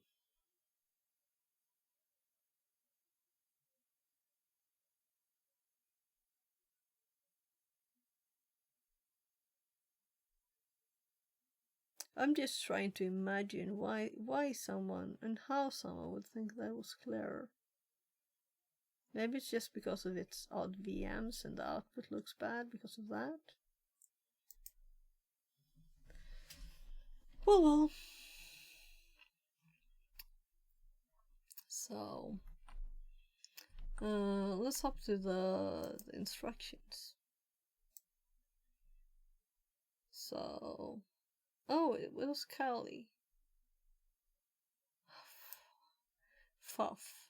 So I don't like that. So I see a menu and I think, oh, let's start the Windows machine. But we don't need to. So we started the wrong machine.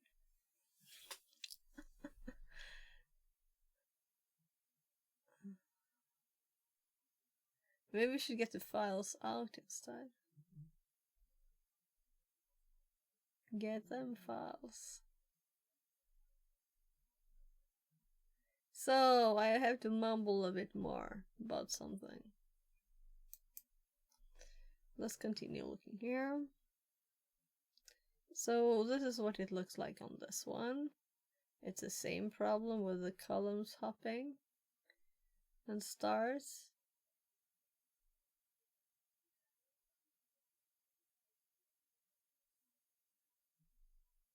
We will see this ourselves soon.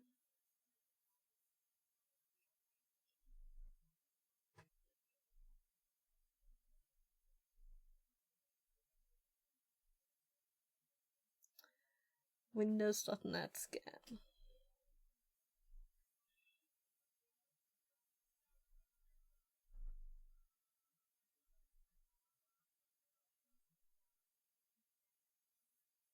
Malicious outbound data botnets. Malfind.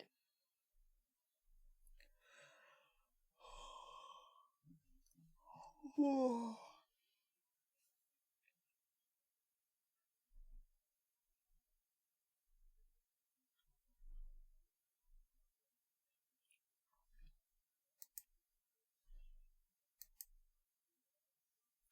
a minute left. I'm sure I already have this in my notes, but let's check. So volatility notes.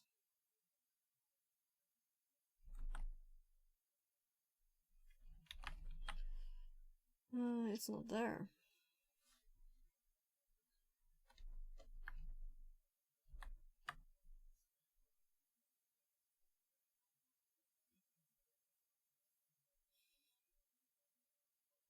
Oh yeah, version 2 uses Python 2 but sometimes work when version 3 does not.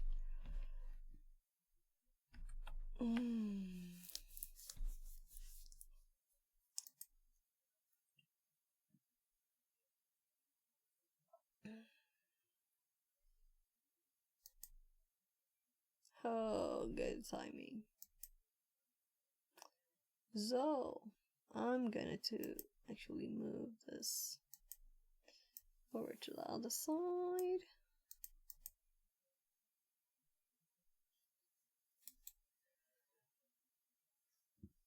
And I'm gonna open that volatility window again because I realized what we want to do here is actually put a link to this, right? So here we have lots of examples.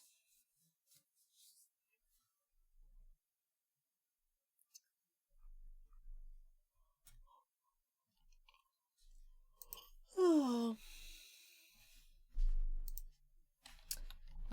Sudash. CD OPT. Let's.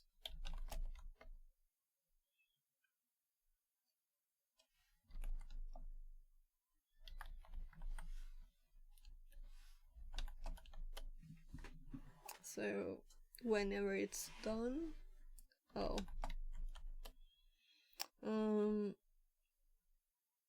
there we have the vol.py, and we can see the whole directory structure of volatility.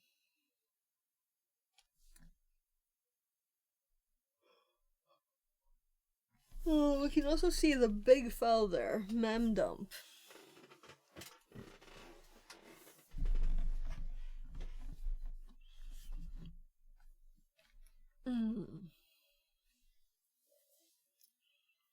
I'm cold. I'm very cold, really.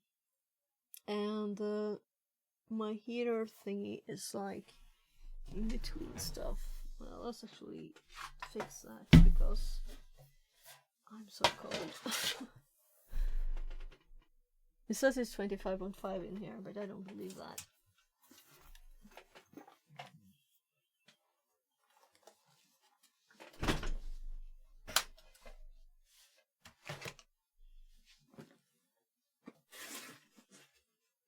So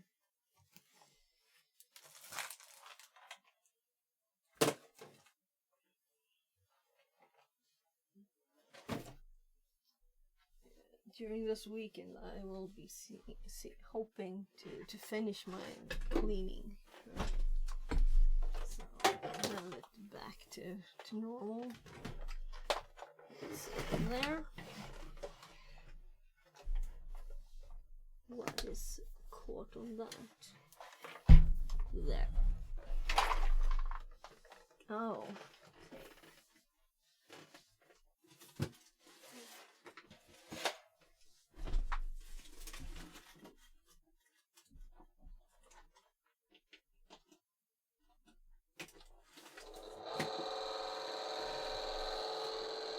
So the fan has a button in chair height, so it always is pressed by mistake.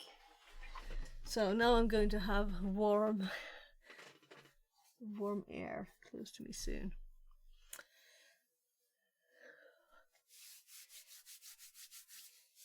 I can feel how cold my skin is. It's real cold here. So it is. So I have some new boxes that are in the way here. 2.1 IKEA boxes. Just gonna see if we can put like some tiny projects and stuff. Get a bit more organized here. So for example, instead of having an Arduino and this here, we can put this in a little box. There, and now we can put it on top of each other instead. There. That's better.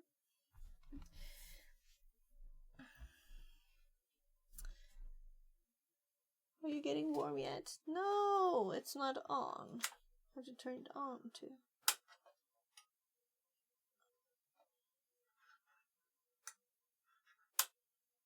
No. I'm putting it on the max. Soon. So, let's get started running the commands. So, Python 3 vol, and they of course run the last one was run. That, well, let's do that. Windows dot malfind there, and it's supposed to take time.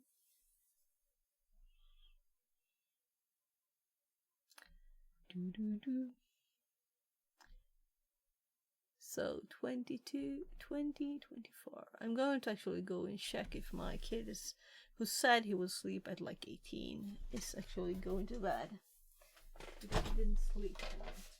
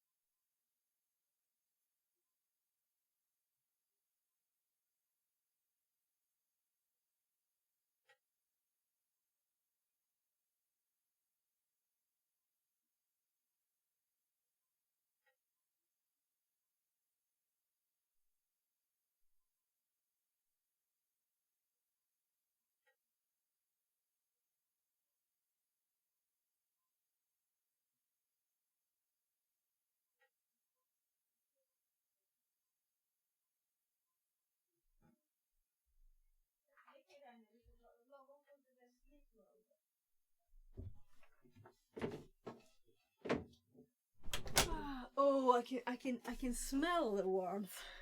I can smell it. Oh, oh, this is so warm. I'm gonna turn one of the heating thingies off. Huh. It's warm. It's warm. So I was thinking when I was walking over to my kid that I wonder when I started thinking 25.5 is warm. Because usually my like, so we've made a deal in the house that we go for 23 degrees in the house. That means I'm not under a blanket shaking, at least, right? I can put some clothes on, I can run around a bit, and I can exist in that temperature. But actually 25 is like my limit. So if it's less than 25, I'm cold.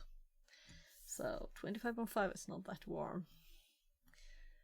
Let's see. This was so nice to have some warm air.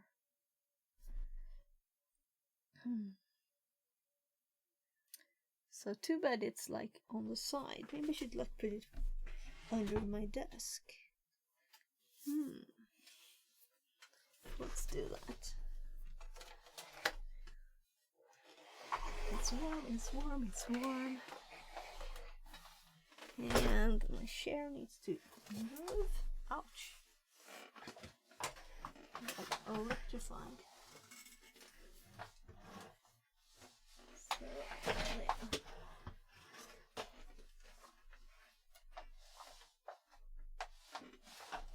There. So I'm actually going to, yeah, actually use, I put it just on top heat, right? It will be too warm soon. So now it's where my cold toes are. Cozy. So let's not waste all of these credits, right? Let's actually do stuff.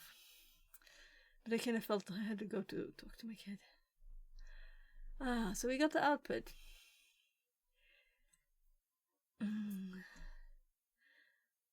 Opt volatility is our directory, then mel find. Was that the first command, really? Trust me exe. Page execute read write. So what header is process ID?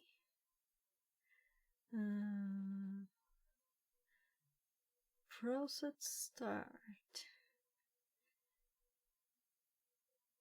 So VPN and VPN. What is VPN?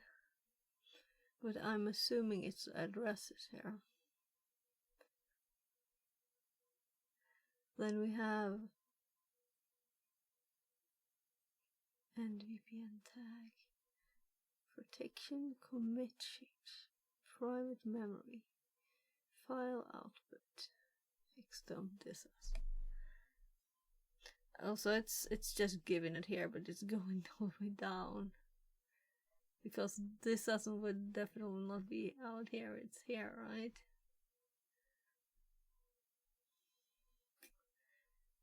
So call 7, which is SSML here? error. SSML error. Oh. Thanks so much, Night Gaming 69, for gifting a sub to Anthony Dodgebrew. Thank you very much. Less than thank 3. Thank you very much for gifting a sub. And thank you for being here.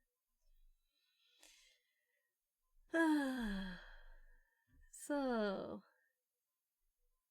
it's calling the next address for some reason, which does pop. Oh gosh, we have the odd copy problem again. Night Gaming 69 says, "Hi, enjoy your day." Hi, thank you very much. How are you doing? Having a great Friday night as here maybe? Some Friday entertainment.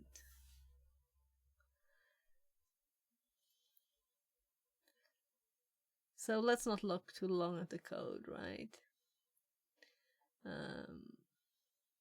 Let's just get a bit of how the program works. Volatility. So I don't think I can get rid of this. Maybe I will if I right click. That would paste it all. We'll see if it just disappears. Last time it just disappeared. I think I just randomly it just started disappearing. So the output is quite long, but I want to have this saved, so I'm going to try and shift click up here and copy. And that doesn't work because we're in Linux. So let's but this is an odd one. So before, when I right clicked, it started pasting all the things. So maybe just pasting it. Yeah, so this is all we have in our copy, but we got that much. So if I select a bit here and then I scroll up, and I can't see anything, but I hold shift and I click here, right? And then I'm going to Control C, which won't do anything, and then I right click it, and then it's actually pasting the whole thing. So we got the information. It is here. It is ours.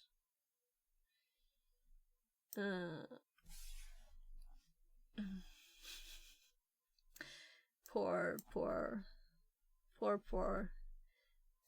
thing here that got this pasted by mistake. So next time I will just copy or just, I don't know what I'll do. This should be just a web page that I could copy from, right?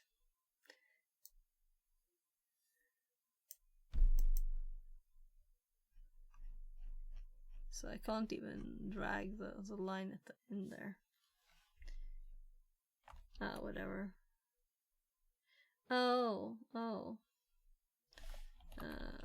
Let's just, so there.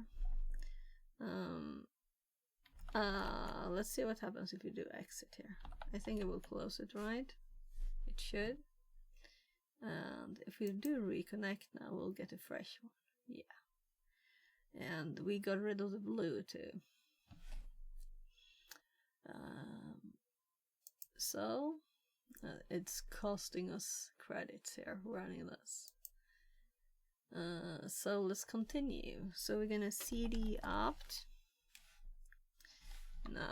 cd/opt. And we're gonna cd roll tab. And we're gonna lsla. And then we're going to run Python. Where is the history? Oh, I know why. Sudo dash. This is the only place within history. So we're gonna have to cd opt again. And cd roll tab. And now it's in the history. So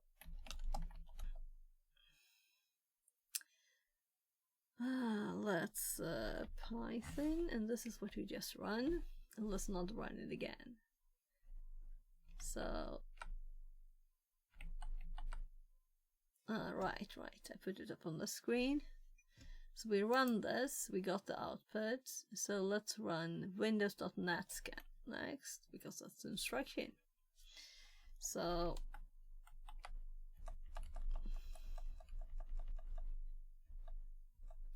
odd name for the Malfine one. Malfine.malfine with uppercase M. Netscan. So I'm not cold anymore. I'm sweating from the heat here from the rear. It's kind of warm. You can't touch it. Yeah, just windows.net scan. And we see the memdump vmem there. So it might take time, I don't know. So let's check dot vmem virtual memory vmem files.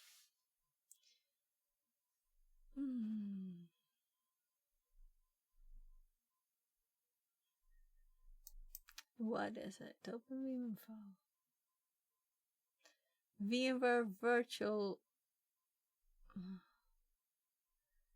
So, okay. I don't really care.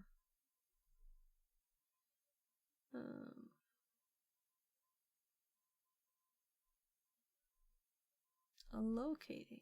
So now we already knew it was VMware, right? I read more than I read aloud. Trying to view memory dump VM. So nothing.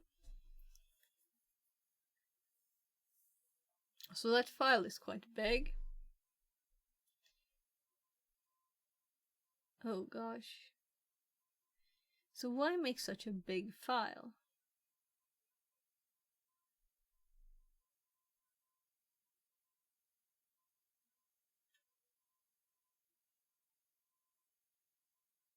I guess we start reading the next lab.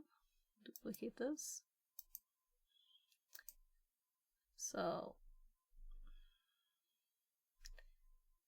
oh, TCP dump. Yeah, I did it just very recently. So maybe it's time. When we're done with two of these, let's close the old one, and let's close this one and actually do something else. I am getting a bit tired too, so it's a bit of it. It's definitely warmth now, so I'm not cold anymore at all.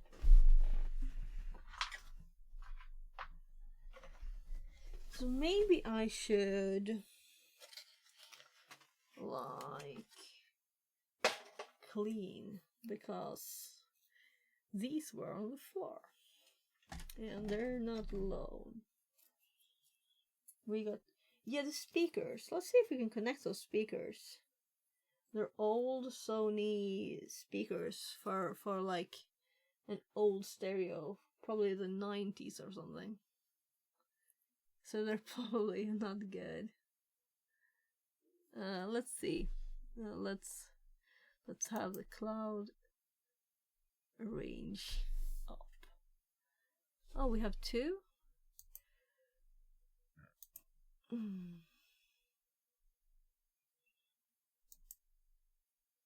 Yeah, we can look at this at the same time while we wait. Yeah. You need to have an understanding of how to essentially dump memory from both Windows and Linux systems. In this case, we're really not going to be covering the process of dumping Windows and memory. Tell me if I'm going to there's plenty of quickly. tools that can be used to do that. So what will we be covering in this video? I'll give you an introduction to volatility. We'll then take a look at how to install volatility and how to analyze memory dumps with volatility. So the prerequisites are going to be, fairly simple. So you can see that you need to have a basic familiarity with digital forensics, familiarity with Linux and various command line utilities, and a basic understanding of how the Linux kernel works, primarily because we're going to be working on Linux. So let's get an introduction to volatility. So what is volatility? Well, volatility is an open source memory forensics framework for incident response and malware analysis. It is written in Python and supports Microsoft Windows, macOS, and Linux. We can utilize volatility to analyze and extract important information from a memory dump. This information will help us identify, running processes, files, user information, hashes, etc., etc. So this information is very important because it allows an incident responder to identify when an attack occurred, where it originated from, and much more so. By analyzing a memory dump, you pretty much get a good idea of what was running at the time, what files were open, what files were being modified, etc., etc. This can be used to sort of get a holistic view of what happened with regard to the actual intrusion or the compromise of this this system.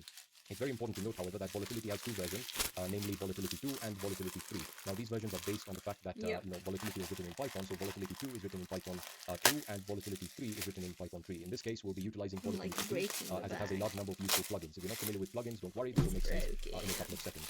As for the learning resources, you can take a look at the volatility GitHub repository, and we are going to be utilizing a few intentionally created memory labs that have been structured in a CPF format. So our objective will be to find flags within the actual memory, and we'll be utilizing some of these labs to essentially learn how to extract useful information from a Windows memory dump. Now, in regards to the actual infrastructure, we're going to be utilizing the same Ubuntu 18.04 server that we had set up for analysis. And the reason I'm using Ubuntu 18.04 is primarily because the Ubuntu 18.04 repositories already have the volatility 2 package within them, and that means we can easily install volatility without any issues. So with that being said, we can actually get started with the practical demonstration. So I'll just switch over to my Ubuntu VM.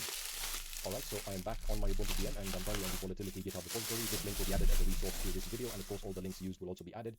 So you can see this is the GitHub repo here. You can take a look at the brief description that it provides us. So this is a volatile memory extraction utility framework. The volatility framework is a completely open collection of tools implemented in Python under the GNU General Public License for the extraction of digital artifacts from volatile memory, also known as RAM. The extraction techniques are performed completely independent of the system being investigated, but offer visibility into the runtime state of the system. The framework is intended to introduce people to the techniques and complexities associated with extracting digital artifacts from volatile memory samples and provide a platform for further work into this exciting area of research. So again, based on the documentation here, you can see that volatility supports investigations of the following memory images. So this is for Windows, so you can see it supports memory images taken or dumped from Windows XP all the way to Windows Server 2016. In the case of Windows 10 and Windows Server 2016, you can see it provides you with the requirements in terms of the build number for Windows 10, so including at least the following build number there. Let's pause that. So I remember him saying that there could be doubles because it is checking, several places in memory, and there might. It's not really, just organized and nice. There might be doubles on things. So let's check it out. So now I have new trash. Let's actually put all of these things in there still. There.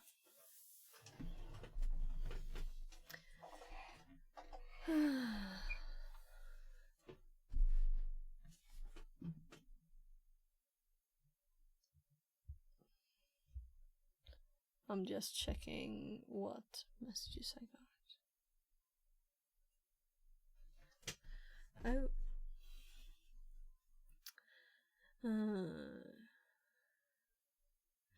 Let's check this out. So we have volatility 3 framework 1.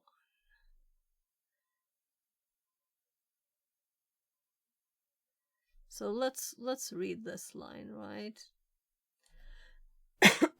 Is the most readable.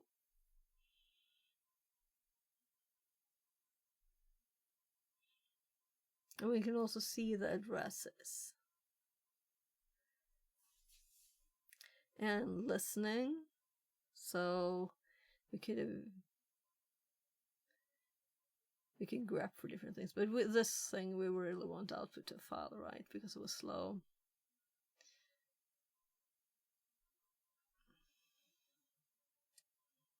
Syncent.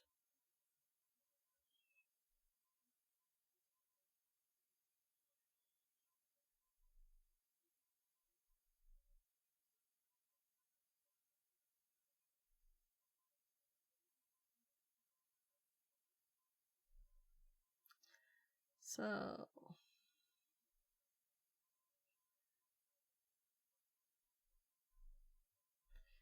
let's run the next command on the list.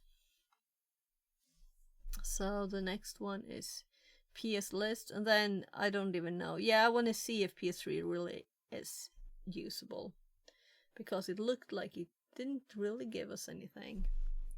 But maybe I'm wrong. Maybe I'm wrong. So pi, and we're gonna do PS list, and this is quicker. Let's do PS3 so we can compare. And we also have the DLL list. Let's do it at once too. Then we have run all the commands. in case this one would happen to take longer, you know, we should have like ended with a long one. So we had something to look at. 5-2. 5-4-5-2. So we already looked at these in their instructions and looked at all the images. So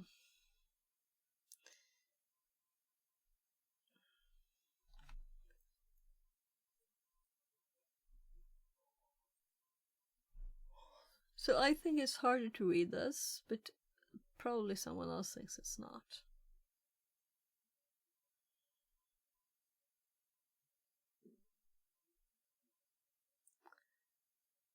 So just reading all the executable names. We saw this a lot before. And of course, as we see host, right? Then we have net and con host here. So of course it's easier to see everything here, but it's still, the columns would be, I'd rather have the columns than this. So this is much nicer, right? You don't have to agree. You don't have to agree, but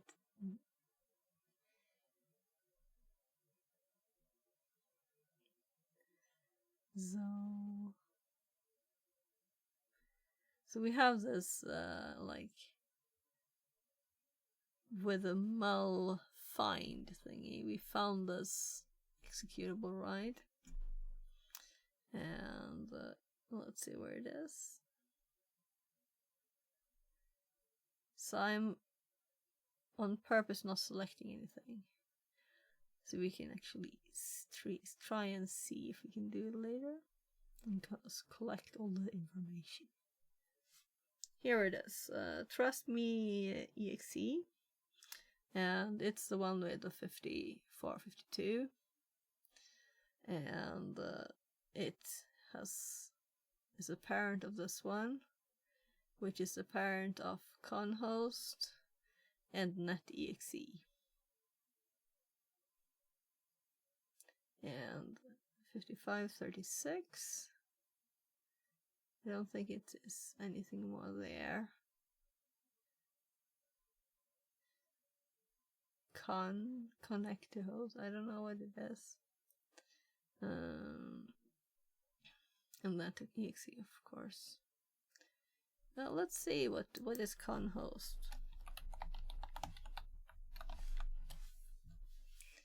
Suspicious conhost exe. No parents and run with system permissions. What is the conhost? Windows console host. Okay.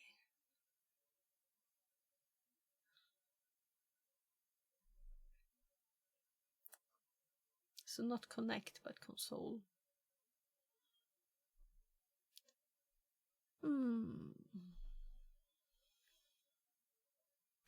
So it can be exploited.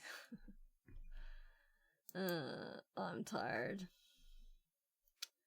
I'm thinking, let's turn off this. It's already off by default, as I lowered the heat setting, the thermostat.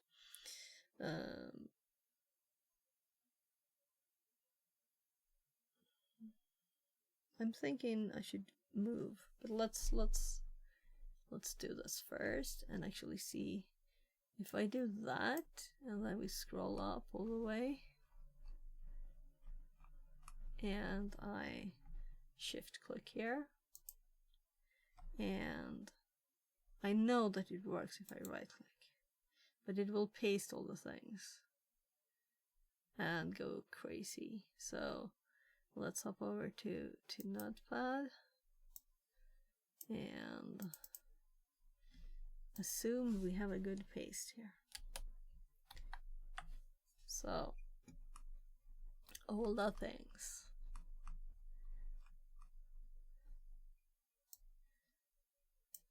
So interesting that those are bolder.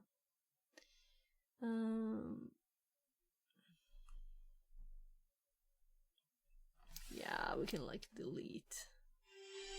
Oh my god. I jumped.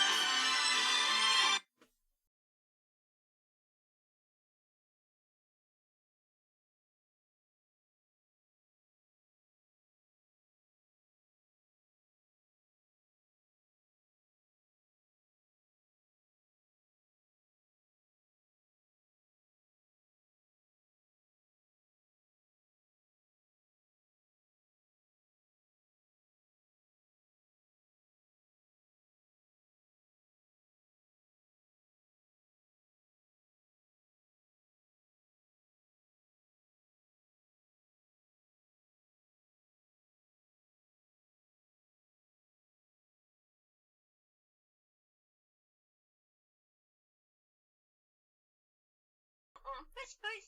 Puss puss! Och här ligger en tös och äter sten. Fast det är ju, det är ju så hårt sånt här. So my mom called. I'll help her order some food, then we'll be back to stream.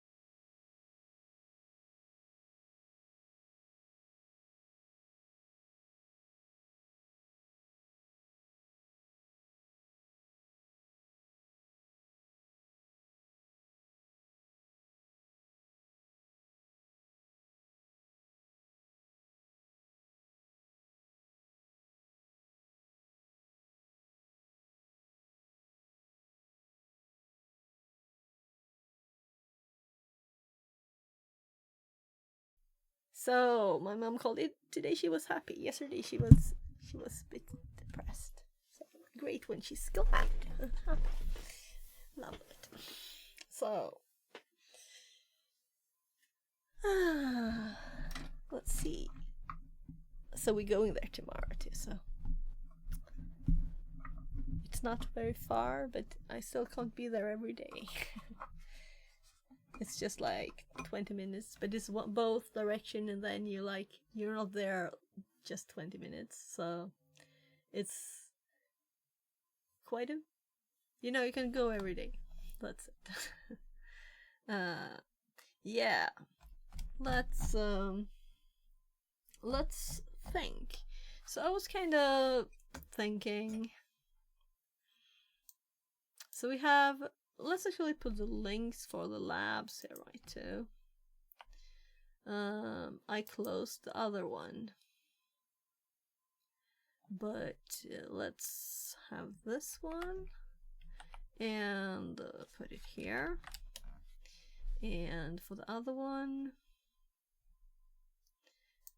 let's add the link here too. So there. So we done 2 of them. More than just doing them and like completing them. The first one, this one, we looked a lot at this and asked ChatGPT for some details on why, and I was also curious why.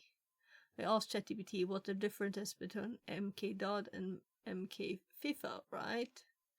And it said that we don't really use this anymore. It's just like backwards compatible. Existed before MK.FIFA was a thing.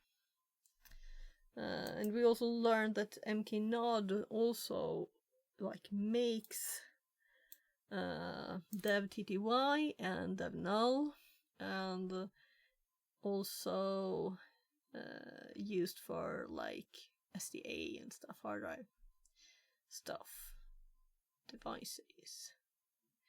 Let's close this, and let's close this one too.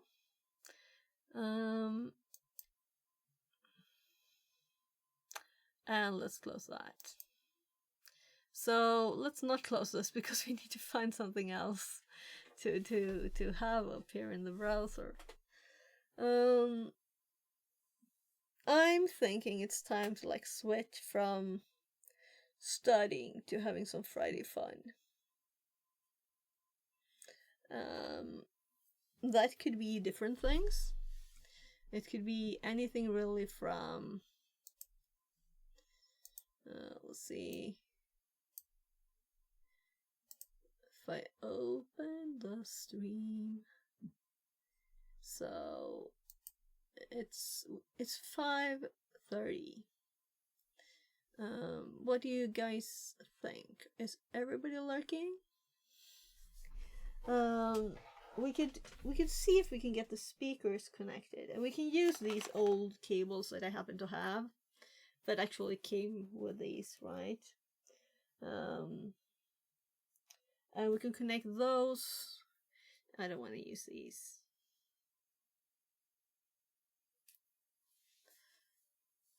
We can get some cool cables and connect the speakers to these. So we know that it's not the cables that are the problem. I did close the camera thingy down. Let's open the camera thingy. Where are you, Arian? Officially named the camera thingy. Let's see.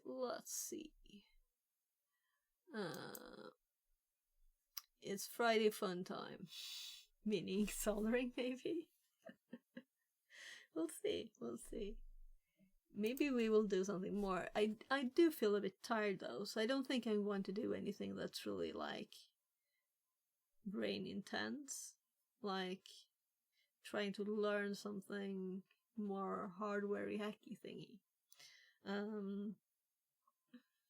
Let's hop over to this.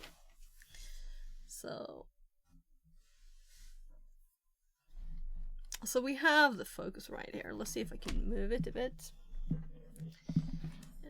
I just put these in, right? And this volume is actually up quite a lot. I think this is for speakers, and I don't have any real good speakers, so I thought I'd use these old, just been standing in the way. I was cleaning out the wardrobe and I found these in the wardrobe. It's actually like more like a tool shed, and I can see also that they've been standing a bit, so they're dirty. Oh, that was hard. So let's see if we can pull this off. Let's see what they look like underneath. So what do you think? What do you think about these speakers?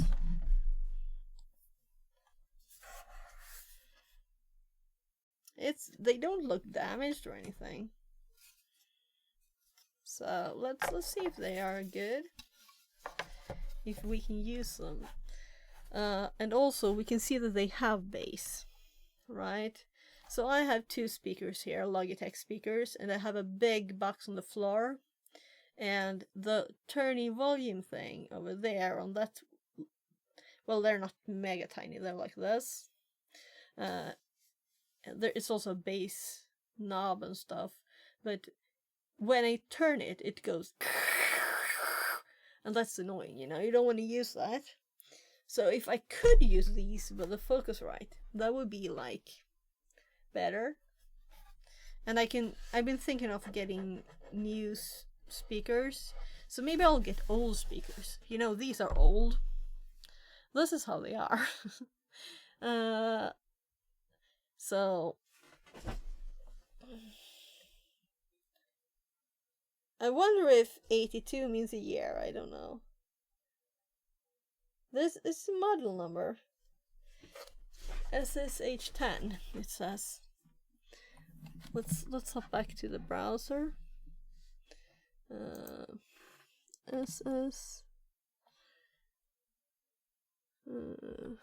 H10 Sony. People have them on eBay. Worth $15.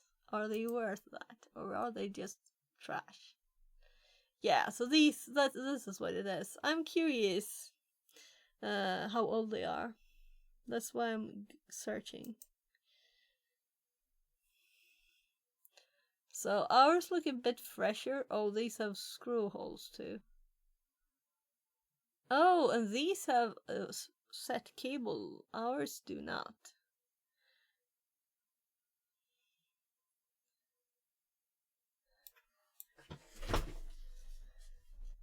Speaker system, yeah. It says 6 on these two. I don't know what that means really. I was just looking for. So we have serial numbers on ours. Oh, there is one. Why can't I go out here? Do I have to click it? There is a number here too. So I'm curious about the age. Oh, my hands are so dry, it hurts. So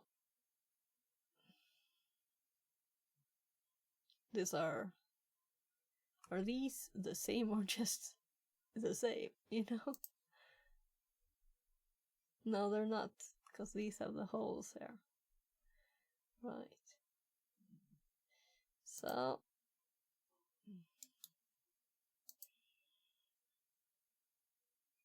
So are these usable or not? If we make a cable, you know. I don't want to have anything. I just want.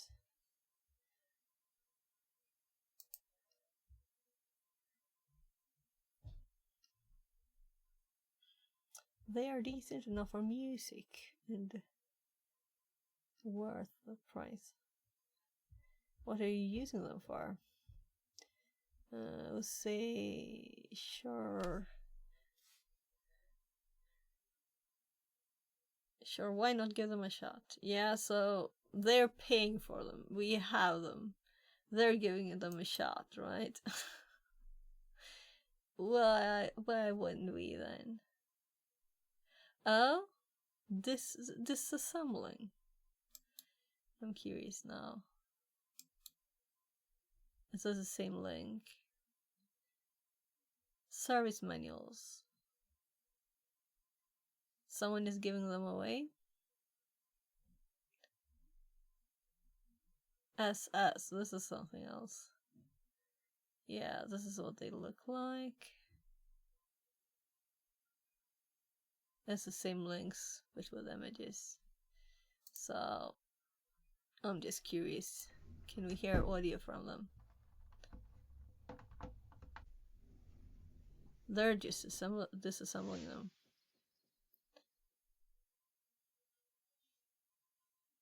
Oh, they're not the same. They also have a set cable. So I think that these are... I think possibly my dad had these. And he was like... a bit nerdy with those things. Sony speaker. Oh, so that was one of the videos. Okay. Oh well. So very, very clean background now. Because we recorded video. Yesterday we recorded video. No, I wasn't gonna do that. I was gonna do that. So we have these instead. So not even the underside is horribly bad looking. It's mostly a bit of dust here. And there's two of them, of course. How do I know which one is right and left? Does it matter? I guess it does, right? Are they identical? Let's grab the other one too. It was closer to the floor.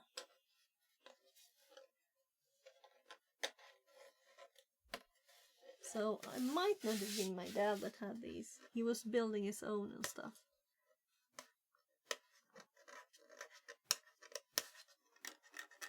So he definitely got me into electronics. So I thought everybody were like fixing their own electronics at home. Might not be that way. And soldering is just, learning soldering is just a normal thing you do when you're a tiny kid, right? Isn't everybody?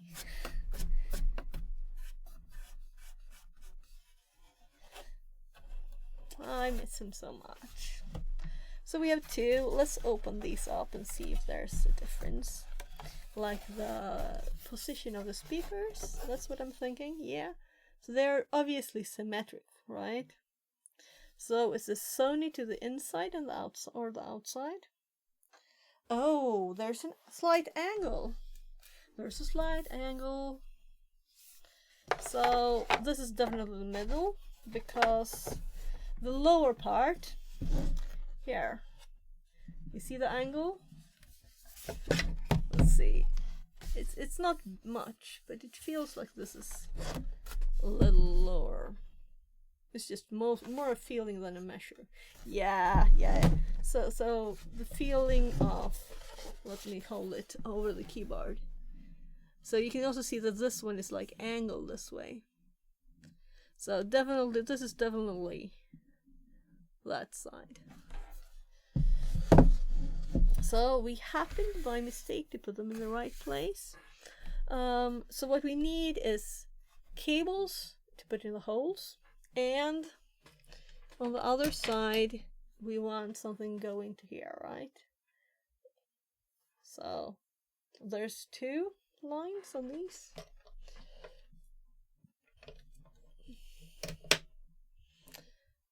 Yeah. And I don't want to use these old cables, right? Which seem to be the original This is just one of them too.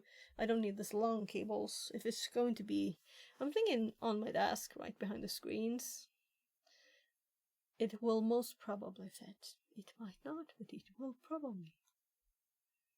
And if it doesn't work, it doesn't work. It's just mostly for fun, you know? I don't even think, and I keep itching my hands. Dry skin.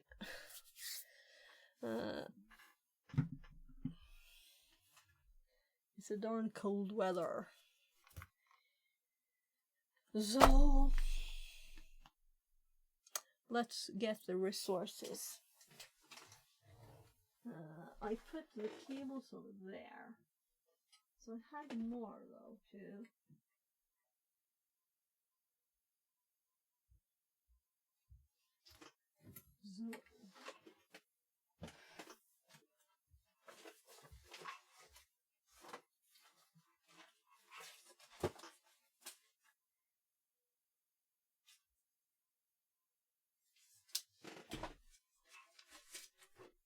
So I have a lot of cables over here, mainly to network cables. Yeah, these need to be good enough to the attic tomorrow. So let's just move them anyway. So, I mean, how many network cables could you need in the room? And this is quite a big one. So, and I have lots of new ones. And coming with stuff. I don't know. It's just like everything. This is mini USB to USB-C that I ordered by mistake because they were extremely cheap from a distributor that I ordered other stuff from. We'll need some of these. Normal PC power.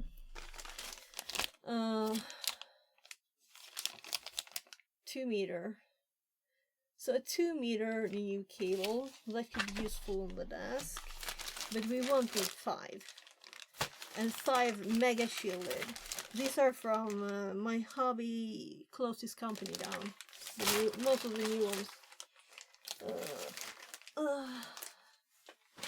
A few years back. So a dimmer cable. More network. So will I ever use a PS2 to USB again? VGA to DVI? Well, that might be useful actually. Serial converter. Oh, serial mouse to PS2. This is so classic. On the other side, we have a DVI cable here. That might be useful. So the rest is going to the attic. Yeah, I was thinking there'll probably be audio cables here, right? So here we have audio cables. So we might not be forced to make anything at all. Oh. So that was, oh gosh, it's dusty.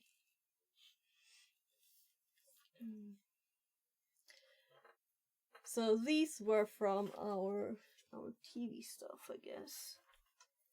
So it was just by the old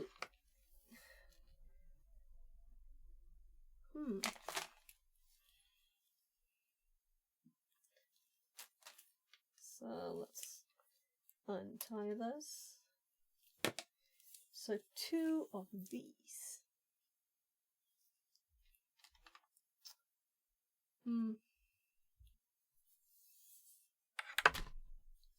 So I'm just gonna tie these. They're very soft, feeling like expensive cables.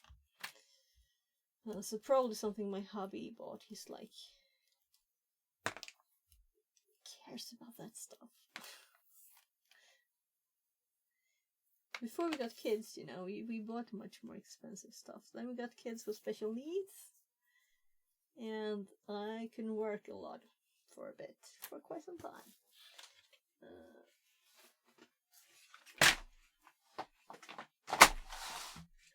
So going from to IT.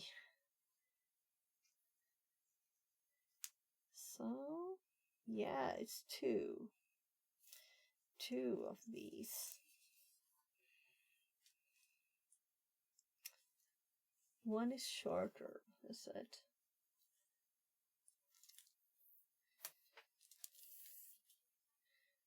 This is like 1 meter.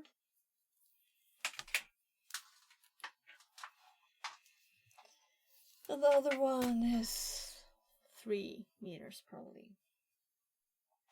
So, but we have 2 separate to 1 without soldering, but one is mega long, almost 3 times longer.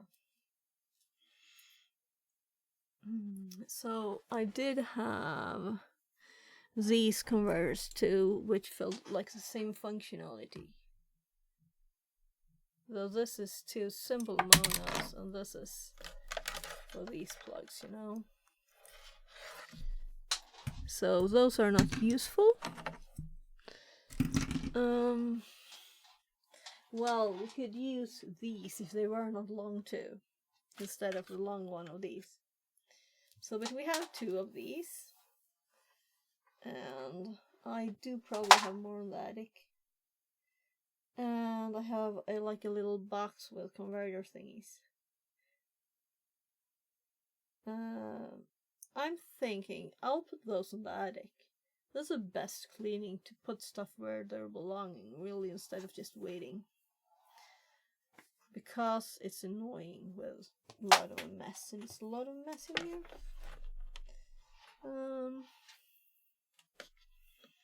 So let's also look at some other places before I do that, because we might find more things that could go in to the attic bin. Let's not forget all the network cables I put to the side. There. So I have a lot of power cables over there in a pile. PC power cables. And over there I have video cables. So we're also supposed to fix my desk.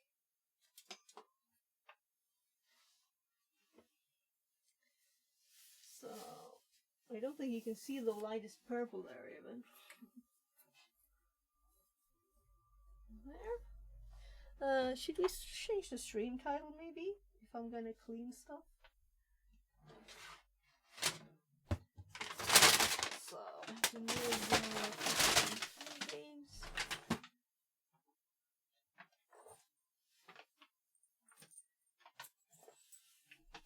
So we also have 2 VGA cables and a HDMI.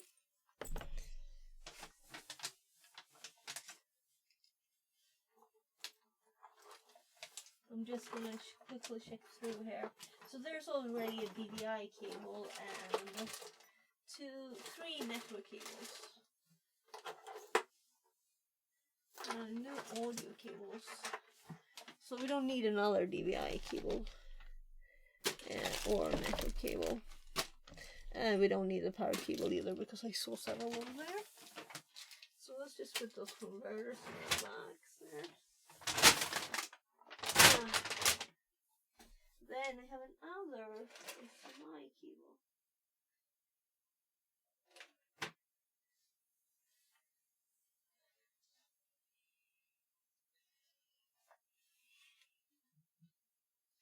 So I think I'm going to go to the attic with that now. So let's put these back.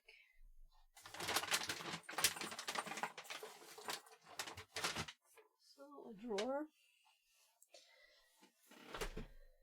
Because if we don't have to use new nice audio plugs and like solder cables on them and stuff, and you can just use these cables that we already had. So to connect them though to the back,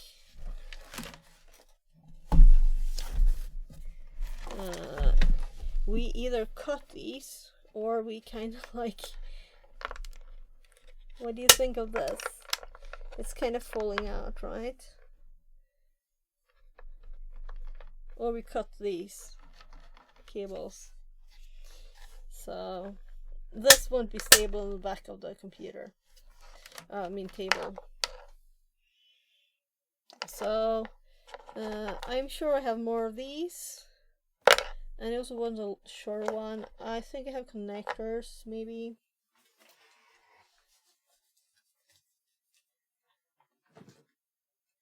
So I actually have the box that they came from. The like gold colored thingies. It came from this. So I had a project. I made a video record PC.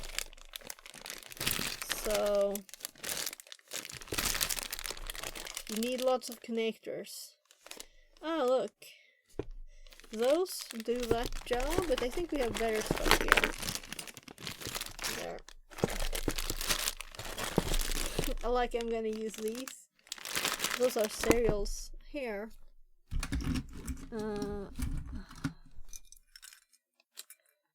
Yeah, so let's keep this up because it's the right connector. So more serial.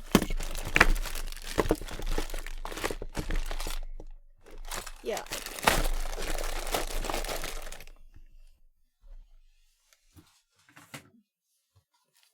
So this is going to the tool room, but we're gonna have to select what we use first.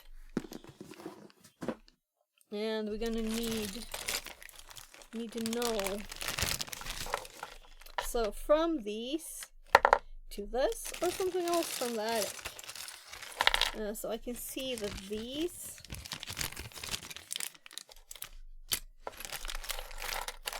let's pull these out. There. So we won't use these. We could, you know. We could plug these in and then go cables over there. But why? Oh, it's solar one. So this is the wrong side.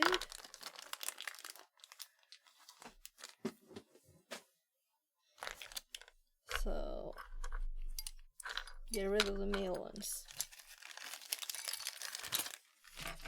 So then we have 3 of these. And these 2 are identical. And these 2 are identical. These are heavier. Oh! 2 to 1? Oh, interesting. So, I guess...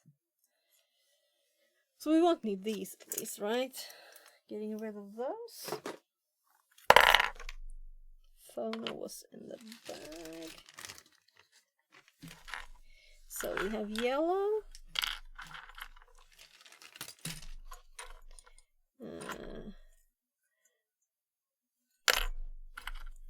We have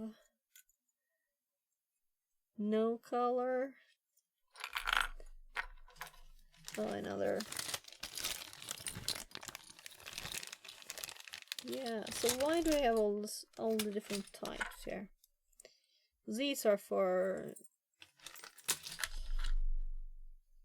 So, if we go with these, they're all the same. So, these are also more for long cables. This would just be like a tiny thing hanging off here. Let's open one of them. So, it is a solar connection, but this is quite quick fix one. And these are light and they were probably cheap. And we could go 2 pairs because we have 2 speakers. And yeah, or we go these. We can plug other end in there and go just cables here too. So let's not put these away just yet, I guess. So now I'm doing the opposite, getting rid of the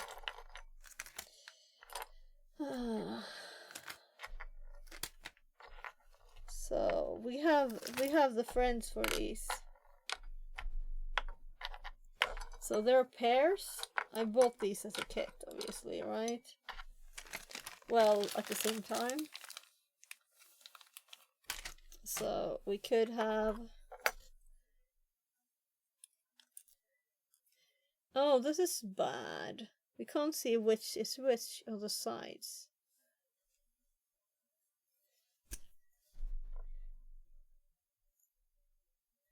I guess we'll measure them.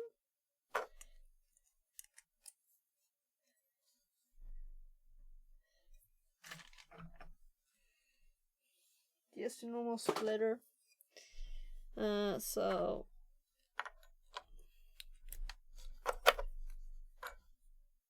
my god, I keep taking the wrong ones. So imagine this in one end, and then we have these in the other end. Well, these are two different solutions. This is use these, right? And then we have these to connect here, like that. And then we have the other solution, which is use these to connect there. And here we have to solder on cables. And instead we use these here. There. So then we already have the cable, and we can't set the length of the cable. So I'm going to go up to the attic and see what else I have, because one of these is like 2.5 meters and one is 3 meters. This is nicer to have. Yeah. So I decide I'm gonna skip this solution already, because this will be on my desk in the middle of stuff. That this will be behind here. It will not be as hard to work with. So let's get rid of these. Putting it all back in the bin. So it all now depends. If I find lots of these, we can just cut them. We don't have to do this thing. We can just cut them and put here. If these are the only ones I have, maybe I don't want to cut them. Maybe I don't want to cut them. So I'm gonna switch to the other mic. And you should be able to hear me with a slightly worse audio. And I'm gonna grab this where we have the cables. And there's actually two though. So there's an empty one too. So these are going up to the attic. These are from my company long ago. So there's some other stuff going up to the attic too, and I probably meant to do it tomorrow. Let's just do it so it's done.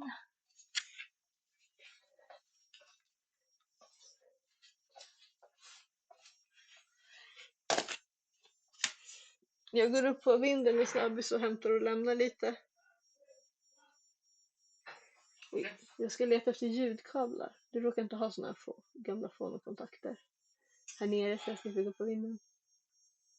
Kanske. Nej, jag går upp och kollar. Ja, bra. Ja. Okej. Han sa ju i 17, sa han till mig, att jag vill ha mat innan 18 så jag kan sova 18. Det gör jag inte, men det är länge. Ja. Ja, jag ska gå och kolla läget. Hur är det, Laban? Kommer du i säng?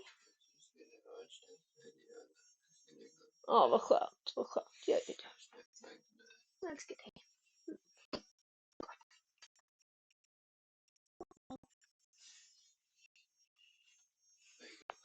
Lägg läckerbär. Du låter jättetrött.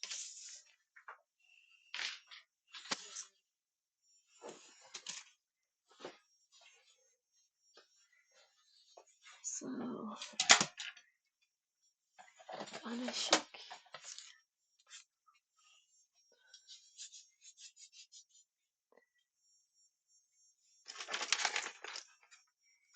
Keyboards.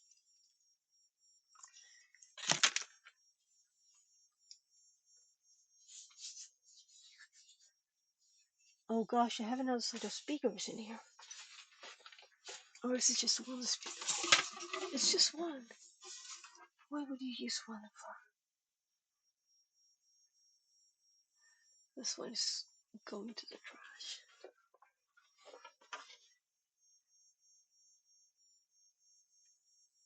10 watts 8 ohms.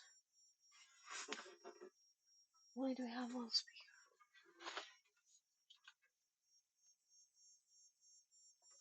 Hello. No, it's not in here.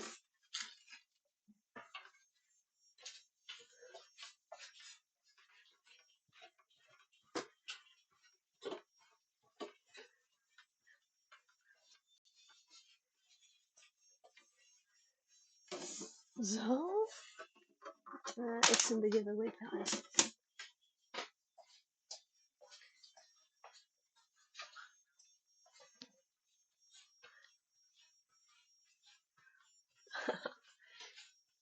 Som är ungefär tillgänglig.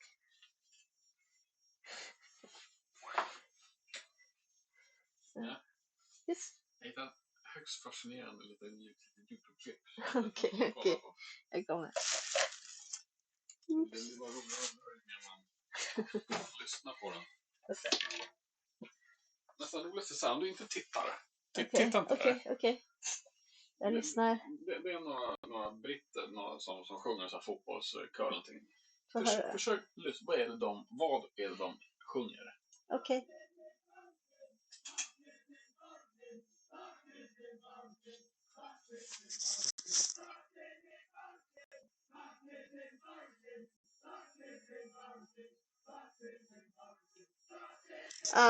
Jag har ingen aning. Om du läser här.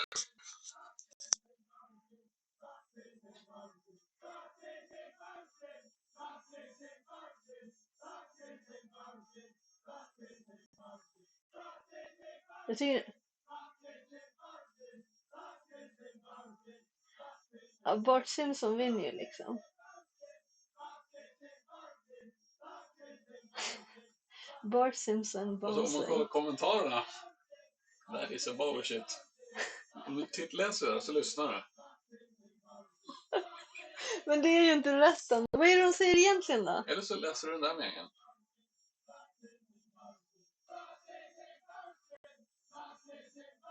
Vad det slutar ju med ett N. Ja. Bouncy, say bouncy. Eller love tasting pirate shit. Ja. Ja, det var det stod där typ någonting. Nej. Det var översatt något sånt här. Ja. Jag tyckte inte det var så roligt det där. Ja, och... Men jag vill veta vad de säger egentligen. Jag tror att det är that is embarrassing som är det rätta. Det är för många stavelser. Och det är typ såhär britt-uttal så det kan vara ett huvudbuller. Jag hör inte någon brittiskt i det alls. Det är antagligen inte liksom Bart Simpson bouncing, rotating parachute. Det är så man blir alldeles knäpp i huvudet. Bouncing låter det som typ. Ja, jag vet det sjutton. Nej, men jag tycker inte det där är roligt. So we have different humor, me and my hubby.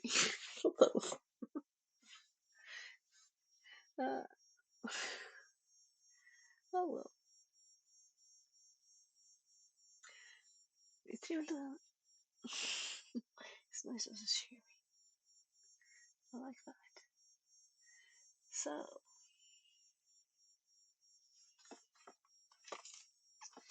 Yeah, so I was kind of there. Power. Samsung. Oh, it's a screen. I'm just checking cables. We'll see like, if there's anything else I should bring up to attic.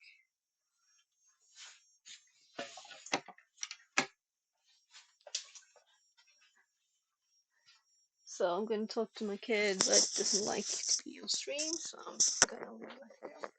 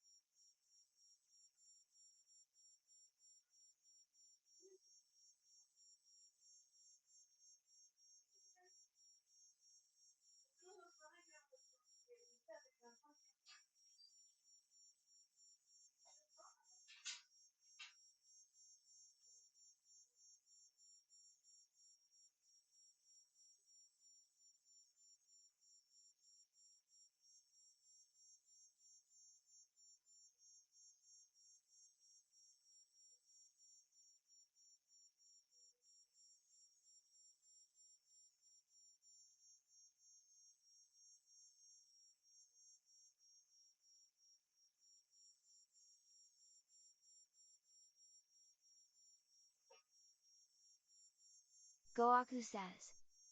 Hello Sophia. Translated from Indonesian.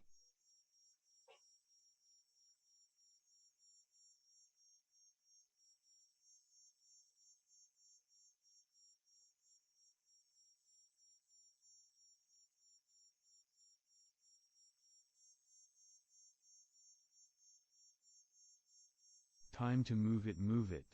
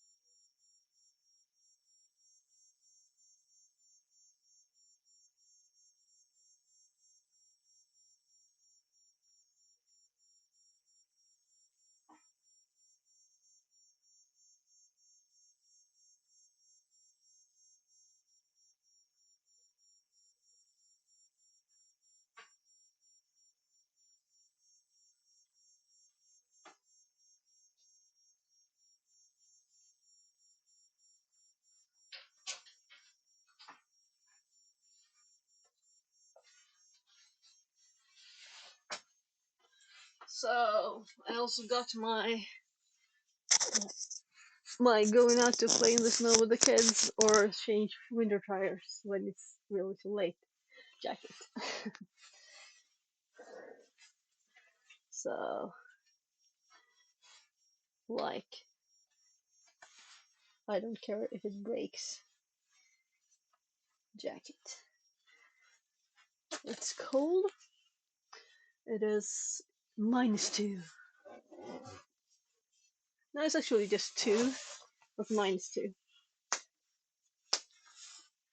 So I'll be going up to the attic and I'll be back with some more cables.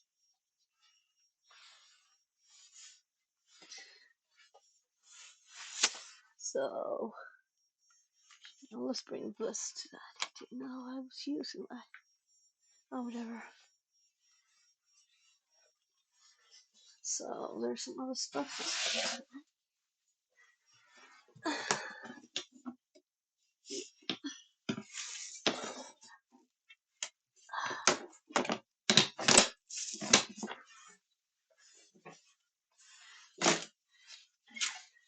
Kan du skicka upp till mig?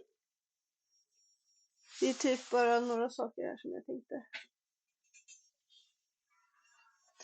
Har vi plats där uppe för någonting? Typ de sakerna, inte de där, bara de. Okay.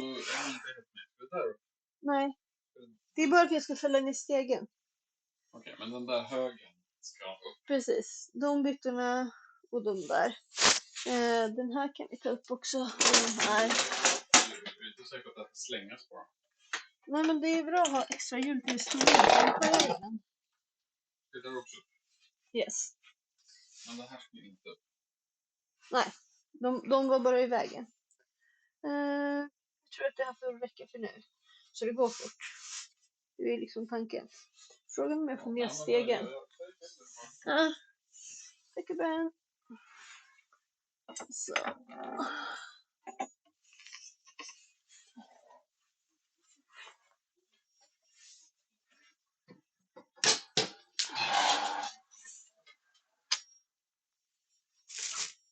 Här catch. Gud vad kallt det är.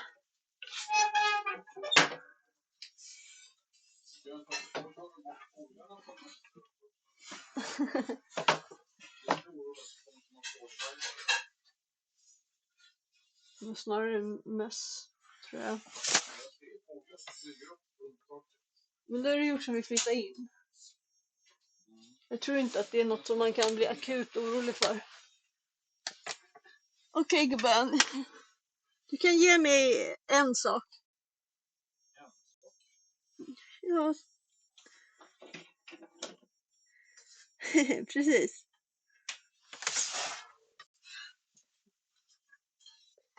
Så. Vi tar den på en gång. Eller ska vi slänga den? Den kanske är bra att ha igen.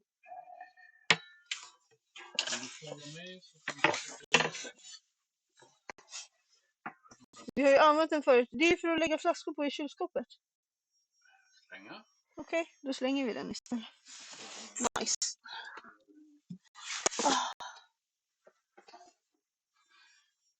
Så.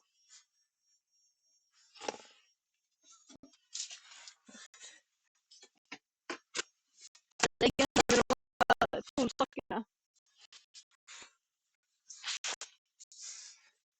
Skulle typ behöva skor. Det är ju kallt på marken.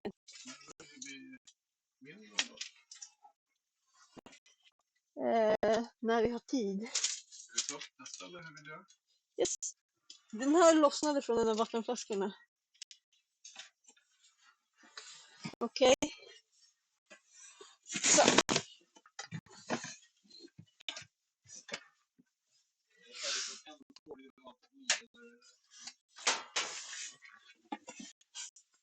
Det här var i alla fall golvläggningsgrejer.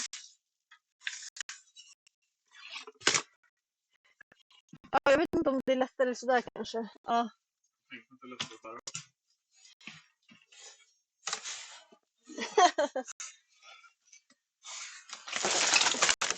Så gubben. Tack! Det räcker. Nej, då slänger vi den där andra där.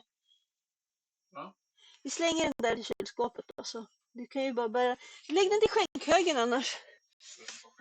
Den där står där nu. Ja. Ja, jag ska ha sladdar.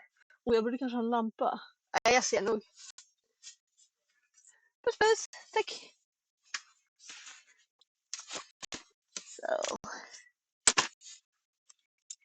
So I'm climbed up to it. Well, it's a ladder.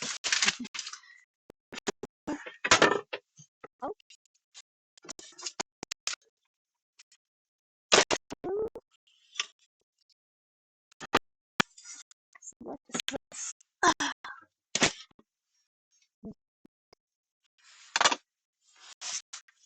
These are like IKEA shelves for paintings and stuff.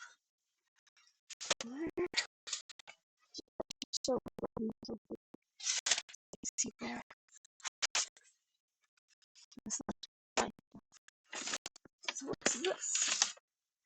Oh, mosquito net. Breaker Strike says, Sub, are you good with computers? Do you know about trans? Sorry. Can you tell me, say once more, what did you say if I'm good with?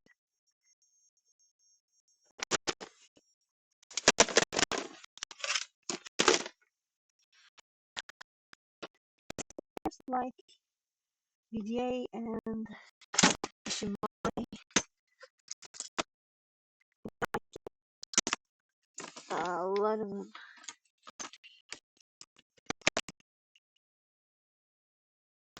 Two DVIs too. Wow. Let's along that from our group, so we don't have to on this. And I'm going down again. I'm just getting some cables from that. So there. There. So we're looking for some special wood for see. I'm thinking sympathetic.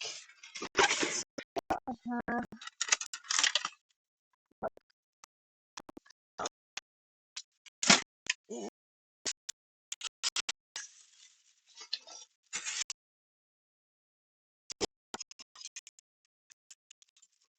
Oh.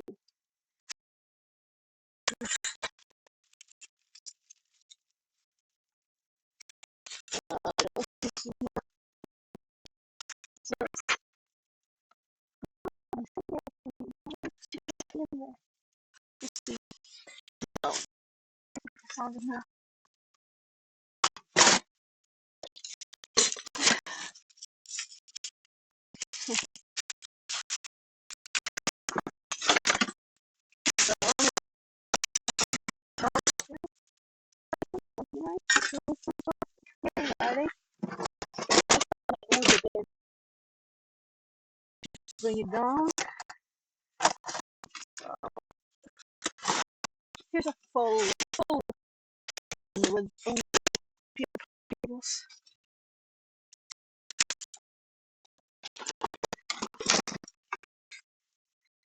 There. So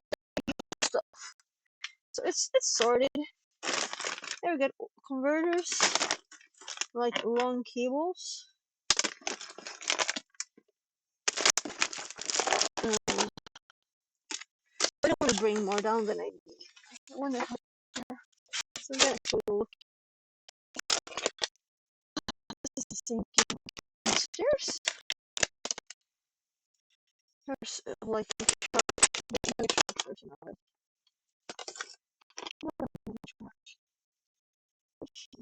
Now it's not the same.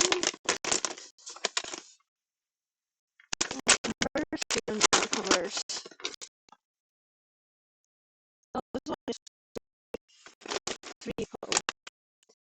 I guess that's video too, right? Oh, I think I found the perfect cable. I found the perfect. Maybe just this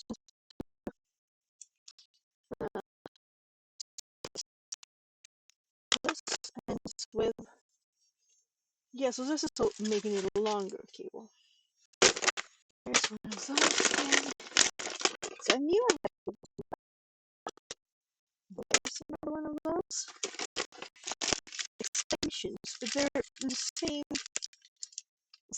code. Same quality. I don't know why. Why would you want that? I just don't want it. It's too short. So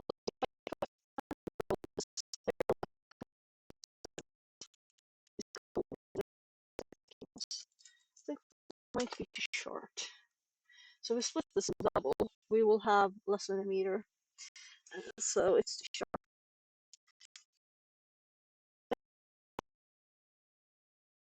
It can be left on my keys. So I have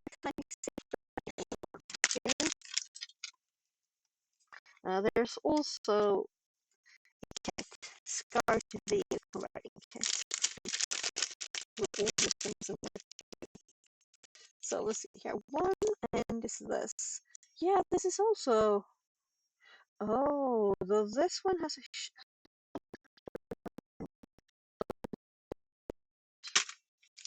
Let's see.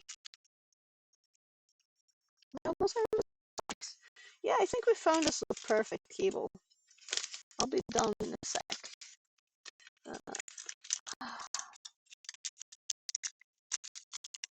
So just in case I'm bringing 2 others, they're like similar. So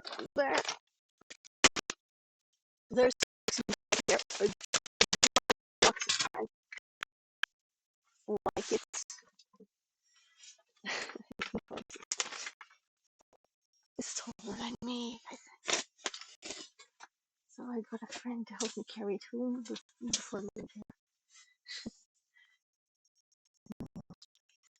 So what have I done here? Here's like video. Here's my new bag. Yeah, I'm coming down now. Oh gosh, it's cold.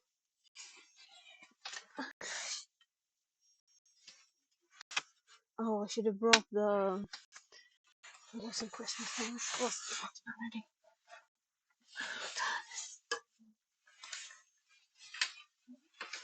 Gissa mina fötter är isbitar.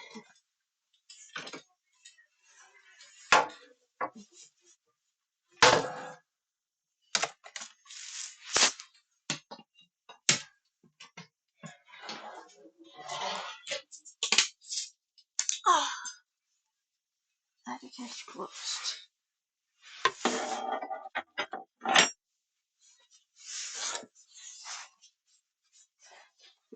So,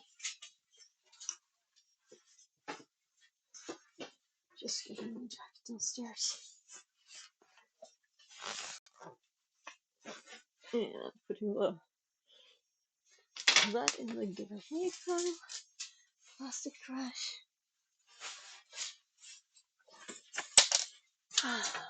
Almost done. So I don't know if you can hear me on the get me password.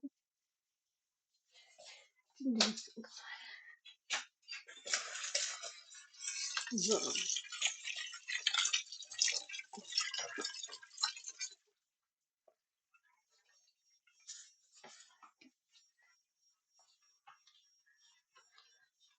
Sorry gubben.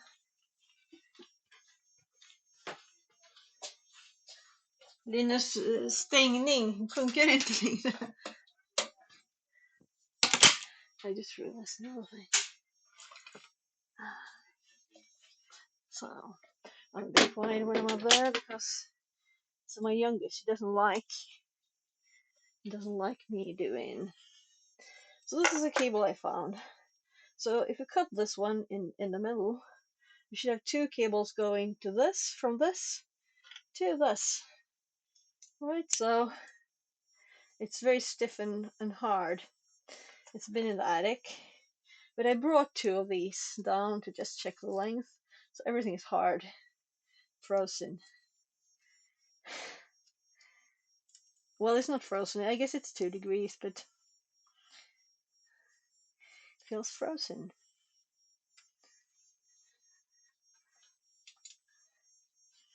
Actually, let's. So I don't wanna sit anymore.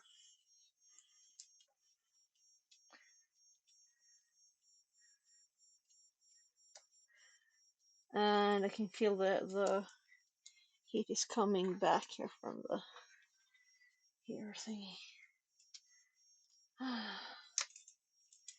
So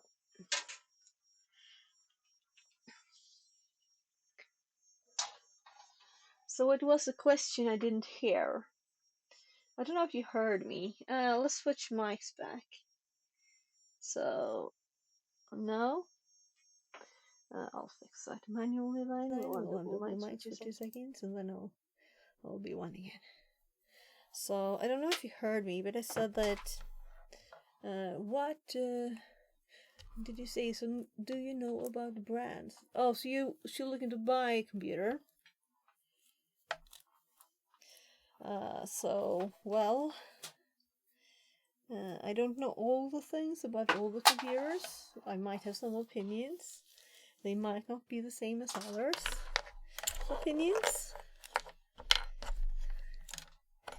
So, this is why we research before we cut. So, we have 4 of these now. And I think there was like some others too at the attic. So actually 2 are white and red. And the 2 are... Oh yeah, so these have the same size. So white and black, it could symbolize like colors. Someone at the door.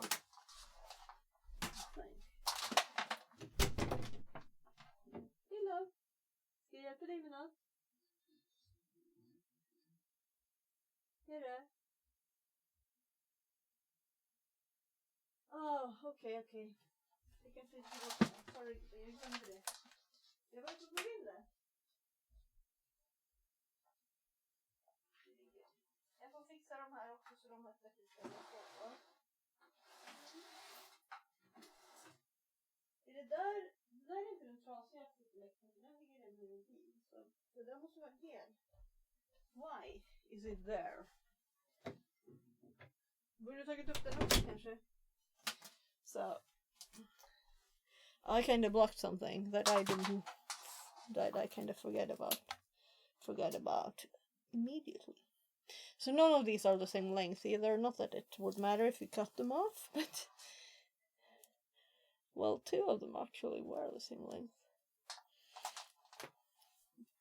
It's the 2 that I got from the attic. So these 2. So yeah, I don't know.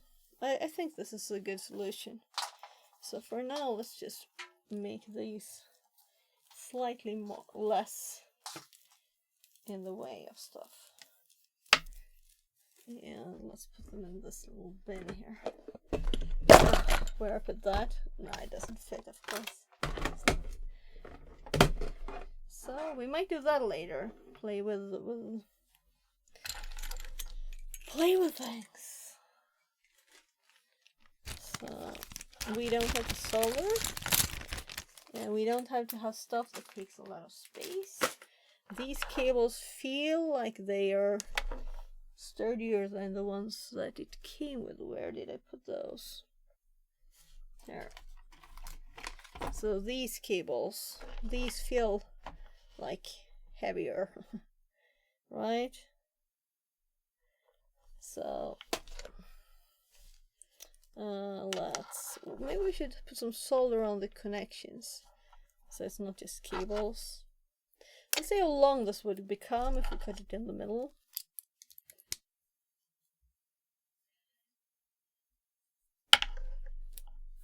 So I think this might be new too. Oh, it's like perfect. I think it's perfect length. Perfect. So 2 connectors on the back, though they will be long, right? Meaning it will take place. Well, everything would. And if you cut it in the middle, we'll have this length. And this is going to be on my desk, right? It's all going to be on my desk. So any longer than 1.5 meters, it would have been too long. Let's just do it. And then we can attach them and we can test if there's audio.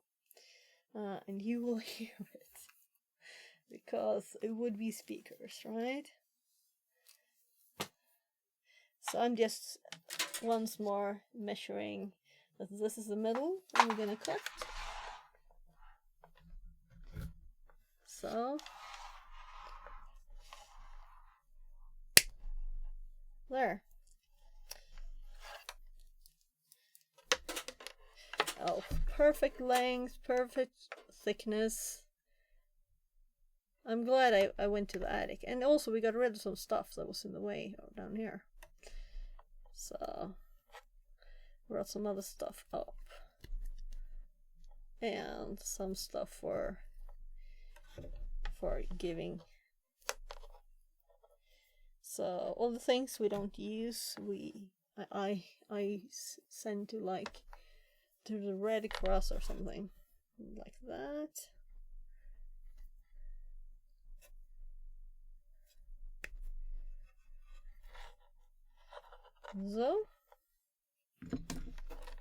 So we have 4 ends.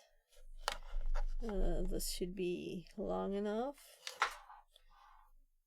You can split them a little bit more. Not that it matters if they're the same or anything. It's just so when they're good, I know they're all are. So where's the peely thingy?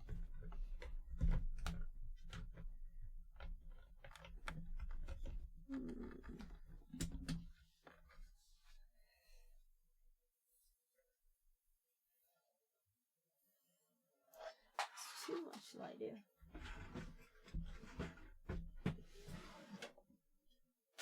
So I don't have tools in my rotor drawer, so where am I looking at? I don't know. It's rotors in there and other stuff that we don't land with. So here we have a multimeter, cables and cables, but still no. So I might just not care about finding it and just do it with a knife.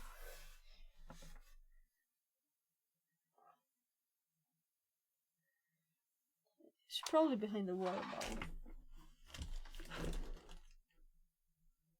Not there. So this is a heavy bin.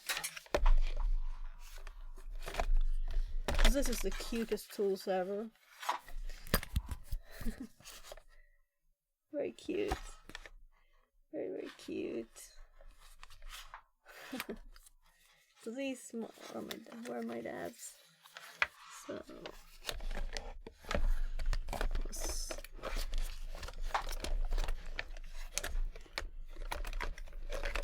So what? Okay. It's not in there most definitely.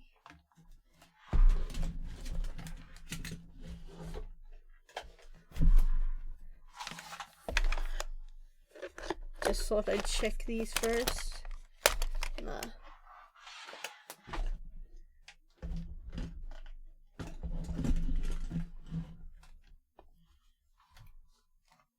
So that means let's just do it with a knife. So how deep is the hole? It's like kinda deep. So let's do that then.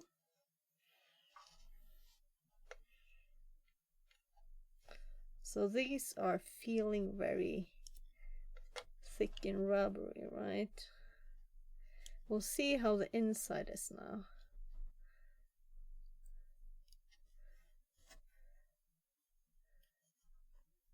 So what do you think?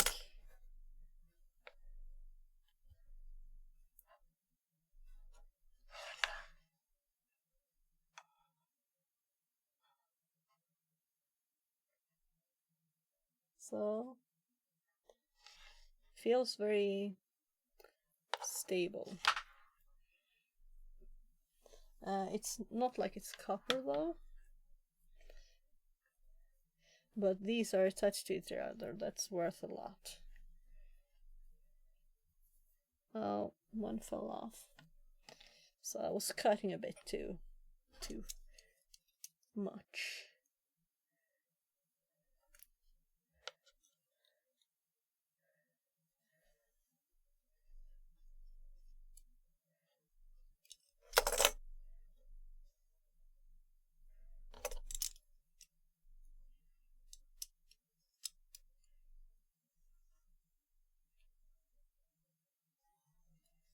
Connected to channel Fixit 42. Again. Okay. So I think that's the third or fourth time it's connected. Yes, I'm losing cables, wires. So cutting a bit too much. One is actually there, is it? Yeah. So we don't know which is which. How do we know which is which? Let's check internet, right? So we're gonna see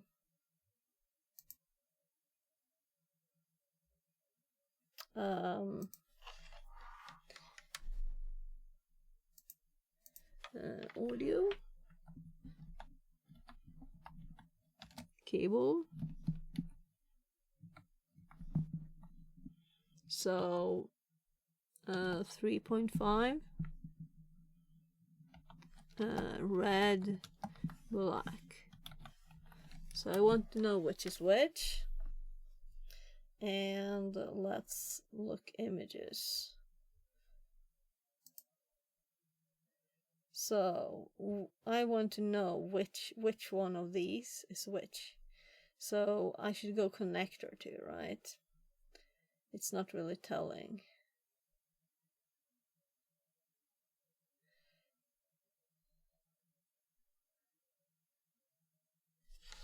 So yeah, this.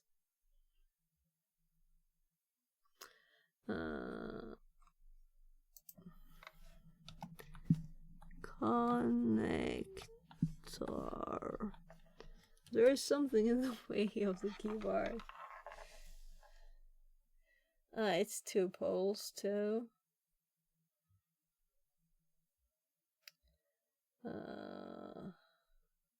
It's warm in here now. It's too warm in here now.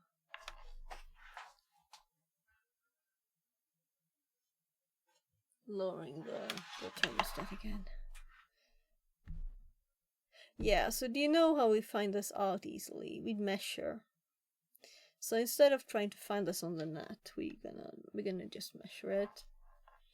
So let me put up a preview just so I can see clearer what you see there.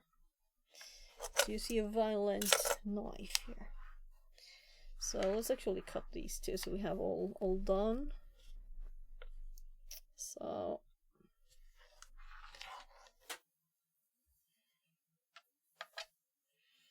I found the length by just pushing the cable down.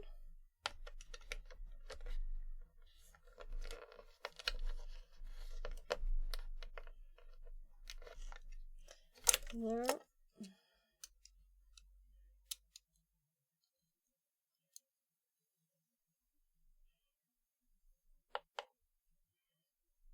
I still have the images up, you know, with all the colors. Black and white and red.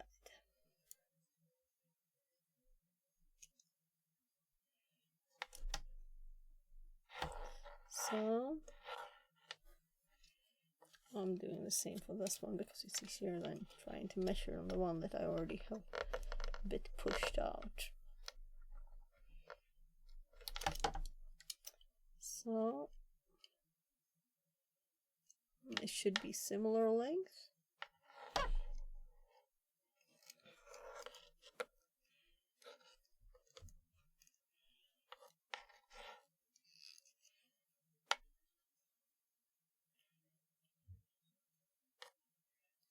I'm a bit curious if the cutty thingy would have done this better or worse. We might have wasted some cable from doing that actually. So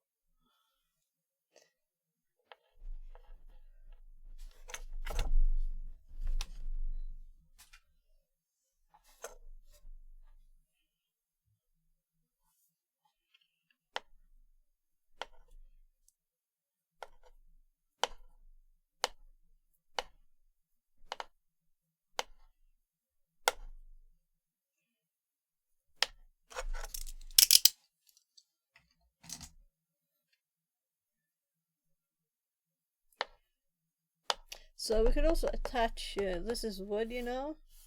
We could attach the cable so it's not pulling in here. That might be a good idea.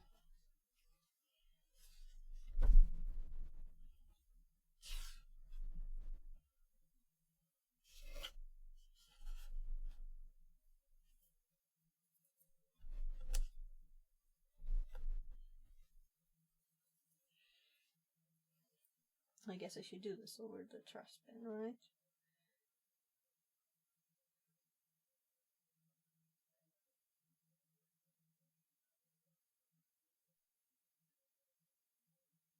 Well, I could have found cables that had the big plugs on them, but I guess I wouldn't have cut those anyway, right?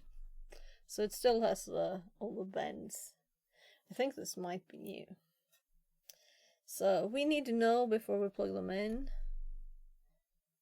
which one is connected to which area here, right? And we will find this out by going back to these cables. So this longest one was very long. Let's just get the shortest one. It's just a meter. So I guess that while I'm at it, I might as well fix these again, right? So longest cable.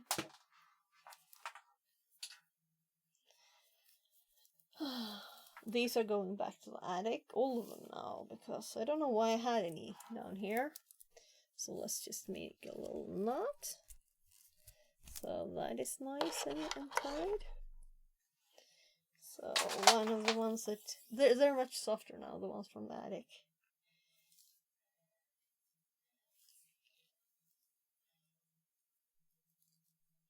So it's too long, so we're gonna go, yeah, this will be tieable. I think so.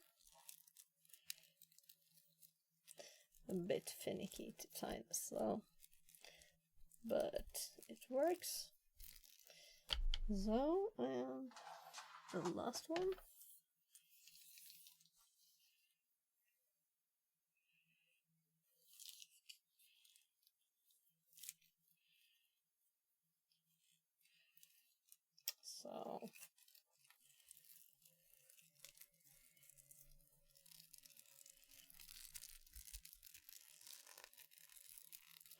So I saw one more thing that I had to get to the attic, so I'll get these up there tomorrow.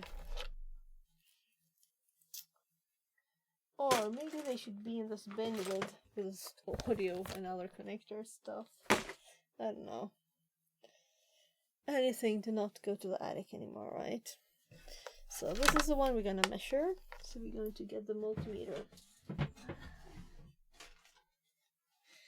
And everything is big because it's on top of here, right? Is that good or bad?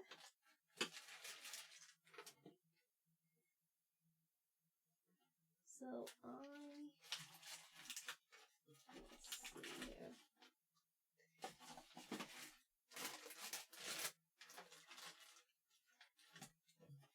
One, two. So those were not matching. There we go.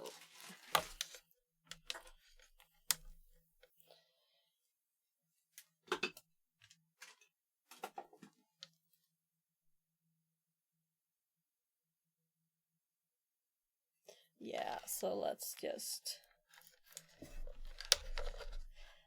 rip the red one. Let's plug these in. So the red one is held on to by that. And on the other side here, let's do beep. So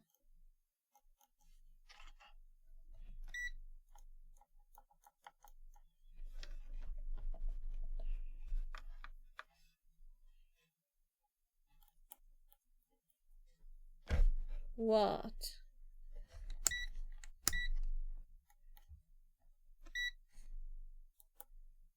This is odd.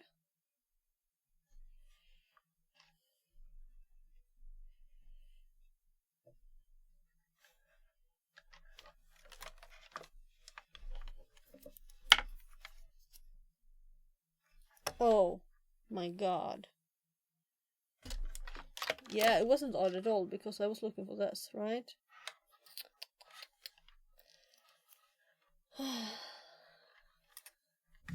It would have been very odd if it would have been beeping there.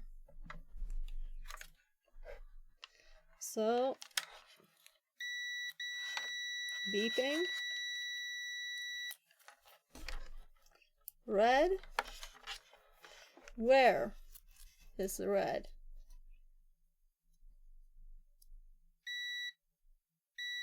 So in between those, it's in the middle. So where is the white?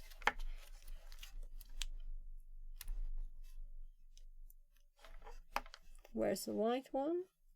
It's definitely not in the middle, right? Is it in there or in the top? So top, we have at the top, white or black.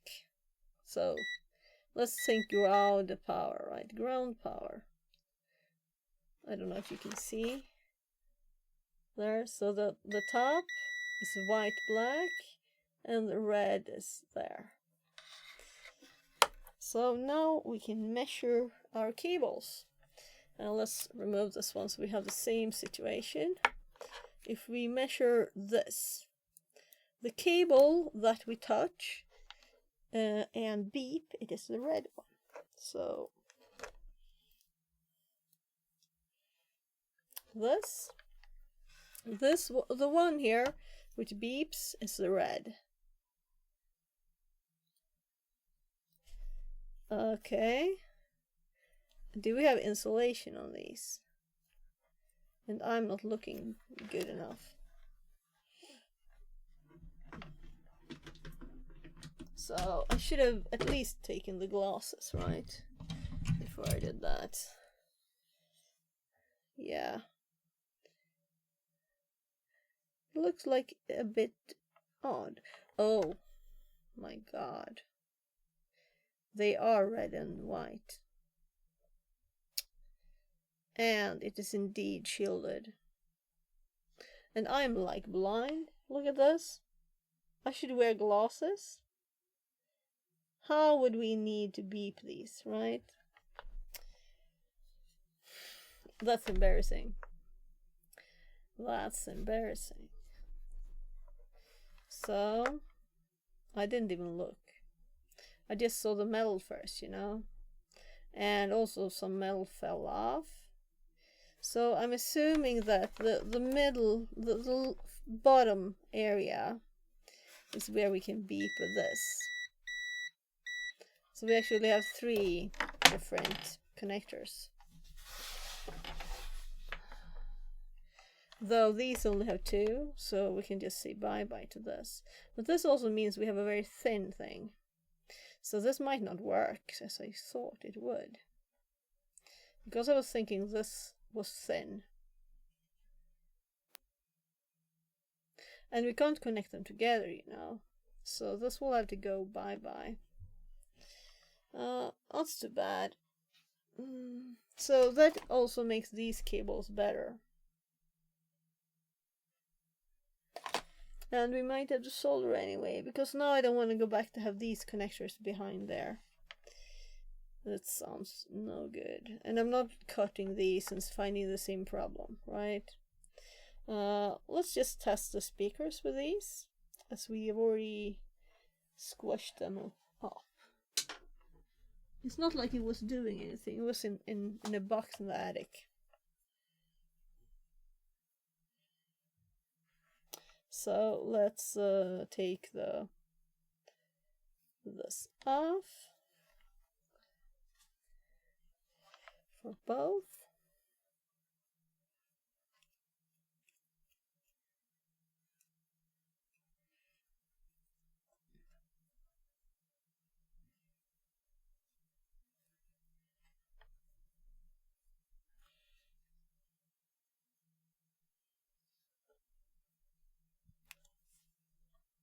So I should raise the desk and even more for the camera, like, right? But it would be even worse work height because I'm already high with the speakers. So let's do a quick confirm here that red is the red. I'm thinking I should probably be able to touch it slightly at the end. Yeah. So we have a beep. And I feel stupid. I didn't see the colors. I didn't see anything. Blind.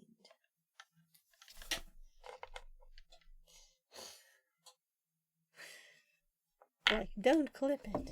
Don't clip it.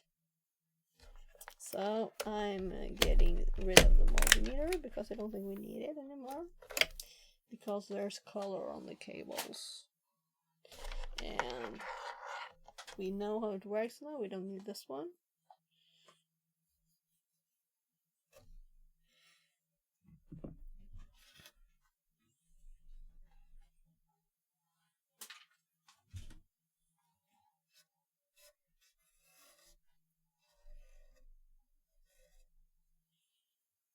So we can also put this back. The only question now, and it managed to land on FN. So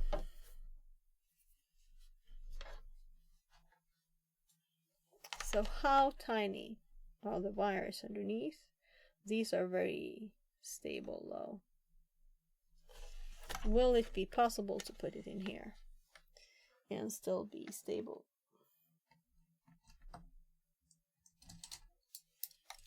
So we're getting the knife back out, and I'm leaving a bit so we can see the color.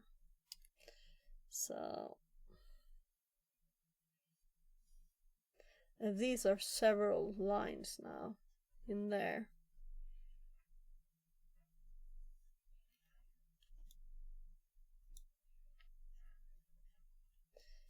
So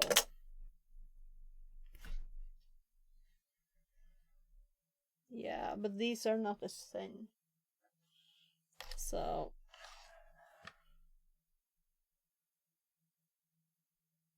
they feel sturdier. The others were like thin to be shielding around, but the whole thing is very thin. Very thin. So maybe we fold it double and solder on it. So the solder will go up the cable before we even try to attach it here. Yeah, I'm thinking we do that. And let's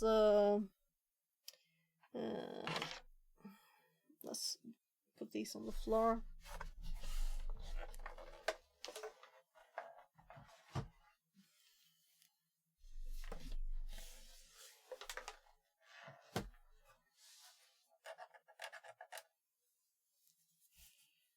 All right, I use these for the multimeter.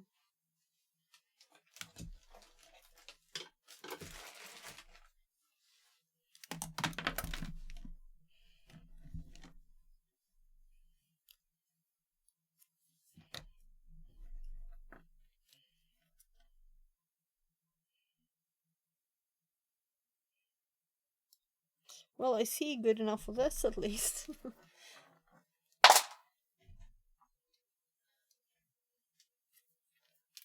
Maybe I should do something like this so they're like together. So I don't get one of another kind. These big thingies. There.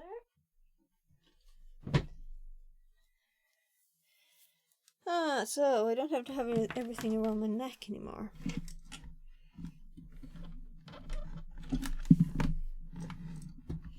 So, yeah, you can see all the fingerprints.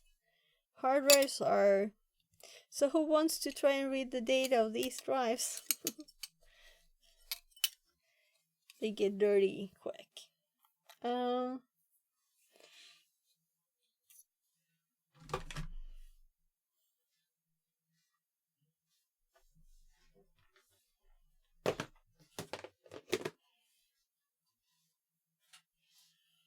So I'm a bit too warm now. So let's move right over and definitely turn it off.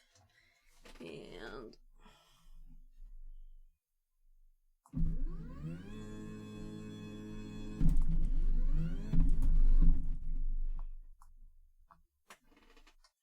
there.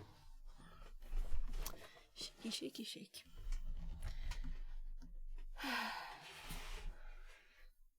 So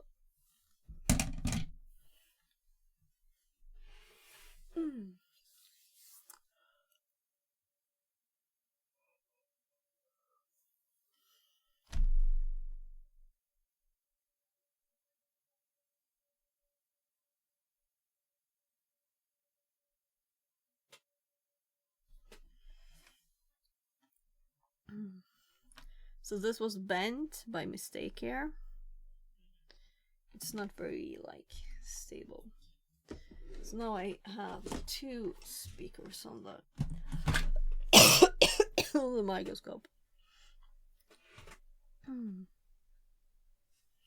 So this is why I didn't see the colors though I should have. And here we have one of them. It's thin. It's very thin. So I'm thinking we will fold it over.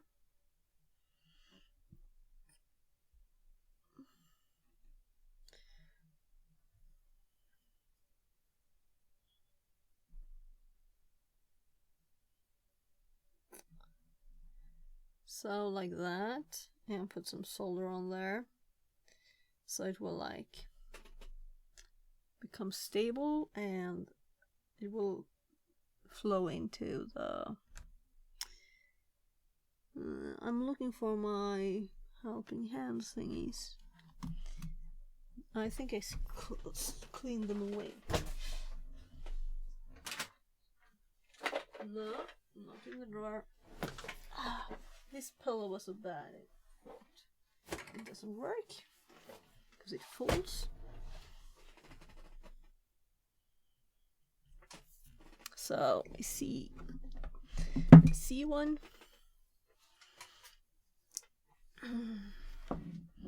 So there.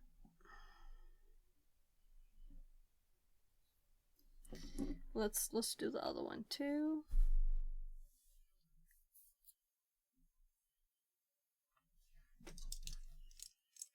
Ding, ding. I guess you do it a bit shorter.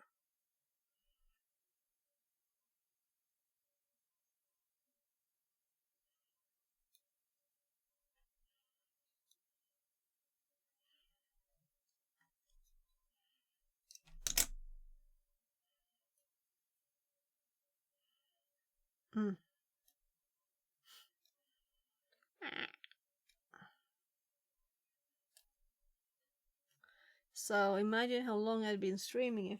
If I started when I had planned to, it'd be more like 2-3 more hours. But I worked a bit later than planned, and then subject insecurity was on when I was just going to start streaming. I was like, oh, let's watch him first. I was getting energy from Neil. And this is smart things. So let's should we like microscope this so I'm like not acting blindly? So this is what it's like before, and then let's bend it there, I guess. And I bent it like with a big loop on purpose because I saw it was so I just twisted it for the other one. So let's actually get to pliers.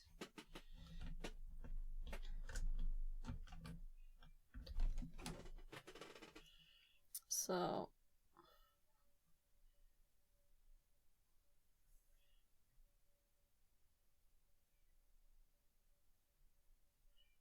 they want the end to be kind of not mega wide compared to the rest.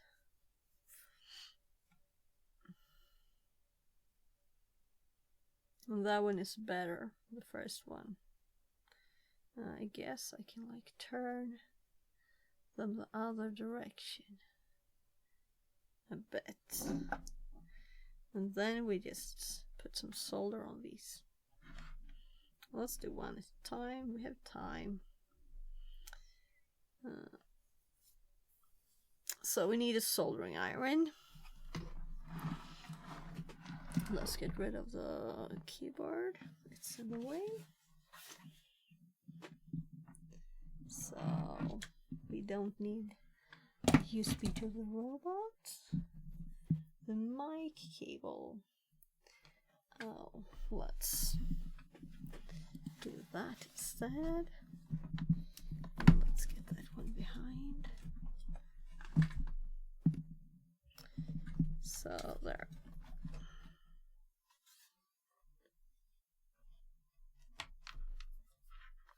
There.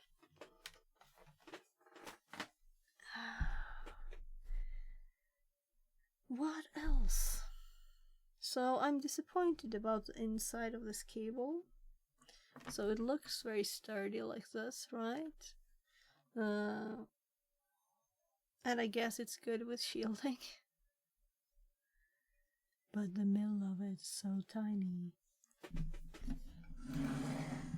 So I'm going to use my hobby soldering iron because mine is slightly no good. So I still haven't got that soldering tip cleaning thingy. So I'm just pouring some water from my water bottle.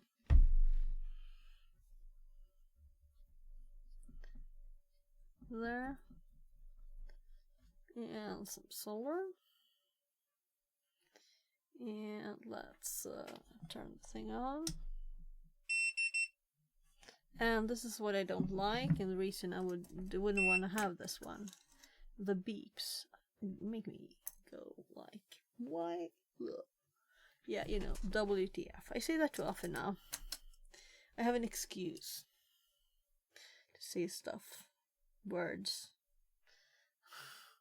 cause it's not really the word, right? So this.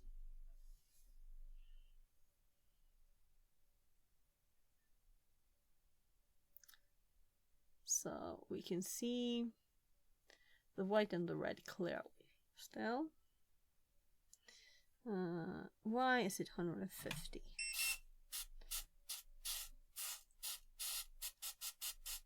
Yeah, it's kind of wet. So you have to touch something for this to wake up. So not that my hobby tip is like perfect, but it's much better than mine. So let's see. Yeah, let's do glosses. I need glosses for this. Because looking at the microscope is not the same thing as looking with your eyes and stuff. You can see much better. So I really want it to be warm, but some solder can help the connector.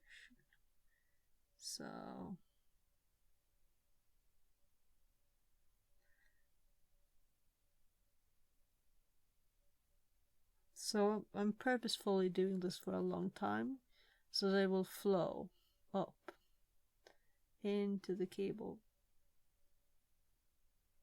There, you can see how the white plastic like melted there.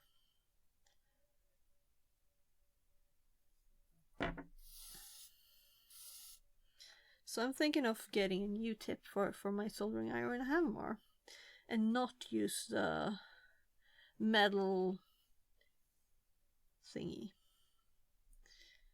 So I think this one is kind of like good melted, and it's like melted into the cable a bit, so it's much more stable now. So let's see if we can do this one too.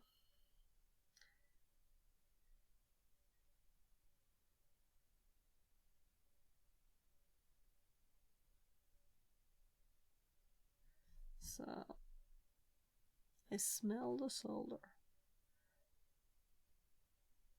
Come on.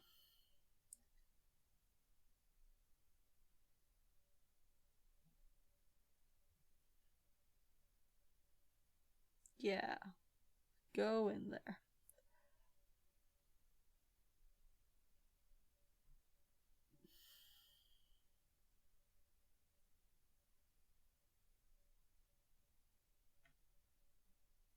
Oh, that's not good, I said. Let's just do this now. So it's very warm, though, the cable. So I'm heating the whole cable up. Come on.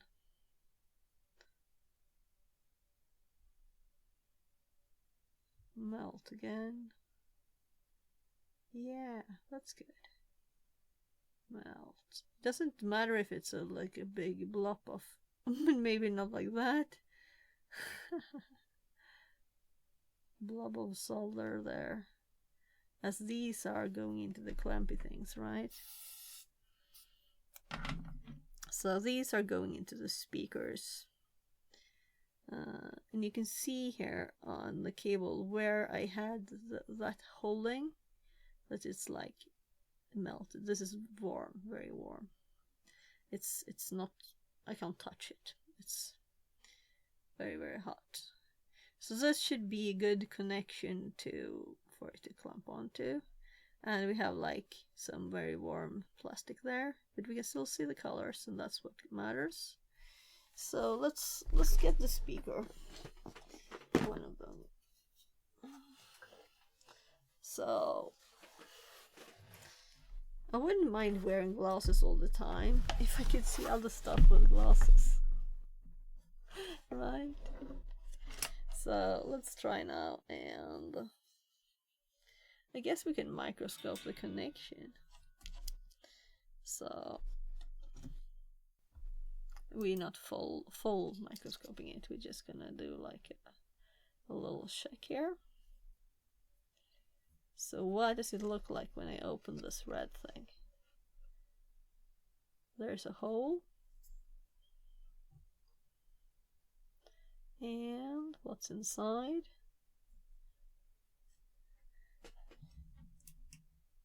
There's metal inside. So maybe we should go full. So if I now push the red one into this hole here,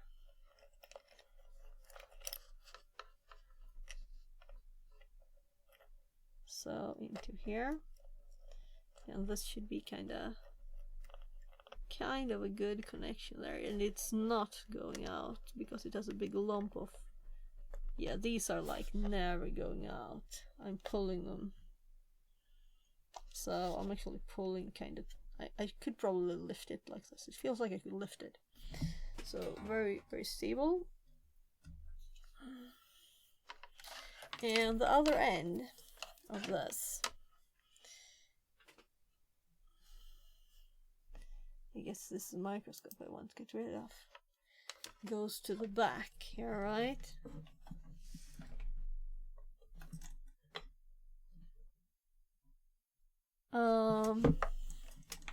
Let's do the right thing on the right and left, right? So this is, oh, now I'm not sure if this is, because it's rounded, maybe the middle is,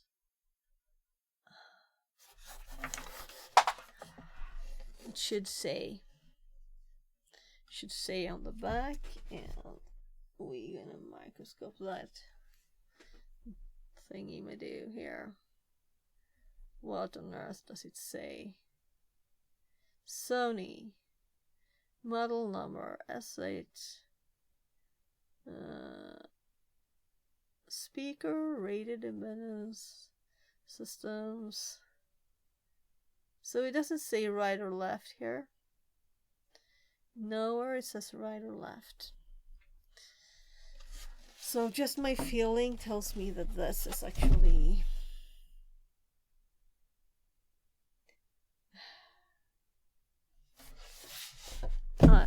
I have no clue. I have no clue. Well, the good thing with this is it's flat on the back, right? So I can just have it like this, and we're getting it dirty.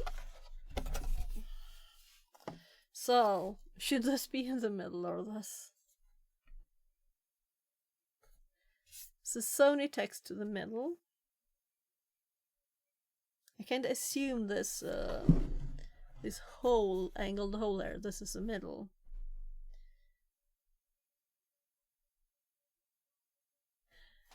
So let's call this the left speaker. Now you are the left speaker, okay? So you are the left one now. So this is the one that goes nowhere, so we're not going to connect that. And the other one is the one that goes to the speaker. So we're going to connect that to the left, and we can see the green light there when I talk. So here, right, left. So let's plug this into left. And what happens if I were to... I'm just turning it a slight bit. These might not work, you know.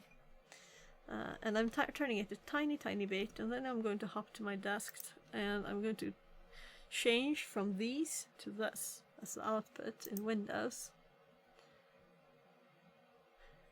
Oh, my air cleaner started because of the soldering, right?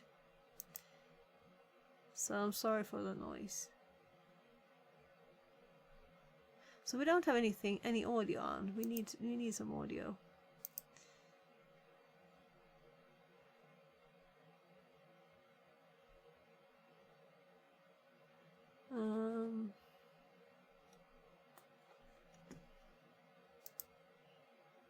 I can't do music.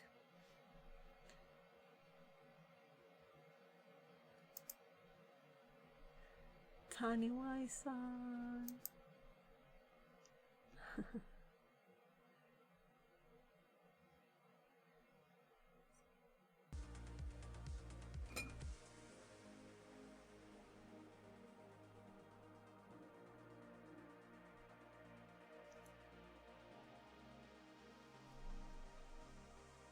So I don't know if there's anything here. Is there any audio? Oh, right. I'm actually gonna to just lurk there, and I'm gonna go to YouTube. I'm just gonna open one of my old videos. Let's try the new video. So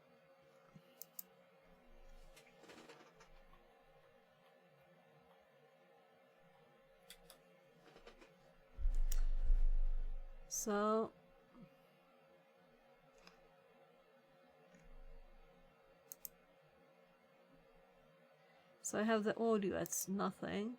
Hi, and welcome to another video. Today we'll listen to a YouTuber on lecture who talked real. And I'm going to this video is started.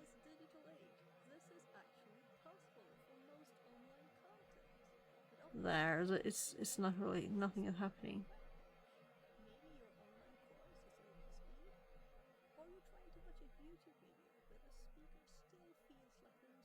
Yeah, I believe this is supposed to be doing stuff, and this is not muted, right? Mute, mute, unmute. Yeah, I know what we could do. We could do listen in to my mic. That should work with this. So this should be there should be output. There should be output on this going into the speaker. And that doesn't seem to work, right? Now I want to measure this with a multimeter, the output. So I'm thinking this kind of speaker, which is just that, right? Just a signal in, no power. Maybe it doesn't work. It needs some amplification in there too. Though I do happen to have one of the things my dad built here. Though it doesn't have anything like that either. It just has these.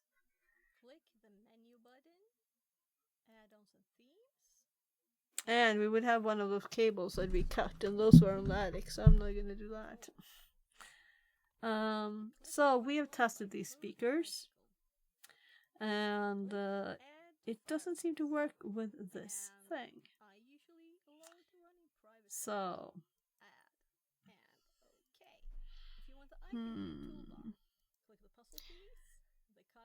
let's do the other speaker that I threw out, that I put downstairs.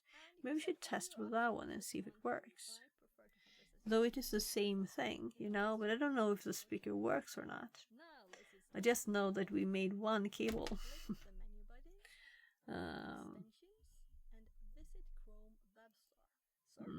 Video speed controller. And click the one with this icon. We're going to scroll down and confirm that this one is offered by Grigoric.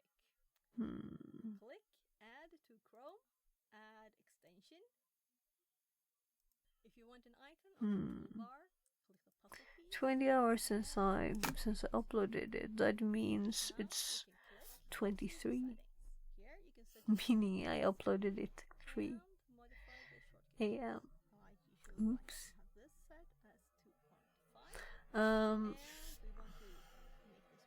So I don't think I should have uploaded it because it might not have been finished.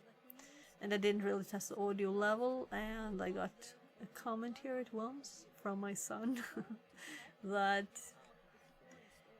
yeah, it's low level. So he was up then too. Thanks for watching. Please like and subscribe. So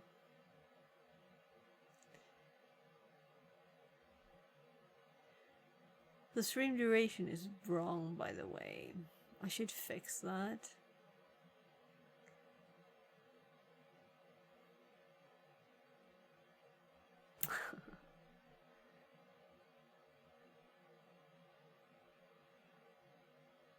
So I'm like, this is the same speaker that I was testing.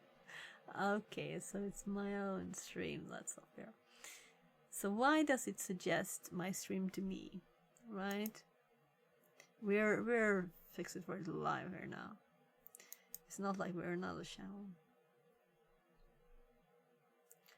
So,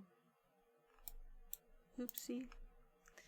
Let's actually hop back to the speakers I had. JLab. And let's just restart this. Another video. Did you ever listen to a YouTuber or lecturer who talked really slow? So I can't hear anything. Speed control. In this digital age, this is actually possible for most online content. But often there are no controls. Oh, you have to check into time stream.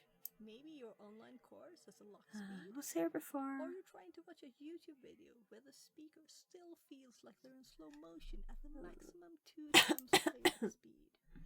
As the average adult reads at 250 to 300 words per minute, while we usually speak at only 150. But I don't want to stop streaming now. But this should be audio. Fortunately, there is a solution. So why can't I hear anything? Let's do my normal speakers, right? So headphones, headset. Oh. You can use shortcut key. Oh, now I hear it. Now I hear it. And that's just when the power went out. That was a bit fun. That was funny. And now we talk back to Focusrite speakers. So what if we go for max here? I'm just waiting for getting my ears crushed.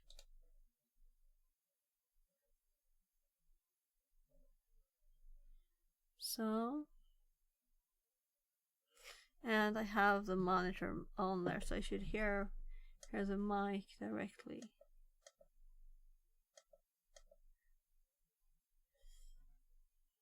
So let's plug the headphones in,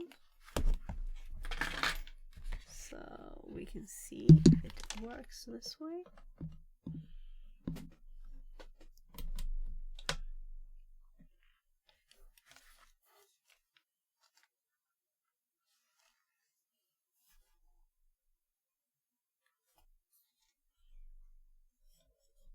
Testing, testing. So I definitely hear myself in the monitor thing, but I can't hear anything from the computer. So I'm turning the monitoring off, and now it's all quiet. I'm going to start this, and it is all quiet, right? So I have to get rid of the glasses. And the ear thingy there is a bit of a problem. So if we get this to work, right, and I get audio out here, then we might test the speaker. So if we're not getting any audio here, I'm assuming we're not getting any audio on the back here too. So also only one channel so far plugged in. So we can always fix the other cable. I don't know if there's some kind of like, it wants both to work, but that would be odd because maybe you have one speaker. So let's just test changing the volume here. Of course this doesn't do a thing, right? So I'm gonna open a new tab. I'm not gonna do Netflix. They wouldn't be happy, right? So I really should have that at the bottom. So we're gonna click new stream that I watched before streaming.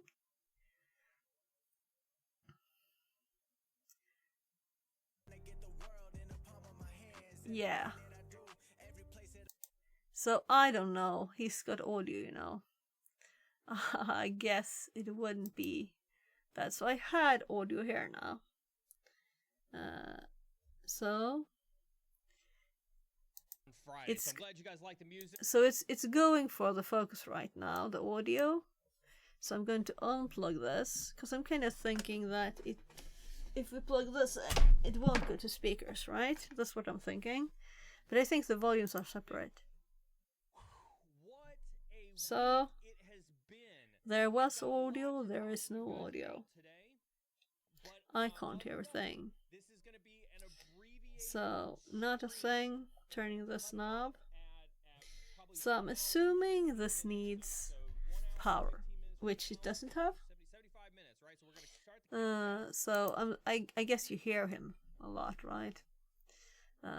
So recommended stream. Cyber insecurity. Neil. So very nice stream. Very nice stream. Very nice guy.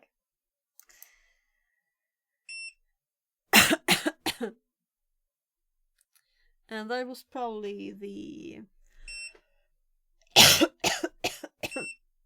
What is it?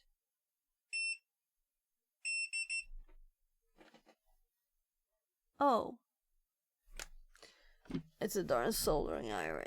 Let's turn it off. It keeps beeping. So, I'm not much for closed headphones, but... Now we got one. Appear, I guess.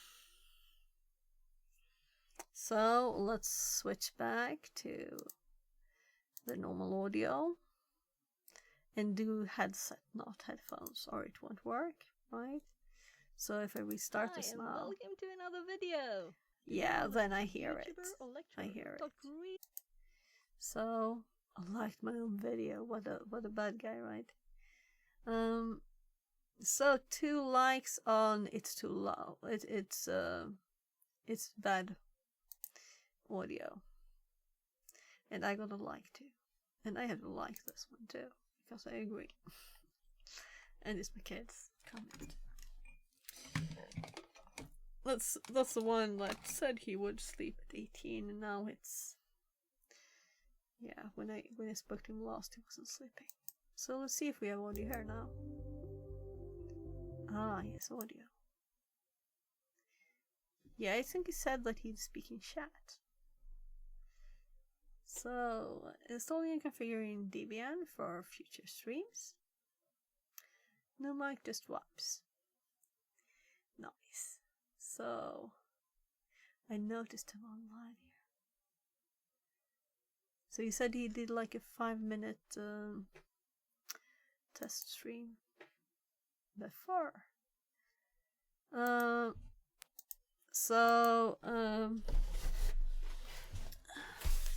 Let's get the keyboard back.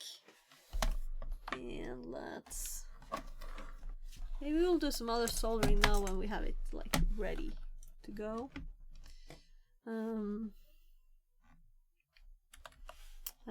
What speakers work with a Focusrite Scarlett? And then I'm gonna say power.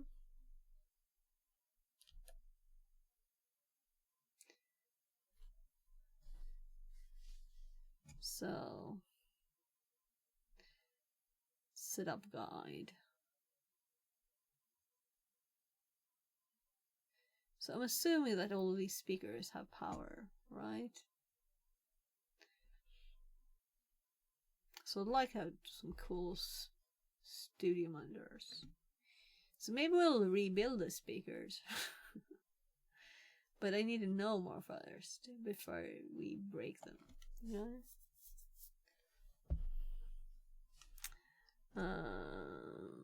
So these speakers would be connected to a stereo, right? So we can use ChatGPT on this. So do you remember the name of the speakers? So it was like Sony, ST10,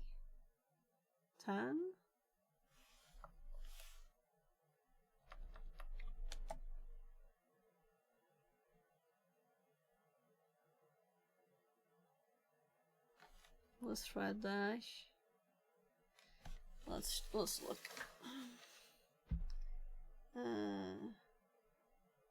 Oh, I was so off. SH. So SSH.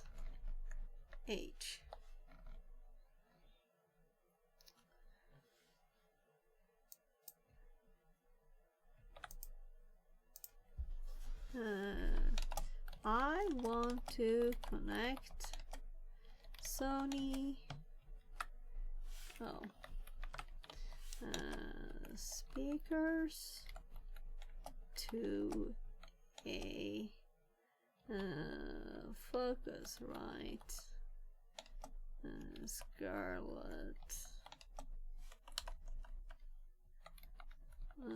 2i2 3gen. How do I do it? And will it work with non-power? So I was a bit evil there. Speakers. Just asking it how to do it.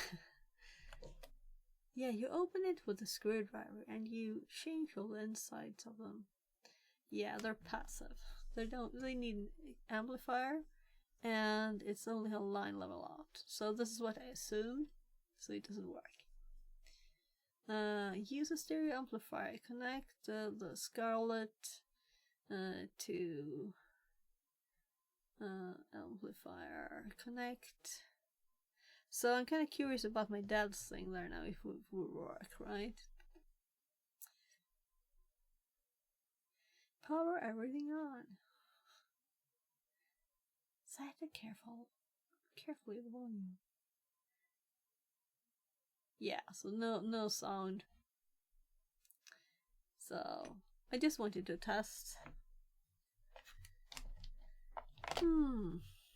So we might still play with this, right? So what if I want to build amplifier amplification into the speakers. Well, I don't care about the spelling mistake, he will understand anyway.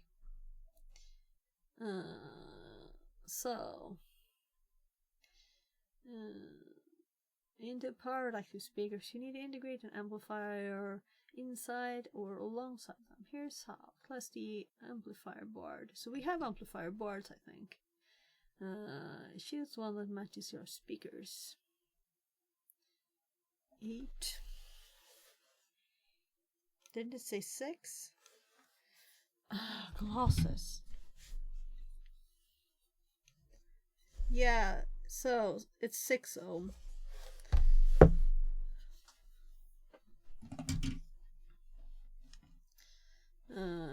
They are 6 ohm.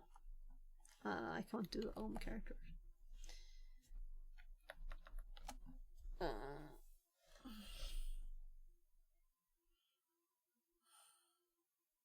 Oh, I should check the power thingy too. Does it say? I think the other said 10, but I might be so much off.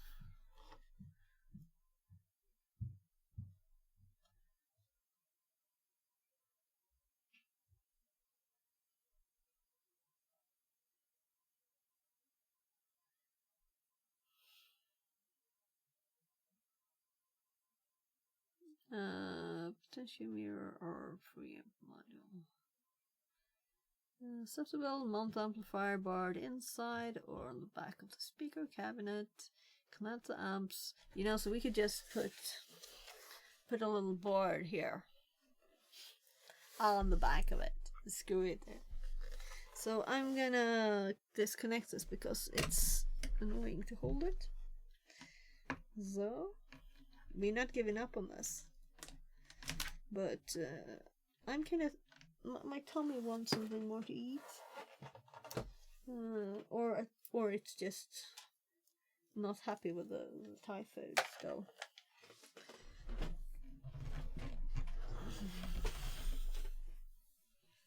So, how many hours do my hair stay not sticky to itself?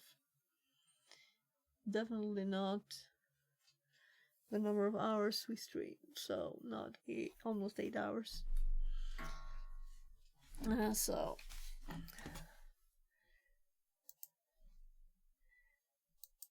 I want to do something else, but I want to eat something first.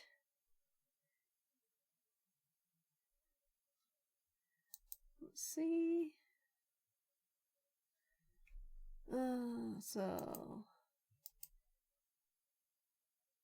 Oh, I know. Wrong screen. I thought I was clicking the preview because I saw the mouse there too.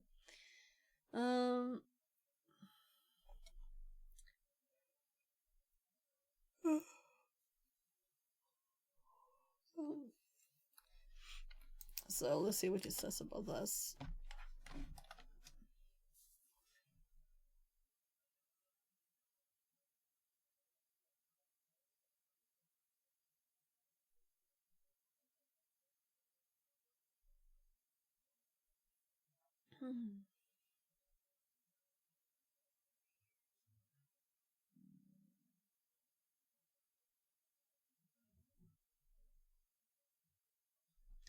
So let's just express it.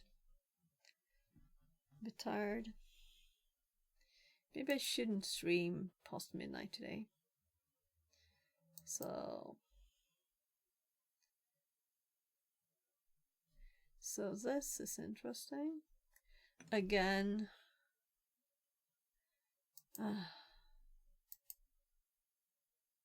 So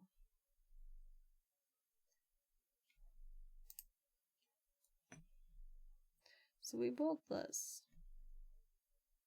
I'm thinking of getting one of these. But this looks interesting. So let's keep that up, and I'm gonna go open my mail. because that's the only way I can log in.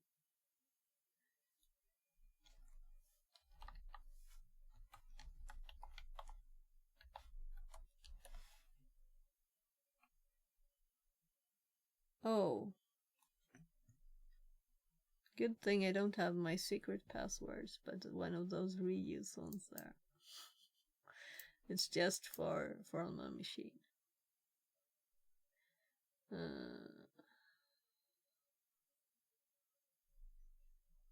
I've done that before. So I have the same one on my Kali VM. So it's not a secret password. It's just I thought I'd put one of the simple passwords. So let's see.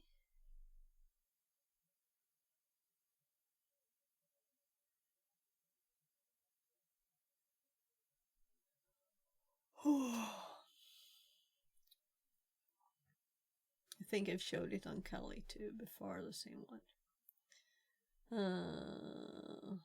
What am I doing? I'm looking at mails and I'm not seeing anything. I should probably sleep soon.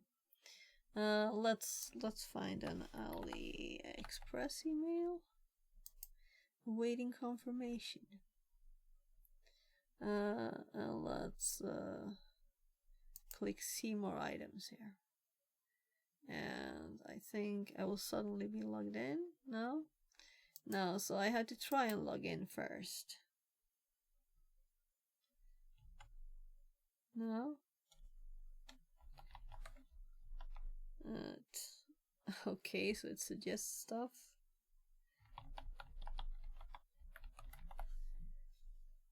So slide to verify. Oh.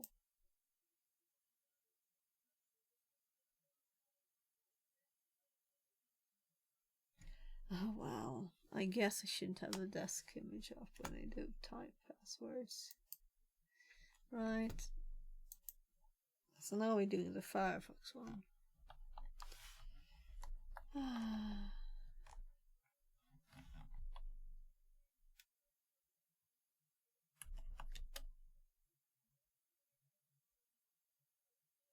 I think it's right now. So a code. Oh, I actually got a code. It never worked before, but I complained. Register? No, I don't want to register. Stupid thing. Registration successful.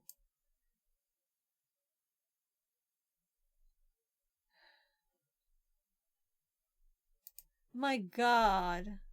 Did it make me a new account?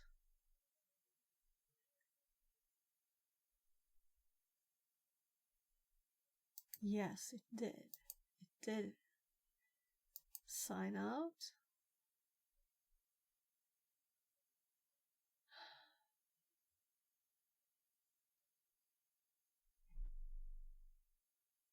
Yeah, this is not my account, stupid thing. Okay, let's try another email. So I'm gonna check what AliExpress sends stuff to. Yeah, okay. This one, which is old. Yeah, I couldn't make them send me stuff. Sign in. And now I could sign in.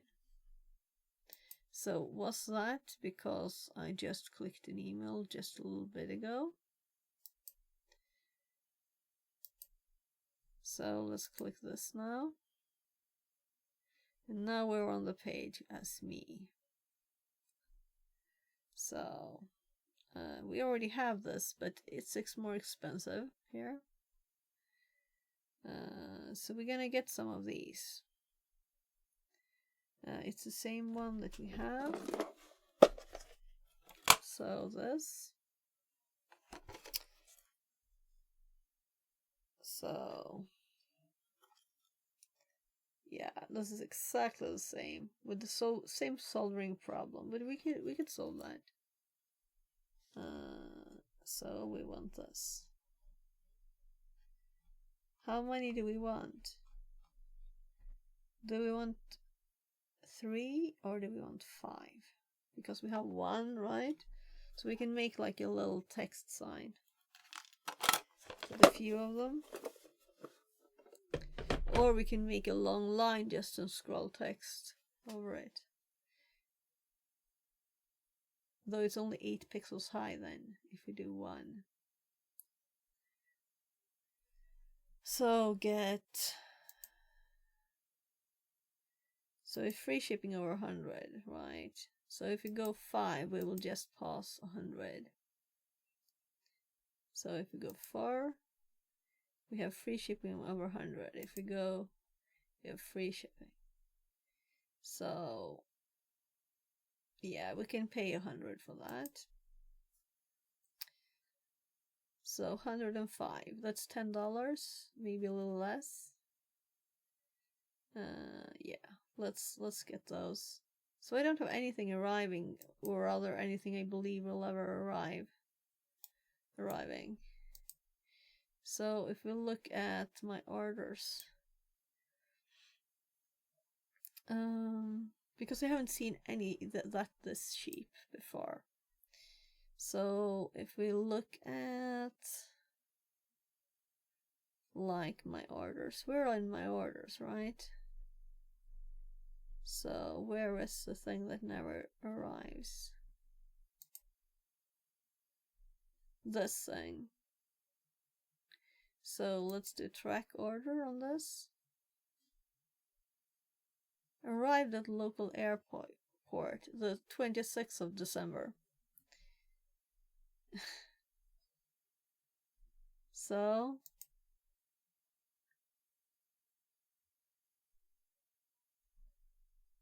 9th of December. Received sorting center. Left sorting center. Arrived at airport. Waiting flight. Leaving origin country region. Arrived at transit country origin. Left transit country origin. Arrived the 26th. So it's not like they're saying we don't have this product. So we should send a question and ask when it is arriving.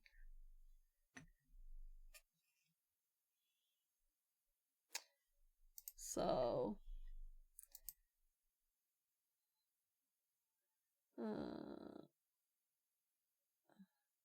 if it's not shipped within the promised time, it's not if it's not arrived in the ship.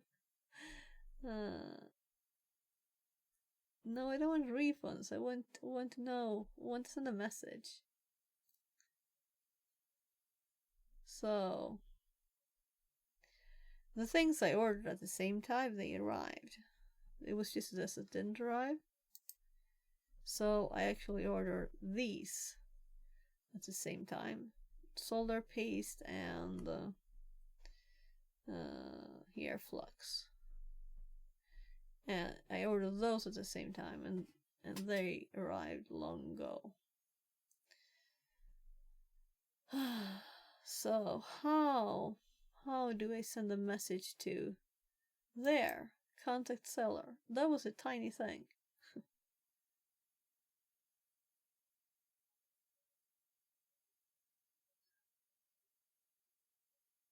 Chat starting soon.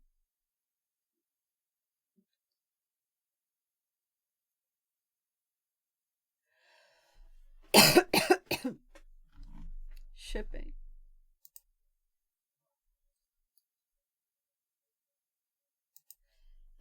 Hi. My order is not arrived yet. Do you have any idea when I will get it? I've been waiting for so long. Actually, I ordered this before I ordered the solder tips that was destroyed long ago. after a few days of usage. And I'm thinking it might be the metal thingy that broke it. The metal. So I'm looking. Where is it? So I have like a toothbrush in the hairbrush in the way. We could remove this one. Why is this connected? That's the guitar.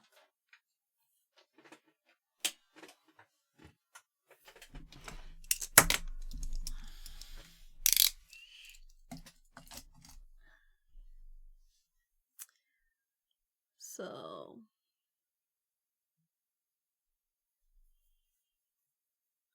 I got confirm received messages from AliExpress the 23rd of January for the things.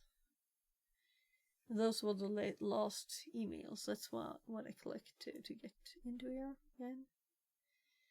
My order's not arrived yet. Do you have an idea when? Yeah, I'm thinking it's gaming time a bit. I'm thinking it's gaming time. What do you think? Do you have an idea when I will get it? I've been waiting for so long. Let's just send that.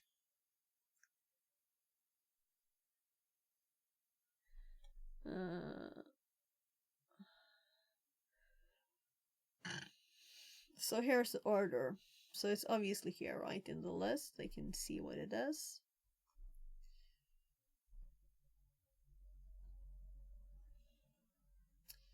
So the 8th of December. It's over 2 months.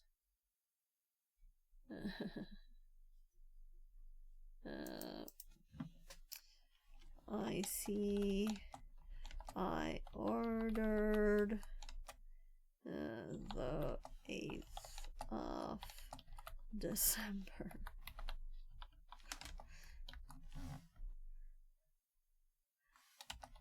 That's a long wait.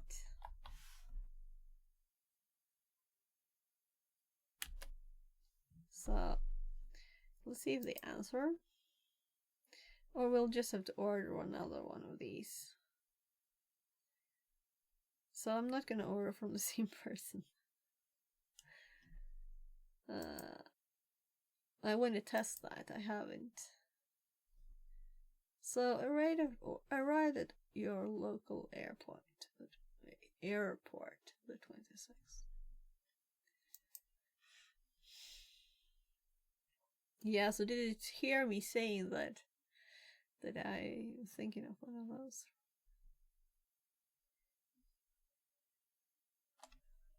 Oh, I have these. Oh. There are also other different sizes, you know. But I don't think the big ones are. This is more expensive. So this is more expensive than we just ordered 5 of this, right? 405 Swedish. So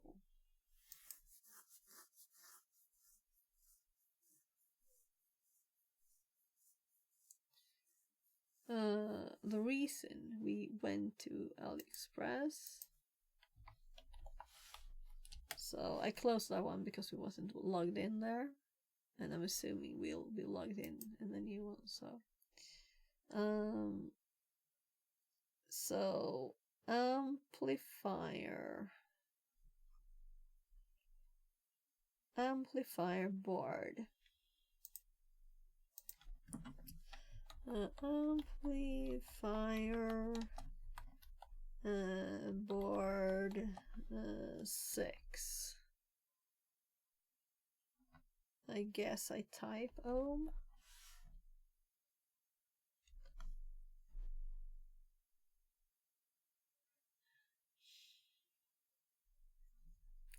Yeah, so I'm not gonna pay a lot of money for this, definitely, you know. So is this what it suggested?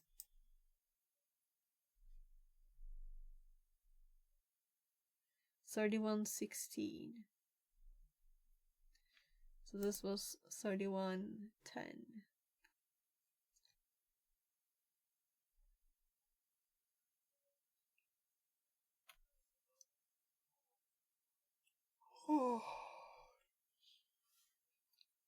So it could be worth a little money if I knew it would work, you know?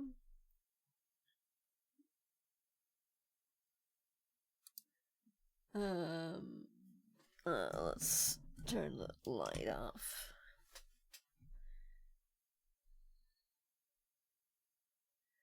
So, and I have passwords to reset later too, right? No, they're not secret, really. It's just so that, I don't know.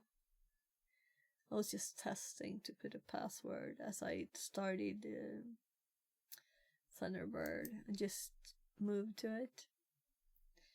So I've never had a password on my email before. I'll probably just remove it instead. So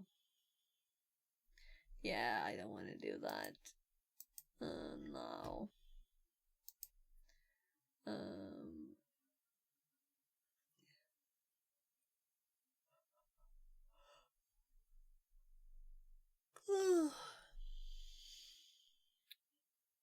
So I guess the good bit here is that we can look at Tom's chat and see both sides of the conversation.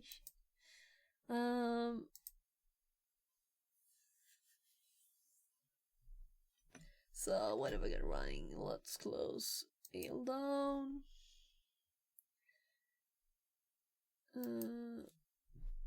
What do I want to do? Something else? I'm tired. Maybe we should just read. I don't know.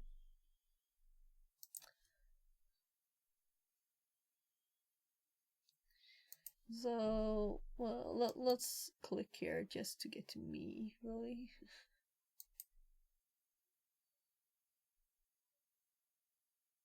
And let's read, or let's read Tiny. I want to go there, right? Let's read. And I'm tired, and I need to sleep more than 4 hours tonight, which was yesterday. Tiny.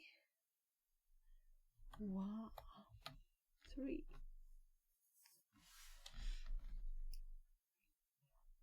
So, thank you for being here. And we're gonna read.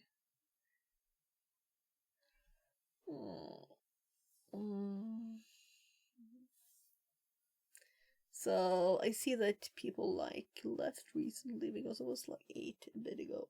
Maybe they hopped over to Tiny. I hope so.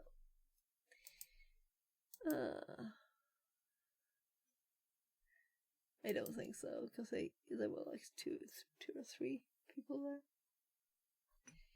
So I'm gonna click the read now because I'm just tired. So bye. Sweet dreams, everybody, or good morning if that's the case.